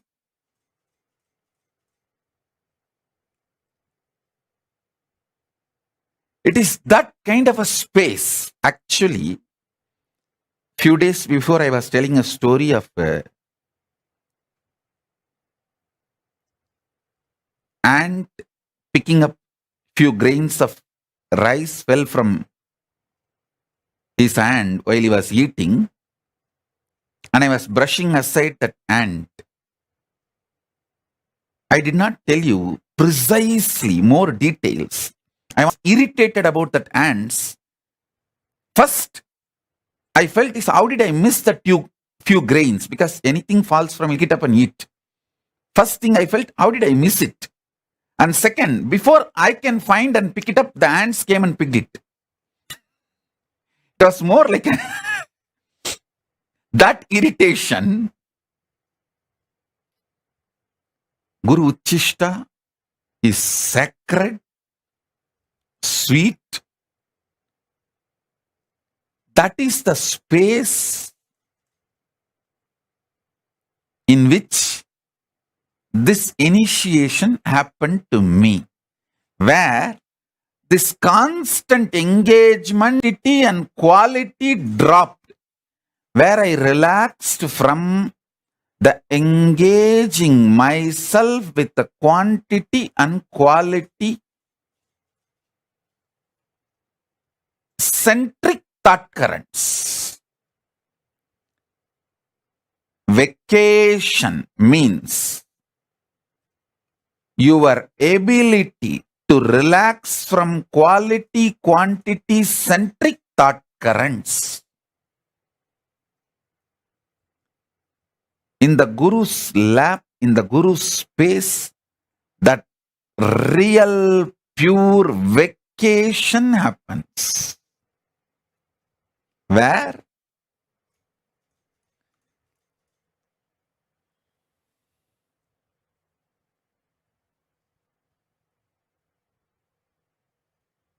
The constant grinding of that quality quantity centric thought currents are dropped, where the quantum start manifesting. Listen.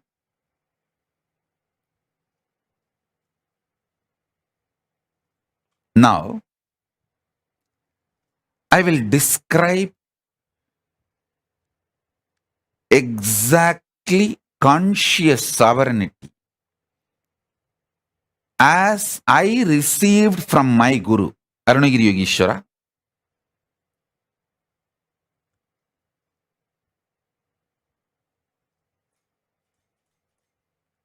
Listen intensely.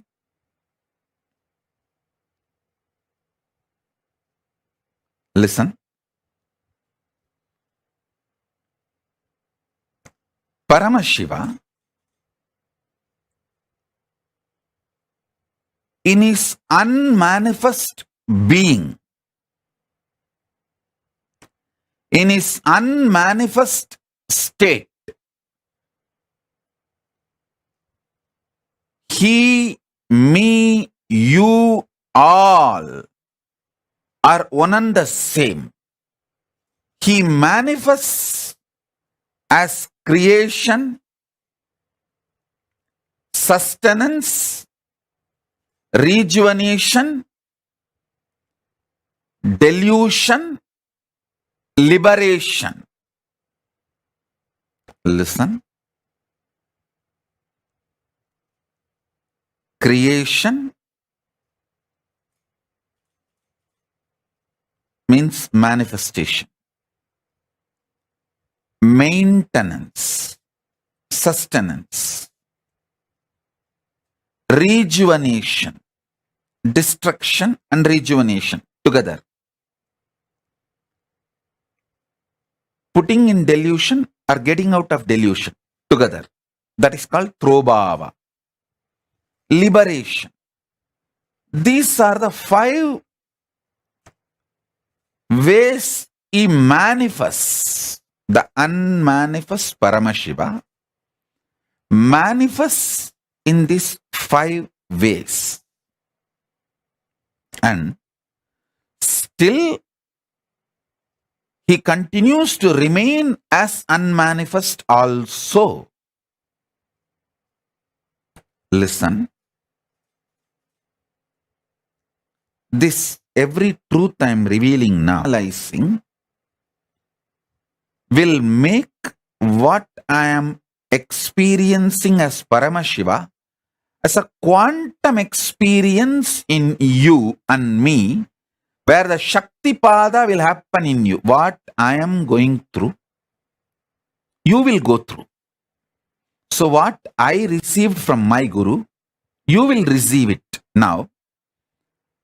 My Guru, Arunagiri Yogeshwara, Paramashiva himself, me, you, all 3 of us will vibrate in that same oneness frequency now through this quantum initiation. Listen carefully.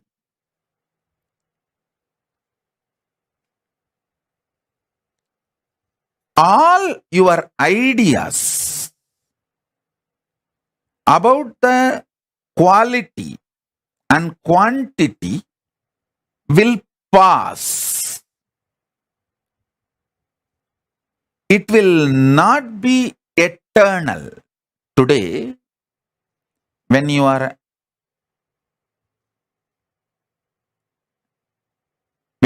young,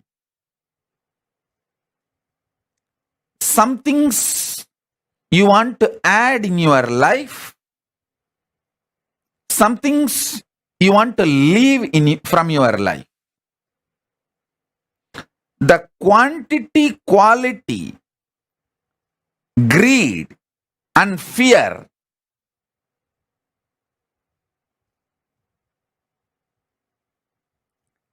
the same quantity, quality, fear and greed will change as you grow, mature or older.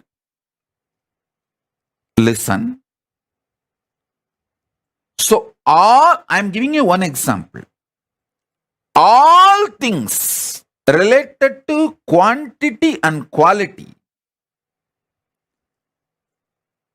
changes. They are not eternal. They are ephemeral.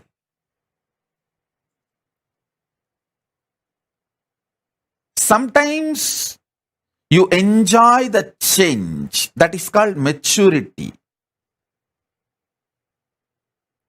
Growing in wisdom. Sometimes you hate the change. That is what is called attachment, suffering. This quantity, quality centric drama, whole thing is only superficial life. Even the maturity which comes when you understand this quantity and quality changes is not complete enlightenment. That is more like a dharma. You get matured, but that's not ultimate. Ultimate is understanding some things which you create, some things which you maintain, some things which you destroy, some things which you put yourself in delusion. Sometimes you pull yourself out of delusion. Sometimes you liberate yourself. All this is fundamentally you who is doing this drama. You, the consciousness in you is doing this whole drama. Waking up to that is conscious sovereignty. Listen. Listen. Later on, today again, when you have time, sit with a cup of coffee, hot chocolate or tea, relaxed way, listen to this satsang again, sipping cup of coffee. Remember, you are sitting with me on the foothills of Arunachala, alone. Only you and me and Arunachala. Nobody else is there. Cup of coffee for you. Keep a cup of coffee for me. We both sit and sip cup of coffee. And I am giving you this quantum initiation. Listen with this relaxed mood. You will understand. I want you to understand 3 layers. 1, the quantity, quality based thinking, acting, whole productivity centric lifestyle. Quantity means trying to increase the quantity of things in your life, or even trying to improve the quality of your body, your mind, anything.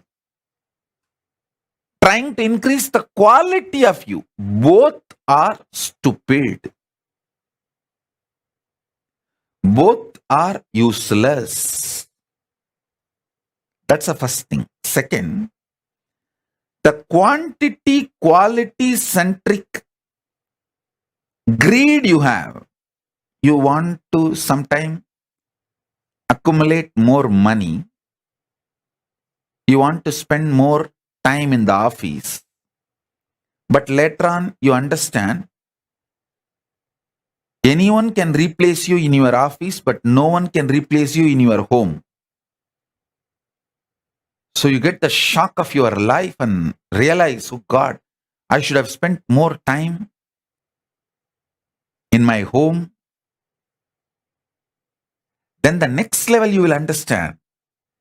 Anyone can replace you, even in your family, but no one can replace what you need to do to yourself to raise your quality. Then next level you will get matured. Even the idea of raising your quality by yourself is extremely wasting time. Instead, a simple quantum initiation with Guru can raise you beyond the quality, quantity, stupidities. The levels of evolving. Because even if you work on yourself, raise all your qualities to higher and higher level, it is more like an ant trying to climb the hill. When it is going to reach the top. But the same ant sitting on the shoulder of the Guru, when he climbs the hill, just in few hours, it is going to reach the top. So, now, what I am doing is I am just taking you on my shoulder and raising you to the Kailasa top, offering you at the feet of Paramashiva so that quantum initiation can happen. Listen. Things you desire when you are in the creation space, you may hate when you are in the destruction space.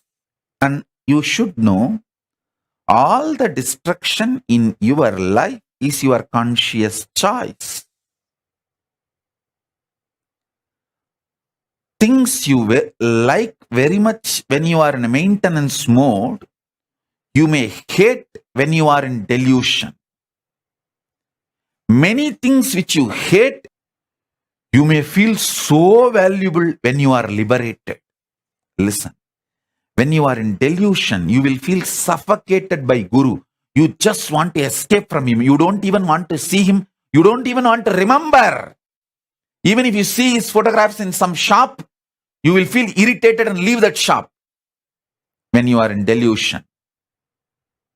But when you are moving towards liberation, you just wait for him to appear here and there. Even in the car sticker, if you see him, your face becomes white with a smile. Listen, things you like when you are in delusion, you will hate when you are in liberation. Things you hate when you are in delusion, you will love it when you are in liberation. So the quality, quantity based ideas constantly change. And this change also changes. That's the beauty. Change also changes.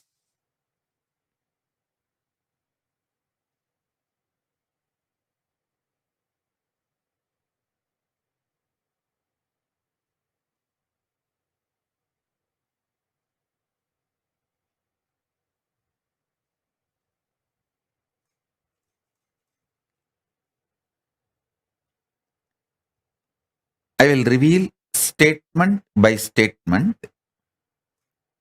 You just listen. That is more than enough, because now all of you, I can see, have got into that space of that quantum initiation. When I see only hearts, smiles, and no questions in the social media, YouTube, Facebook, everywhere, I know everyone who is listening has dropped from this quantity, quality centric thought current and ready for quantum initiation.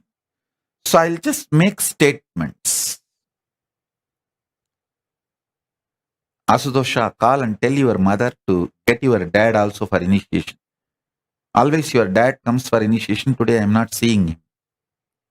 I don't know whether he is there or if he is not there. Call him for initiation. And Ma Bhaktivashyananda, Hari, get your pet. He sincerely listened to my satsang and gets initiated. I don't want him to miss the initiation. Call him. Get him and make him sit. Sobi, tell Raghu to watch from the wherever he is. I want him to have the initiation. Listen. Shiv Pandit, sit straight.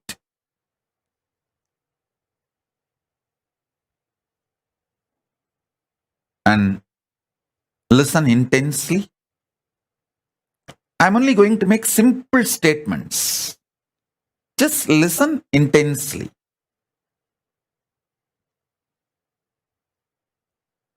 That is enough. Shiv Pandit, if you are able to see me, hear me, wave your hands. I want you to know every day I accept sincerely that banana, fruit, and the betel leaf and the offerings you keep for me. So sit straight. Listen to this initiation.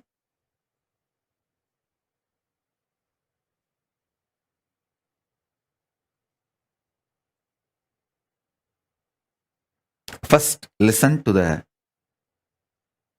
statements I am making. The quality and quantity centric thought currents constantly keeps you in friction, agitation.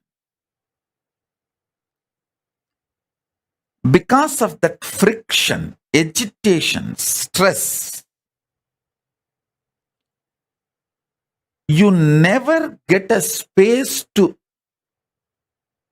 reclaim your conscious sovereignty. So listen.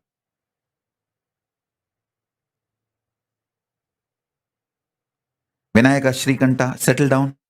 Listen to the initiation. You can attend to work later on.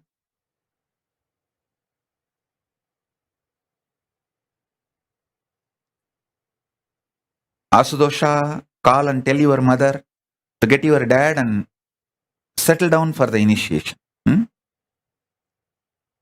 Maitreyi, get all the kids and make them sit. Listen to the initiation. Listen.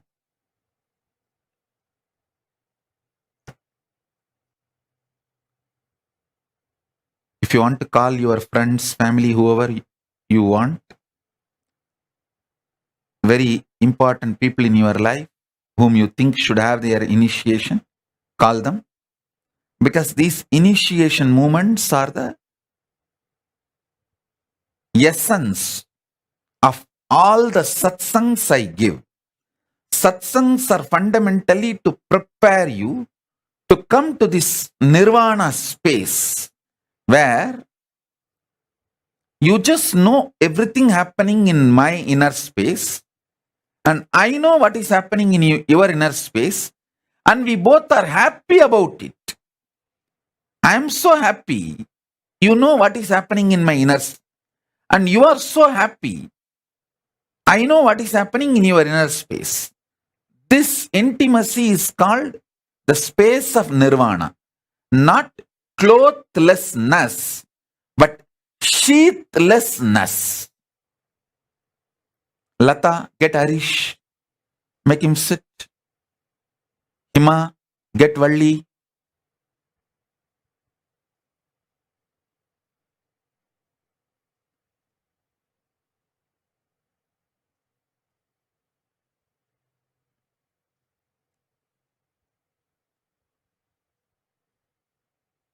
Listen. I think many times people get shocked because they don't think I know all their names and who is sitting in the satsang and who is not sitting in the satsang. When I call and tell them, they get shocked. Oh God, Swamiji is watching so closely. Yeah, without even two-way, I can watch. Two-way, how can you?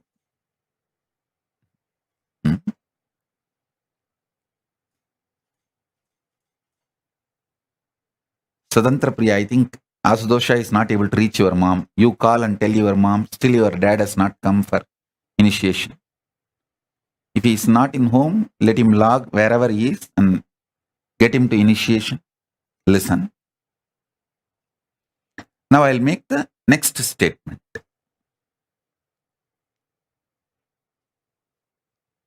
Ordinary teachers, by giving you words, keep you so engaged, many times you miss enlightenment because of ordinary teachers and ordinary philosophers. Like how your quantity quality centric thought currents irritate, keeps you in friction, engages you in stupidity, and makes you miss the conscious sovereignty. You are engaging with ordinary teachers and philosophers, makes you miss stupidly the real Guru's initiation. So now, sit.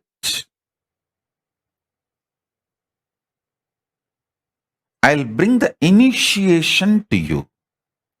Nirvana Diksha.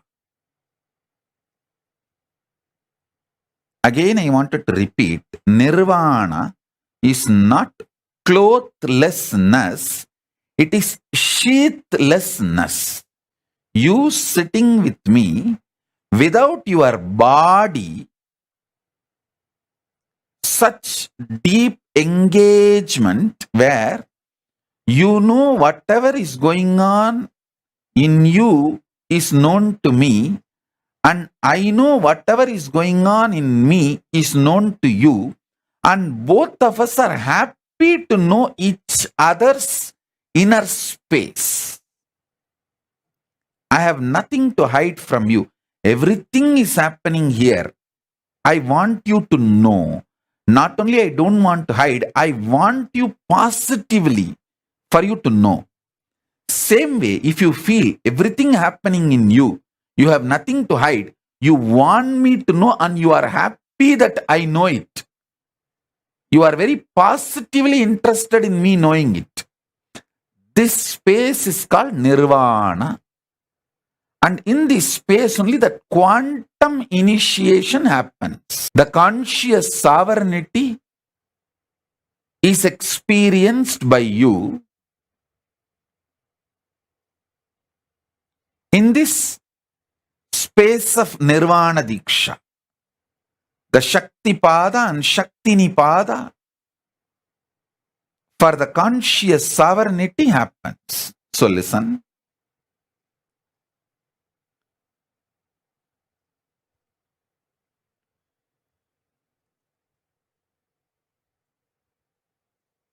What all you like quantity wise and quality wise when you are young, in the creation zone of your life, you may not like them, you may not want them when you move to a different phase of your life. Sometimes you may even hate them.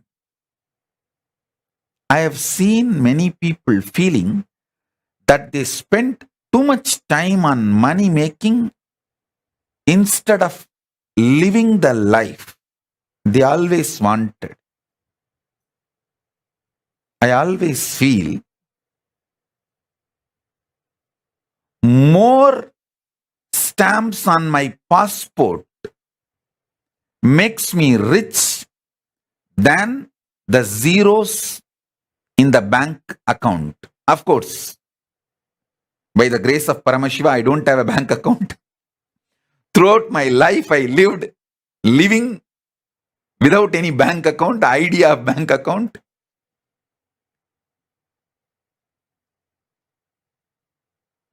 Many times, your likes, dislikes, changes based on the space you are in. All I am asking you is, first, get comfortable. First level, the preliminary level. Get comfortable with the idea this quantity quality centric lifestyle is not complete. That is not absolute. That is not freedom. That is not your sovereignty.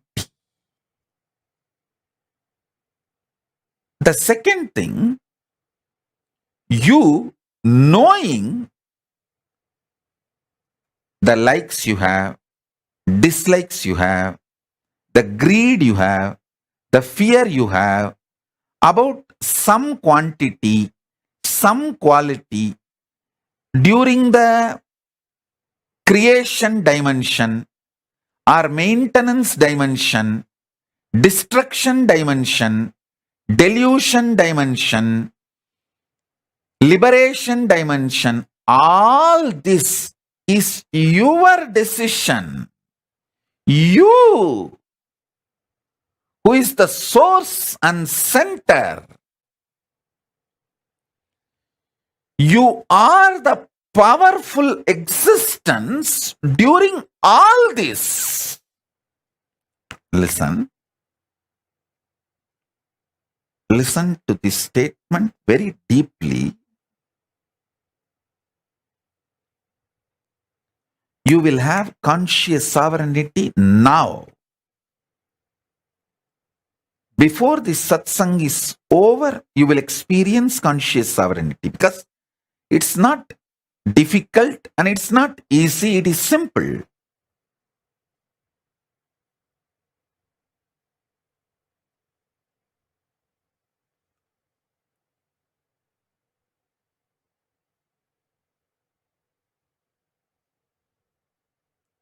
There are some pain points in you.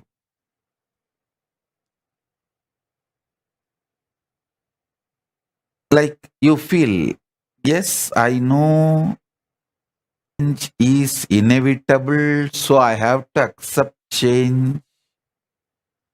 Okay, as long as this money is there in my life, I will enjoy. This person is there in my life, I will enjoy. When I am not able to handle the pain I have to go through to keep this money or keep this person, when it becomes high maintenance, I will drop. All this kind of a very vague strategies, thought currents. Take all this into consideration in front of you. What you firmly like, what you firmly hate, what firm greed. Come what may, I am not going to leave this person. I am not going to leave this luxury. I am not going to leave this habit. That kind of a firm attachment or some firm hatred. Come what may, I will never see this fellow again. Come what may, I will never go to that place again. Firm hatred, firm attachments are strategic hatred and strategic attachments. As long as he is good to me, I will be attached to him. When I feel he is not good to me and to my interest, I will throw him. I may even want to kill him. I may even want to discard him, not only from my life, he should not even be there in the whole world. But all these kind of strategies, cunningness, all these kind of ideas, take everything into consideration in front of you. This whole thing is not compulsion on you, and you don't need to feel they are all binds you or chains you. You, conscious sovereign being, is above all this. Listen. You, conscious sovereign being, is above all this. Good, bad, self-doubt, self-hatred, self-denial, virtues of enlightenment, tyaga, love, selfishness, different things, sometimes extreme opposite, paradoxical. Even those qualities, those kind of people, those kind of experiences, all that can coexist in you. That coexistence does not need to be contradicting your conscious sovereignty. Your conscious sovereignty is your identity, existence. Listen, sometimes you may cook, that does not mean you are a chef. Sometimes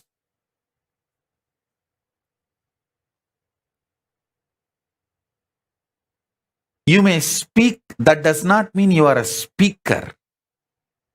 Sometimes you may administer, that does not mean you are an administrator.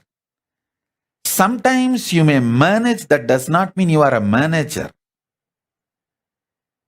All this is periphery existence of you. The quantum existence, the actual existence of you is conscious sovereign being who plays with creation, maintenance, destruction, delusion, liberation. It is you who is playing all this. It's like a lotus having 5 petals. The core lotus is unmanifest Paramashiva, and these 5 petals are the manifest Paramashiva. My Guru has given me the Paramashiva mandala. It has that 5-star symbol. The center one linga and 5 stars, 5 lingas are drawn. That's one of the meaning of that mandala is the unmanifest is the center linga, and the panchalinga on 5 side is the 5 face of Paramashiva. If you are in delusion, don't be afraid. It is actually delusion kicks you to the next level of liberation. See, 3 seconds of nightmare not only gets you out of nightmare, it pushes you to the next level of state of consciousness called waking state. From dream, You are just kicked to the waking state. High from dream, moving to waking state is like an enlightenment in dream state. So, if you had a very sweet dream, normal dream in your dream state, you would have just gone again back to dream state or deep sleep state. But if you had a nightmare, you can neither go back to dream state or you have to be kicked to waking state. So, delusion in the delusion in the dream state is nightmare. But ultimately that nightmare does a great good thing that you are enlightened, pushed out of the dream state to the waking state. From waking state, if you are pushed to the Turiya, that is enlightenment. Same way, from dream, if you are pushed to waking, that in this level, understand, enlightenment means getting pushed to the next higher state of consciousness. Deep sleep, if you are pushed to the dream state, that's one level enlightenment. From dream state, if you are pushed to the waking state, that is one level of enlightenment. From waking state, if you are pushed to the Turiya, that is next level of enlightenment. From Turiya, if you are pushed to Turiyatita, that's the next level of enlightenment. So understand, the nightmare in your dream state is not as bad as you always think, because just the 3-second nightmare, and you need to know, no nightmare can be longer than 3 seconds. It's a law of life. In the dream, it may look like a long time, but actually, in chronological waking state time, it is only 3 seconds. So,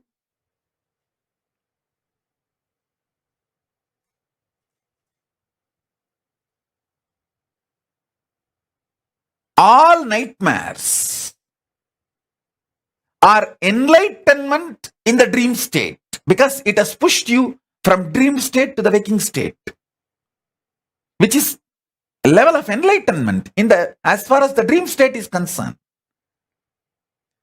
I should call there are 4 levels of enlightenment. From deep sleep, when you are pushed to the dream state, it's called dream enlightenment. From dream state, if you are pushed to the waking state, it's called waking enlightenment. From waking state, if you are pushed to Turiya, it's called awakened enlightenment. From Turiya, when you are pushed to Turiyatita, it's called living enlightenment. So, even the nightmare, which is delusion, is not bad as you always think. So, all delusions are not bad, because many times your delusions push you to the next level enlightenment, liberation.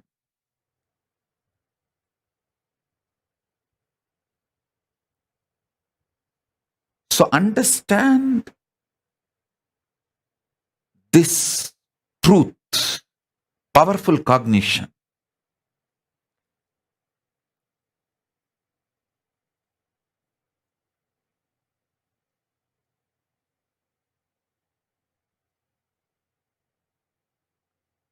No nightmare can be longer than 3 seconds, and no death will be longer than 3 seconds. Because during the death, you go through the nightmare, the worst nightmare of your whole life. If you lived as a deep devotee connected to Guru, you go through the best wet dream of your life. Wet dream also wakes you up.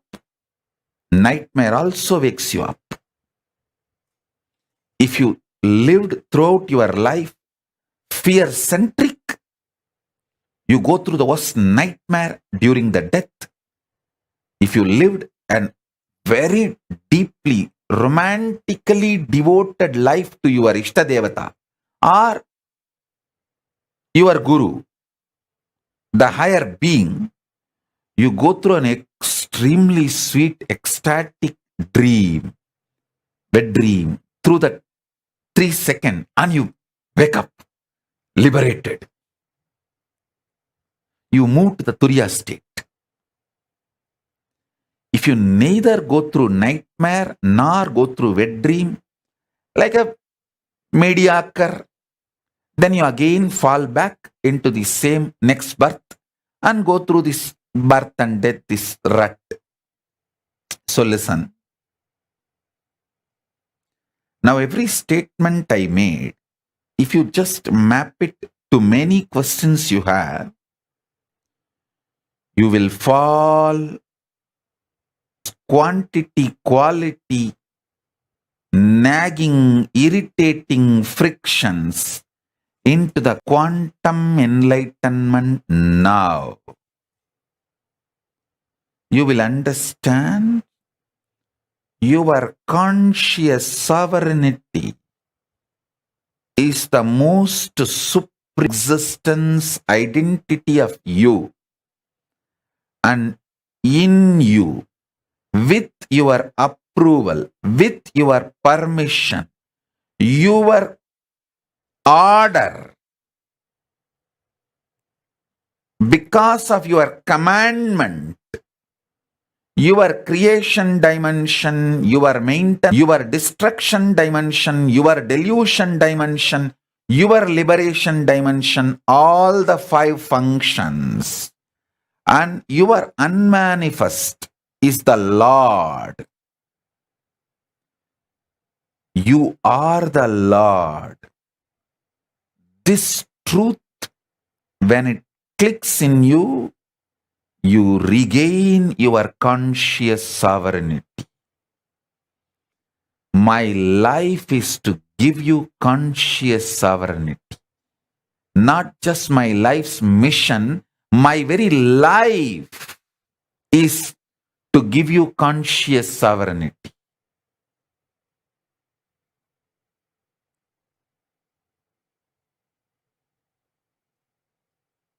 My Guru gave me this. I am here to give you this.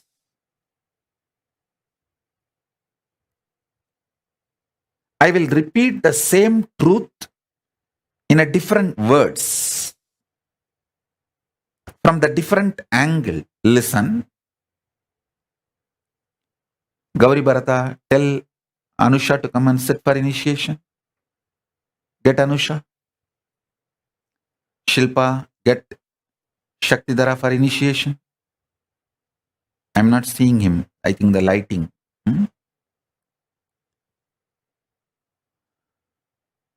Listen. I'm going to repeat the same truth with the different words.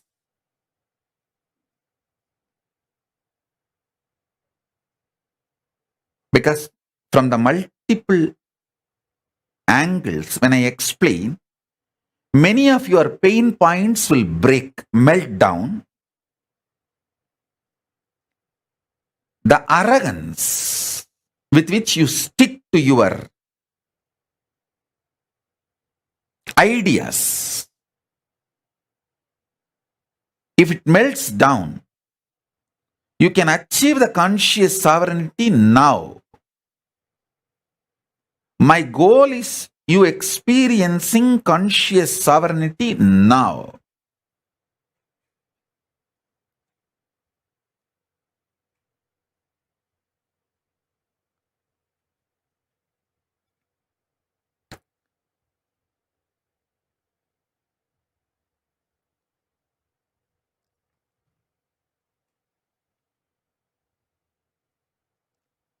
See, the satsang is going to be very long. I'm going to elaborately talk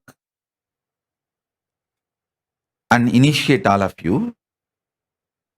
So if you guys are a little tired, I think it's already going to be 11 o'clock night. So if you guys want to pick up a cup of coffee or a cup of hot chocolate, tea, you can pick up. Come and sit very comfortably.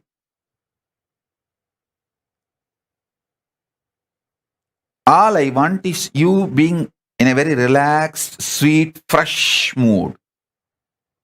With a cup of coffee or hot chocolate, tea, anything is okay. Just come and sit.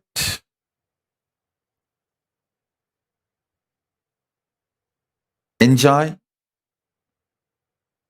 You don't need to be tensed actually. Because I will take your stress. Where all you have pain points, where all you are locked, where all you are caught, I know it. I will crack them. You don't need to worry. You sip cup of coffee, you sip cup of tea, and keep a cup of coffee for me also. I'll bless that and give it to you as a prasadam. You just enjoy what I am talking and trying to drink my words along with your cup of coffee. Then initiation will happen. That quantum initiation will happen. Nothing serious. You don't need to be very serious. You don't just be awake, but nothing to be serious or worried. Ma Pragnya, tell your brother also to come for initiation. Call him. Tell him to attend the initiation.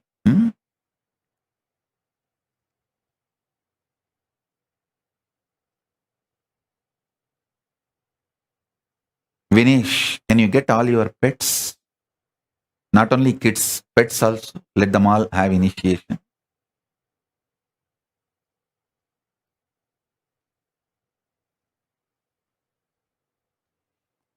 So listen.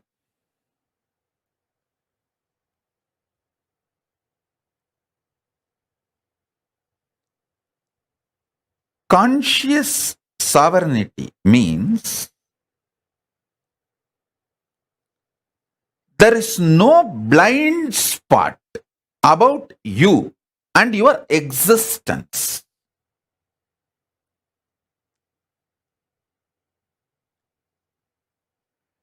There is nothing called shocking. Everything is sweetly surprising. See, sweetly surprising is not wrong. But there is nothing called shocking. You just know the probability and possibilities of your existence. Because you are consciously manifesting it.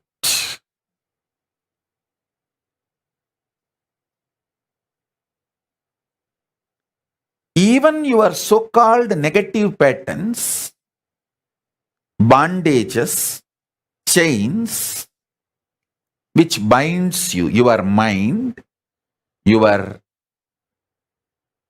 self-doubt, self-denial, self-hatred, even all of this is the choices you took, maybe out of delusion, but that does not mean it is bad.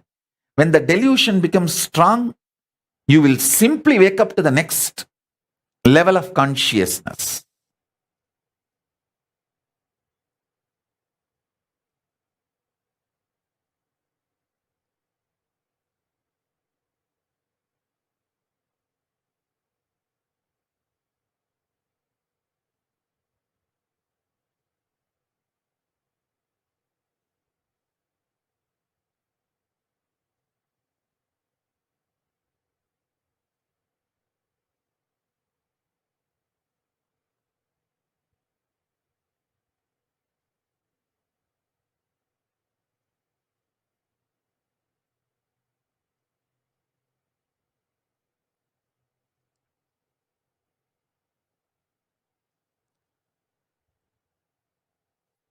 One funny thing with human beings, all the things they like, they feel as good. They take the responsibility. Yes, I manifested this. I am the conscious sovereign authority for this. Because It is such a good thing. But the most funny thing, things you don't like also you only manifested.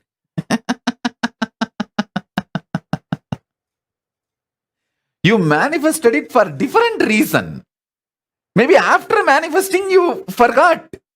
You liked it and you wanted it. You called for it. So listen. Tripura, call Vedasurupa to attend. Yes. Vedasurupa, call Bhagavan Reddy also to come and attend. Bhagavan Reddy and his daughter and wife, the whole family. Listen. I'll repeat now. Even if you missed the whole satsang last, I think 1 hour I am speaking. Even if you missed the whole 1 hour, don't worry. I'm going to be elaborately repeating in various words. Because it's an initiation, the words I am uttering are like a mantra. Initiation. It is not discourse or a teaching. It's a mantra. So, it will just go inside you and it will start working inside you and manifesting the conscious sovereignty. It's like a conscious seed, powerful seed going into your system. So listen. You take responsibility for all the good things in your life. That's great. Nothing wrong with it. Understand, even the bad things you think, you only called for it. And if you don't want to take the responsibility for the bad things, that irresponsibility is also okay. Because that irresponsibility is delusion. Irresponsibility, not wanting to take responsibility for the bad things you invited in your life is delusion. That delusion is also going to wake you up and lead you to liberation. So it is not that delusion is something bad.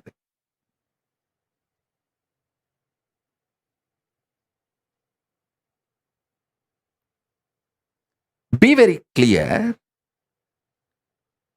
You be the good guy in your life, bad guy in your life, right guy in your life, wrong guy in your life, neutral guy in your life.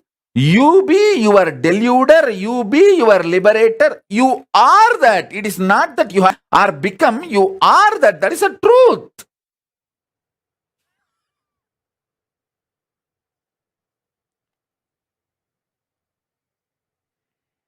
Get comfortable with this. And if you don't want to get comfortable, also is okay.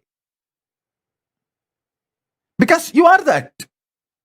See, even if you don't get comfortable with the truth, you invited your headache by having a head. You deciding to have a head itself.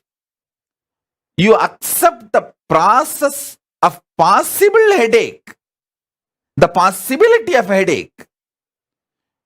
The moment you decide to drive in the road, you accept the possibility of the accident or a sweet surprise of meeting your friend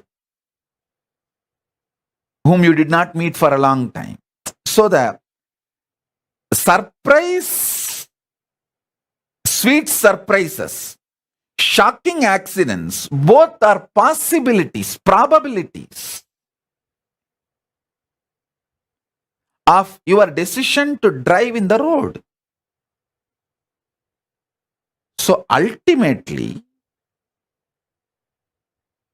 you are the source is not teaching, it's a reality. And the great news is, when you start getting comfortable with this truth, you manifest powers. You manifest powers. You manifest powers of conscious sovereignty. That is what is powers of Paramashiva. Every time when you manifest powers of Paramashiva, I give you one powerful cognition to manifest that power. That powerful cognition is one of this liberating principle. So now I am giving you multiple liberating principles. So you start manifesting multiple powers.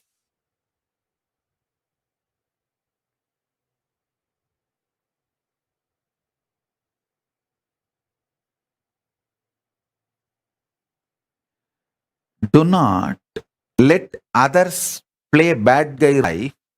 And even if you let them play the bad guy role, it's okay. This paradox,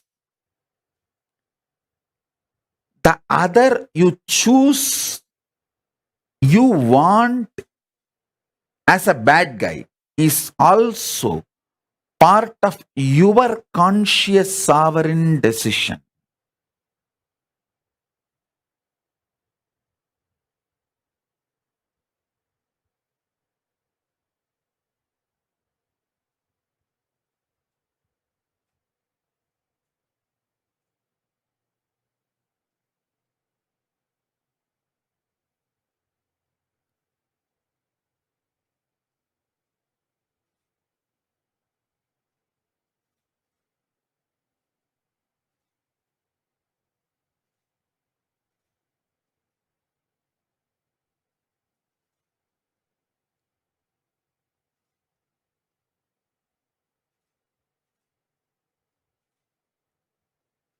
Paramashiva, creation of sustenance, creation of destruction, creation of delusion, creation of liberation, maintenance dimension getting created, maintenance of maintenance, maintenance of destruction dimension, maintenance of delusion dimension, maintenance of liberation dimension, then destructive dimension getting created, the destructive dimension getting maintained, dimension getting destroyed, the destructive dimension getting deluded, the destructive dimension getting liberated, then the delusion dimension getting created, the delusion dimension getting maintained, the delusion dimension getting destroyed, the delusion dimension getting deluded, and the delusion dimension getting liberated, and liberation dimension getting created, the liberation dimension getting maintained, the liberation dimension getting destroyed, the liberation dimension getting deluded, the liberation dimension getting liberated.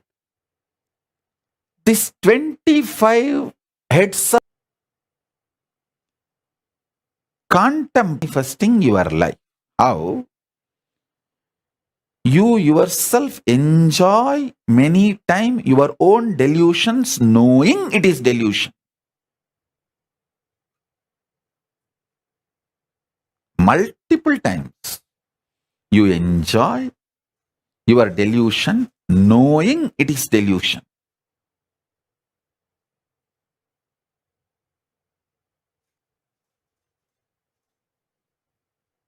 I am not saying don't enjoy your delusion. I am not saying enjoy your delusion. I am only saying know it that it is you, so that your conscious sovereignty is not damaged by your actions. Your existence should not be damaged by your actions.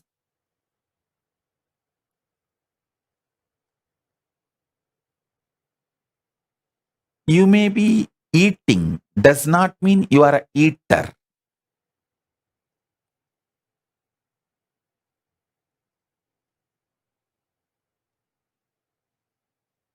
You may not be eating does not mean you are a nirahari. You may be having sex, maybe sometimes even with different persons. That does not mean you are a womanizer or a nymphomaniac. I am not saying go and be a womanizer. I am not saying do this or don't do this. All I am trying to tell you is the actions does not damage your existence. Your conscious sovereignty is independent of all your delusions put together.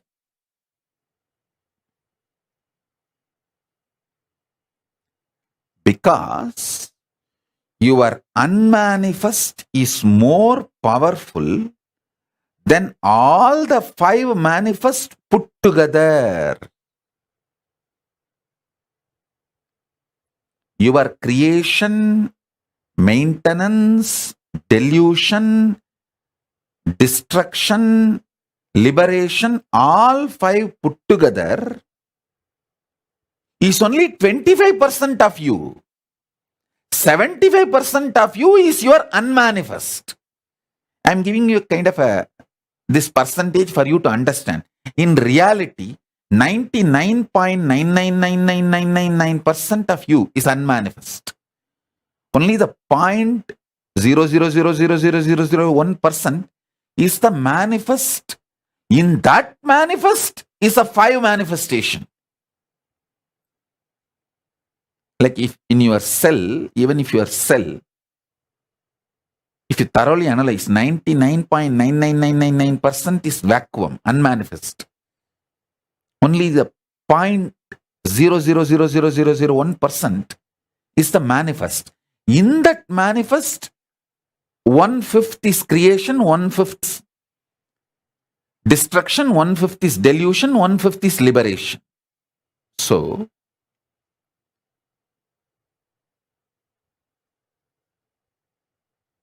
drop from quantity, quality based, irritative, stressful, kind of a drugged thought flow, life current.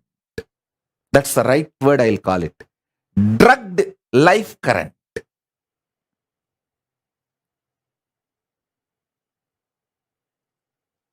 Drop from that. Come to this conscious sovereignty.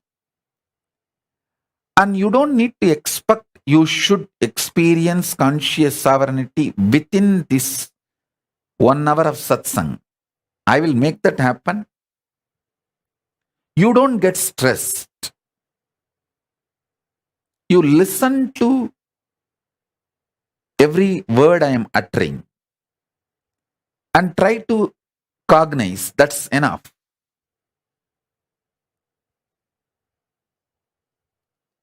Mind is a drug.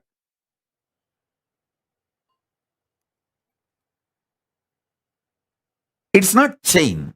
The word chain gives kind of a solid experience perception. It is not worthy to be called as chain.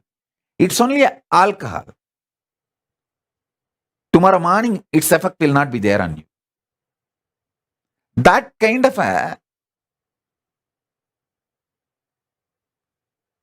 moodiness of your mood is a drug.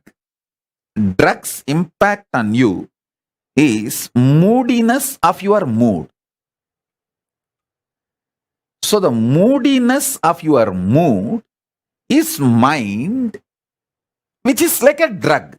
See, the fear is the substance out of which your mind is formed. That substance, fear itself, is moodiness of your mood. It is not even the permanent mood. When the lust comes, the fear just disappears because it is only moodiness of your moods. As I said, delusion is only one dimension of the 5 dimensions. So the fear is just a moodiness of your mood.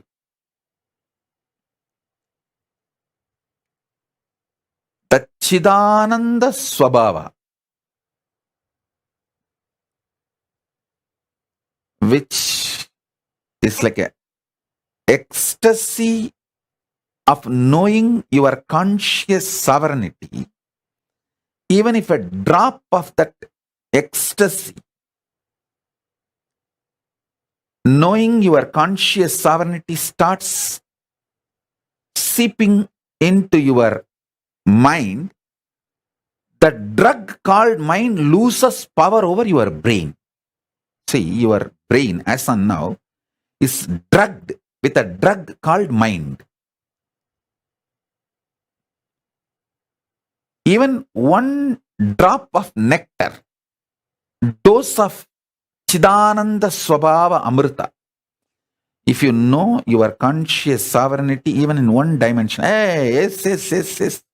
What Swamiji is saying is clicking, yes. Other words I don't understand, but this one word I understand what he is telling. Even if one click starts happening and clicking, that nectar starts getting you out of the drug called mind. So listen. Now I am giving you multiple nectar drops. Anyone works on you is enough.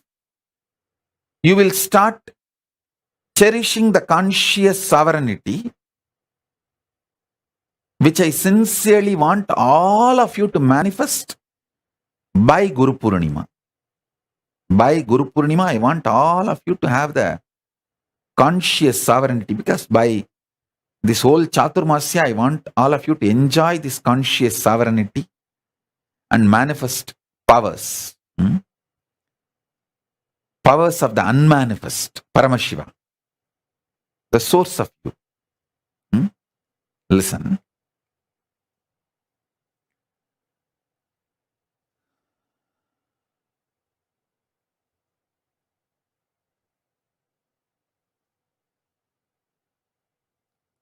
Many of the truths now I am revealing